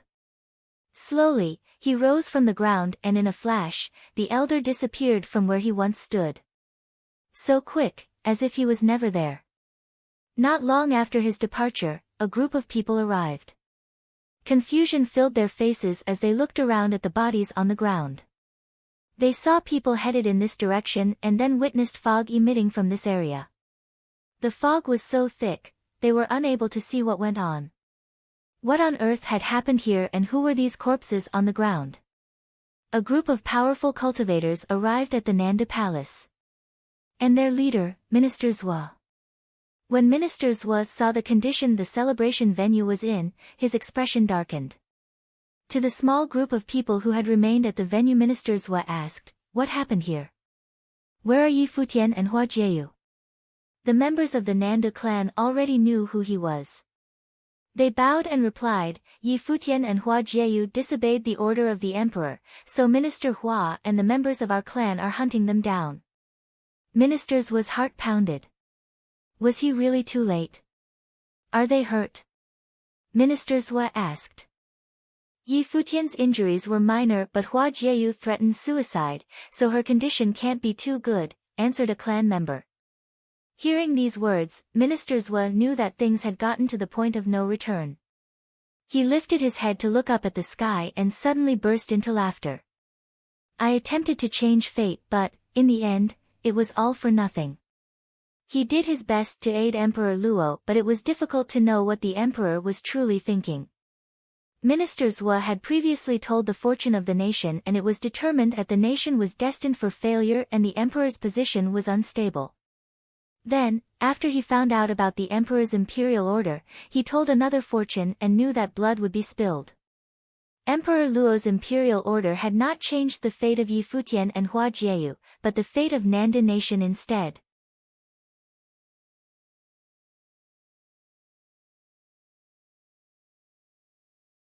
Chapter 106, In the Guqin Gardens, Yu Sheng and the others waited anxiously. Right now, the car was ready with demons to pull it. Tang Lan had prepared it. After arranging everything here, she went to aid them and coincidentally ran into the three being pursued. In the Guqin Gardens, Yu Sheng and the others waited anxiously. Right now, the car was ready with demons to pull it. Tang Lan had prepared it. After arranging everything here, she went to aid them and coincidentally ran into the three being pursued. Several figures dropped from the sky. It was Nanda Wenin, Yi Futian, and Hua Jieyu. When Hua Fenglu saw that his wife and daughter were there, his heart trembled. Holding on to Yu Sheng, he tried to get up and walk to them. Jieyu, what's wrong? Hua Fenglu asked when he saw Yi Futian holding her. Dad, I'm okay. Hua Jieyu smiled at Hua Fenglu. Where's my father? Yi Qingxian asked Yi Futian. She didn't see Yi Xiang anywhere. Other than him, everyone else was back. Senior Yi helped me stop the pursuers. He has high cultivation and won't have any problems, Yi Futian said to Yi Qingxian, seeming to comfort himself while comforting her. How can Headmaster Yi stop Minister Hua and the others? How did you all come back? Hua Fenglu asked. Yi Xiang and Yi Futian couldn't bring the women back by themselves. Master, Grandmaster. Yi Futian's eyes were red and he felt depressed.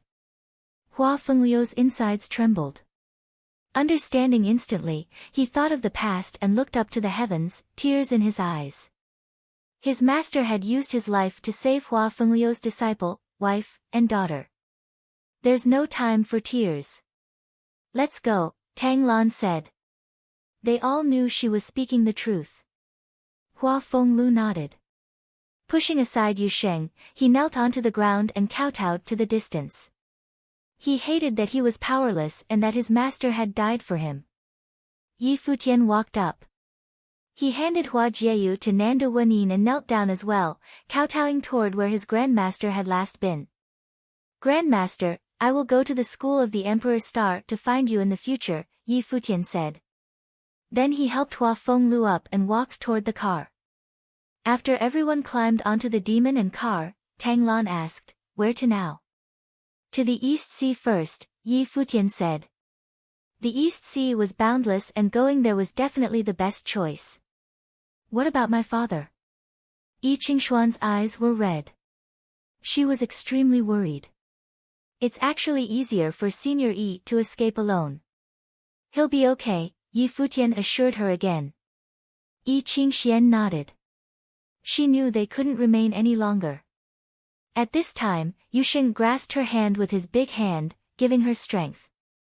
Then the demon jumped into the air and pulled the car through the clouds. After they left, Minister Hua and Nantu Tai arrived at the Guqin Gardens with their men. Seeing the empty garden, Minister Hua's face darkened. Where's Xia Feng and Han Mo? He asked coldly. They probably continued chasing. Earlier, Yi Xiang had stopped me but Han Mo and Xia Feng continued on. I don't think there should be any problems, School of the Emperor's Star Headmaster Yan Xiao said. Then what's with all those bodies beside the road? Minister Hua's voice was frigid. He had seen Xia Fan's body and Xia Feng's men. There were even people at the Arcana Plain who had died. According to Yan Xiao, Yi Xiang was busy with him. Of those who had continued fleeing, only Nanda Wenin was at the Arcana Plain. How could they have killed all those men? Furthermore, Han Mo, Xia Feng, and the Nanda clan had all been chasing after them. Unless someone was helping them in the background. We can only wait for Han Mo and Xia Feng's news now, Nanda Tai said. He looked unwell too.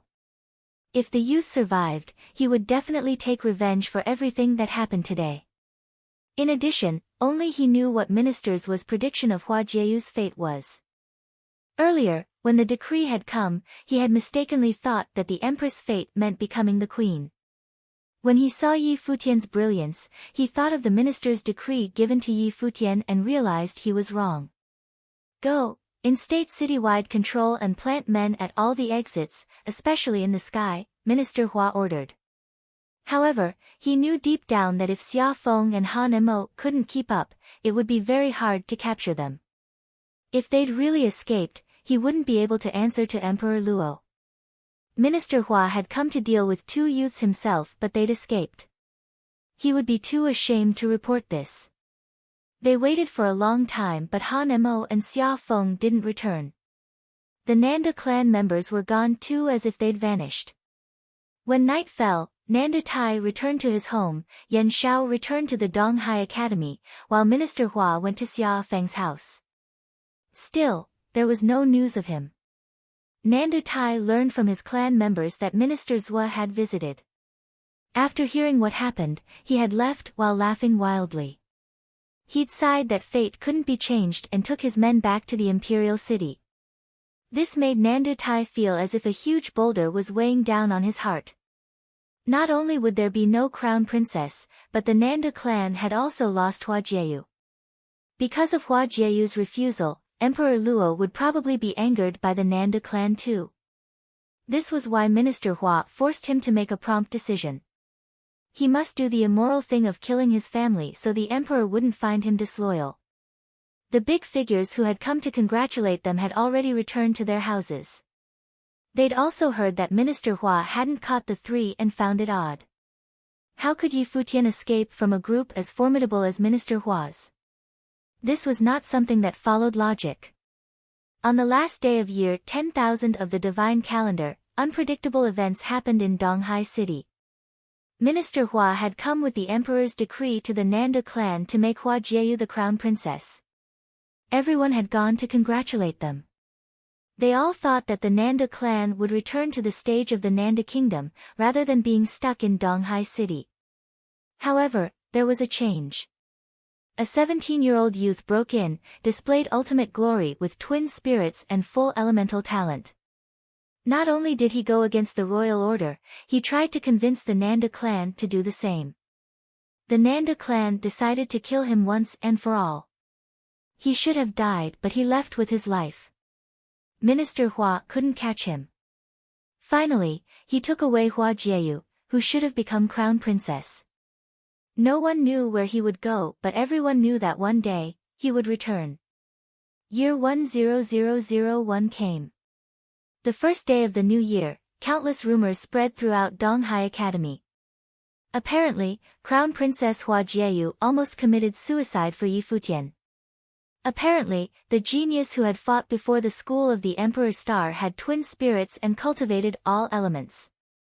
He had defeated all the strong figures under the Dharma rank, and even Zhuo Qing couldn't fight him. He'd always been hiding his true abilities in Donghai Academy. They also heard that Elder Qin of the school of the Emperor's Star had played his last song to save Yi Futian and Hua Jieyu. The Emperor's Star would no longer Elder Qin. Yi Xiang had gone against the royal order for Yi Futian too. Xia Fan, son of East Sea Prefecture Chief Xia Feng, had been killed by execution. Xia Feng was gone, as well as School of the Emperor's Star Vice-Headmaster Han Mo and countless strong men of the Nanda clan. Yesterday, it was as if a terrifying storm had swept through Donghai City. This storm ended with Yi Futian and others disappearing. Outside Donghai Academy, two beautiful figures stood there, gazing at the academy. It was Lin Siye and Xiao He. Yesterday, Lin Siye's father had been at the Nanda clan too and witnessed everything. I can't believe his talent is that high. Xiao He sighed. After hearing what had happened, the two girls were all shaken. I plan on attending Donghai Academy's spring quarter examinations and enter to cultivate, Lin Siye said. Why do you suddenly want to go to Donghai Academy? Xiao He asked in confusion. After the spring quarter examinations, the Imperial City will hold the Tingfeng banquet, Lin Siye said calmly. The students of Donghai Academy will attend, and I want to go see too. There was another reason she didn't say aloud. If she cultivated at the academy and he returned one day, she would see him. Oh, the Tingfeng banquet. Wouldn't all the geniuses of the 36 academies of Nanda Kingdom go? I wonder how many there will be. Anticipation filled Xiao He's eyes. But if he didn't leave, he would definitely shine the most brilliantly at the banquet. Of course. Lin Siye nodded lightly. Based off of his talent displayed yesterday, it would be hard to find someone who could beat him in the Nanda Kingdom. He had twin spirits, a full elemental talent that included the spiritual element, extremely powerful martial arts cultivation, and was a strong music sorcerer. Lin Siye never thought that the sunshine boy she met on a ship would be so amazing. At the same time, there was another ship in the East Sea. A group stood at the bow. Their clothing fluttered in the sea breeze. This group with an extraordinary presence was Yi Futian and the others. A demon descended from the sky. The black winged eagle landed before Yi Futian. Yi Futian walked forward and said to Yi Qingxian, who was at the front, I sent the black winged eagle to investigate the situation in Donghai City. I'm sure Senior Yi is okay. Don't worry. Okay. Yi Qingxian nodded, though she was still worried. Futian, where do you plan on going to? Tang Lan came up and asked. Yi Futian gazed at the endless sea. Does Nanda have any neighboring rivals? He asked. If you go north from the East Sea, you'll arrive at the border of the East Sea Prefecture, Tang Lan said. That is the border with Kangyi Kingdom. The two kingdoms are rivals with war at year 300. Then let's go north. Yi Futian gazed in that direction and said, we'll go to the imperial city of Kangyi Kingdom. He had planned on attending the Tingfeng banquet of Nandu, but Emperor Luo's decree had ruined everything. Since he could not stay in Nanda Kingdom, he would go to the imperial city of Kangyi Kingdom. Okay. Tang Lan nodded. With the shocking talent Yi Futian had displayed yesterday, there were no worries of finding a place to establish himself. It would be easy to find support if he searched for it. Choosing Kangyi Kingdom, he was obviously going in order to take revenge on Nanda Kingdom.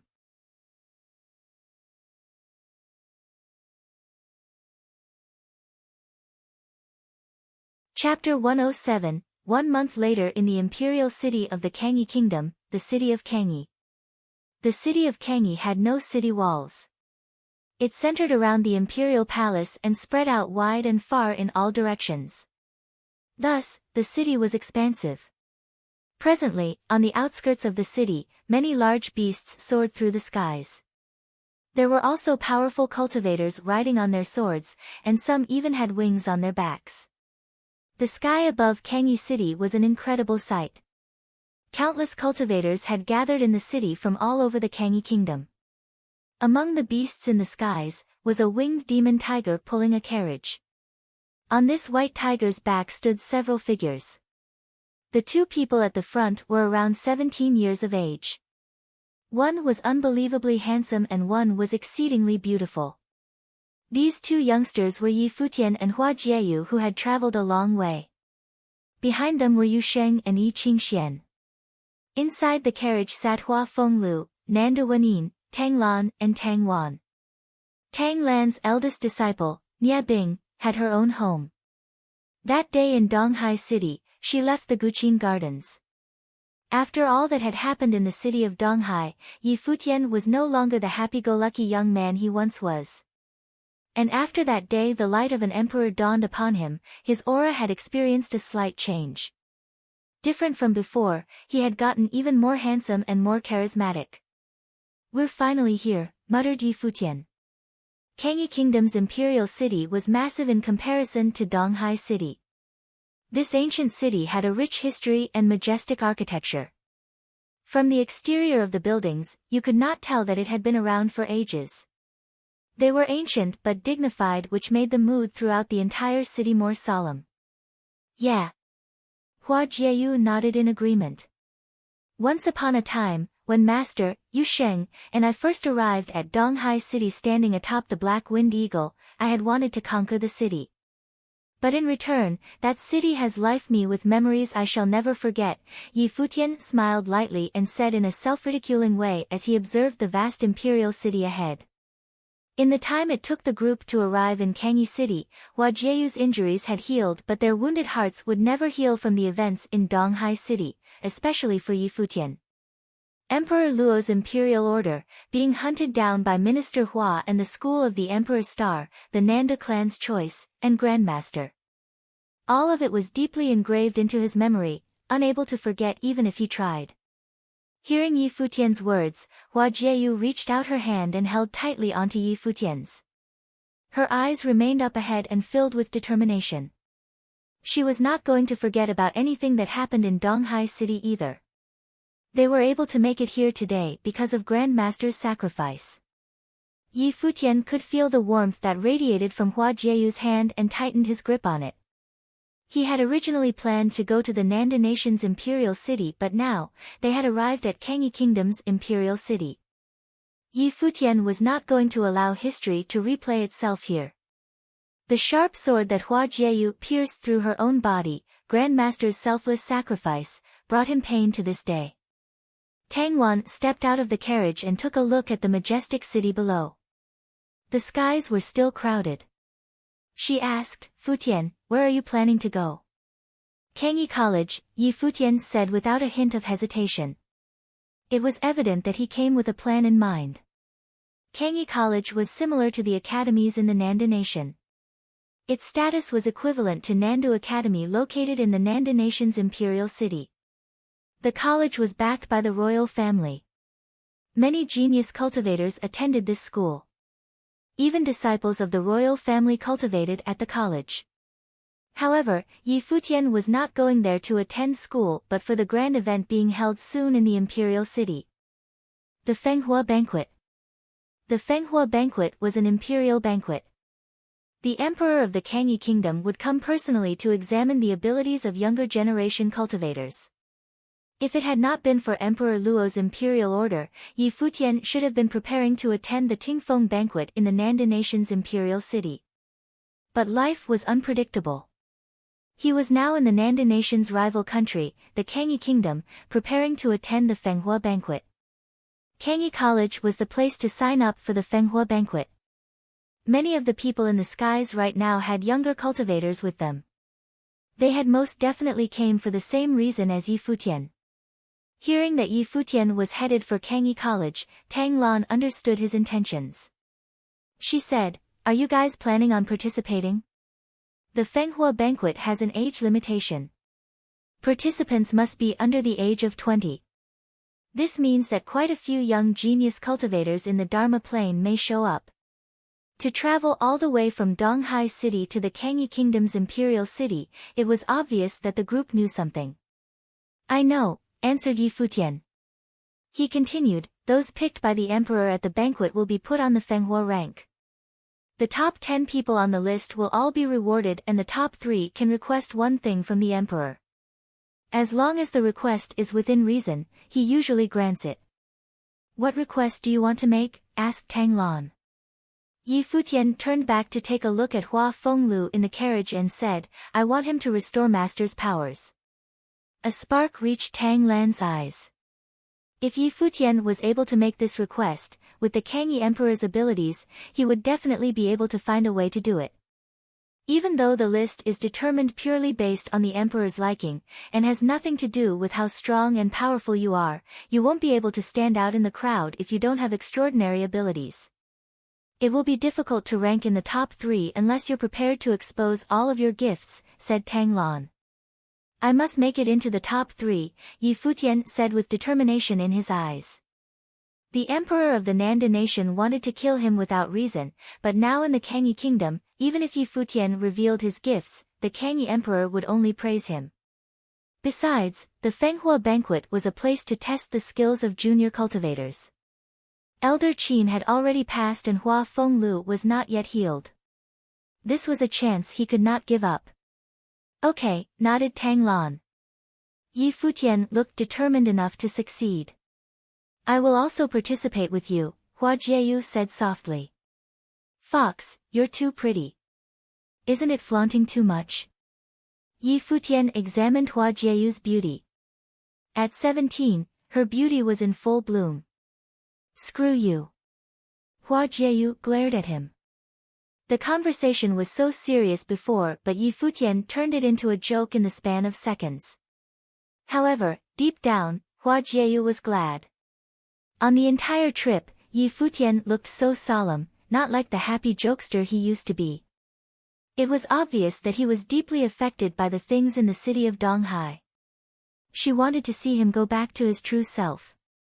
Even though he acted shameless at times, she liked him that way. "I want to participate too," standing in the back, Yusheng finally opened his mouth. "Of course," said Yi Futian. The white tiger demon continued forward. Yi Futian did not land to ask for directions. He simply followed the group in the skies. The direction in which the most people were traveling must be the direction where Kangyi College was located. There was no question about it. Kangyi College was located in the center of the city, near the imperial palace. It could be said to be a true school of nobility. Even princes and princesses cultivated at the college. To be able to attend this school, students had to have gifts out of the ordinary or else, even if you were a noble, you were not allowed to attend Kangyi College. The school had the royal family backing it and had no reason to care about what others thought. In the skies outside of the Kangyi College, beasts, cultivators riding their swords, and those flying with the help of their own wings were all gathered together. There were so many people. The Fenghua banquet would begin in 3 days but people were still coming to sign up at Kangyi College. Finally, Yi Futian and his group had also arrived. It was just as he had imagined. A variety of cultivators were present. He had never seen many of the beasts in the sky. They looked fearsome. There were even beasts of the Arcana plane. Yi Futian wanted to wait until he had higher cultivation and use his ability as a beast master to control some powerful beasts. The beasts and cultivators finally landed when they had reached Kangyi College. There was no one who dared to enter the school premises by air. Yi Futian and the others also landed. He noticed the thin chiffon Hua Jieyu used to cover her face, hiding her beauty. Looks like you know just how distracting your looks are, laughed Yi Futian. Hua Jieyu ignored him. Yi Futian turned back to look at Yi Qingxian and Tang Wan. Qingxian, Wan, do you guys want to attend the Fenghua banquet as well? No, Yi Qingxian shook her head. Me neither. Tang Wan smiled. Both girls knew that they were still lacking and nothing would come of attending the banquet. Yi Futian nodded and said, then you guys should first find some place to stay nearby. I'll have the Black Wind Eagle go with you guys. Okay. Be careful, Futian, ordered Nandu Wanin. I'll be fine, Masteress. Yi Futian smiled. After, he, Hua Jieyu, and Yu Sheng walked towards Kangyi College. As soon as they set foot on the campus, they saw many people headed in the same direction. In that direction, sat a line of elders making records. There were many people in line ahead of the trio waiting to sign up for the banquet. They stepped closer to the lines in front of the tables where the elders sat, and a little while later, it was their turn. They walked up to the empty table. The elder sat at the table. He was still writing. Moments later, he lifted his head and said, name, age, level of cultivation, occupation class. Yi Futian, 17, 7-starred glory plane, musical sorcerer, said Yi Futian. On the day of the battle, he stepped into a new plane. Hua Jieyu, 17, 7-starred glory plane, spiritual sorcerer, said Hua Jieyu. Yu Sheng, 17, 7-starred glory plane, martial arts cultivator. The three of them were all on the same plane now. The elder looked up at the three of them. He was amazed that their age and level of cultivation were all the same. He then handed them each a wooden bookmark. On the bookmark was the information they had just given. From the side, came a young lady. She smiled and said, come with me. The young lady was wearing a school uniform. Before the Fenghua banquet, the students of Kangyi College were in charge of taking care of everything. Thank you, said Yi Futian. The trio followed the young lady. She looked to be about 18 years old. She was very pretty. My name is Cin Xia, the girl said. She took a couple of extra glances at Yi Futian. She had seen many handsome males at the college, but it was rare to find someone who looked like Yi Futian. A woman's sixth sense was very accurate.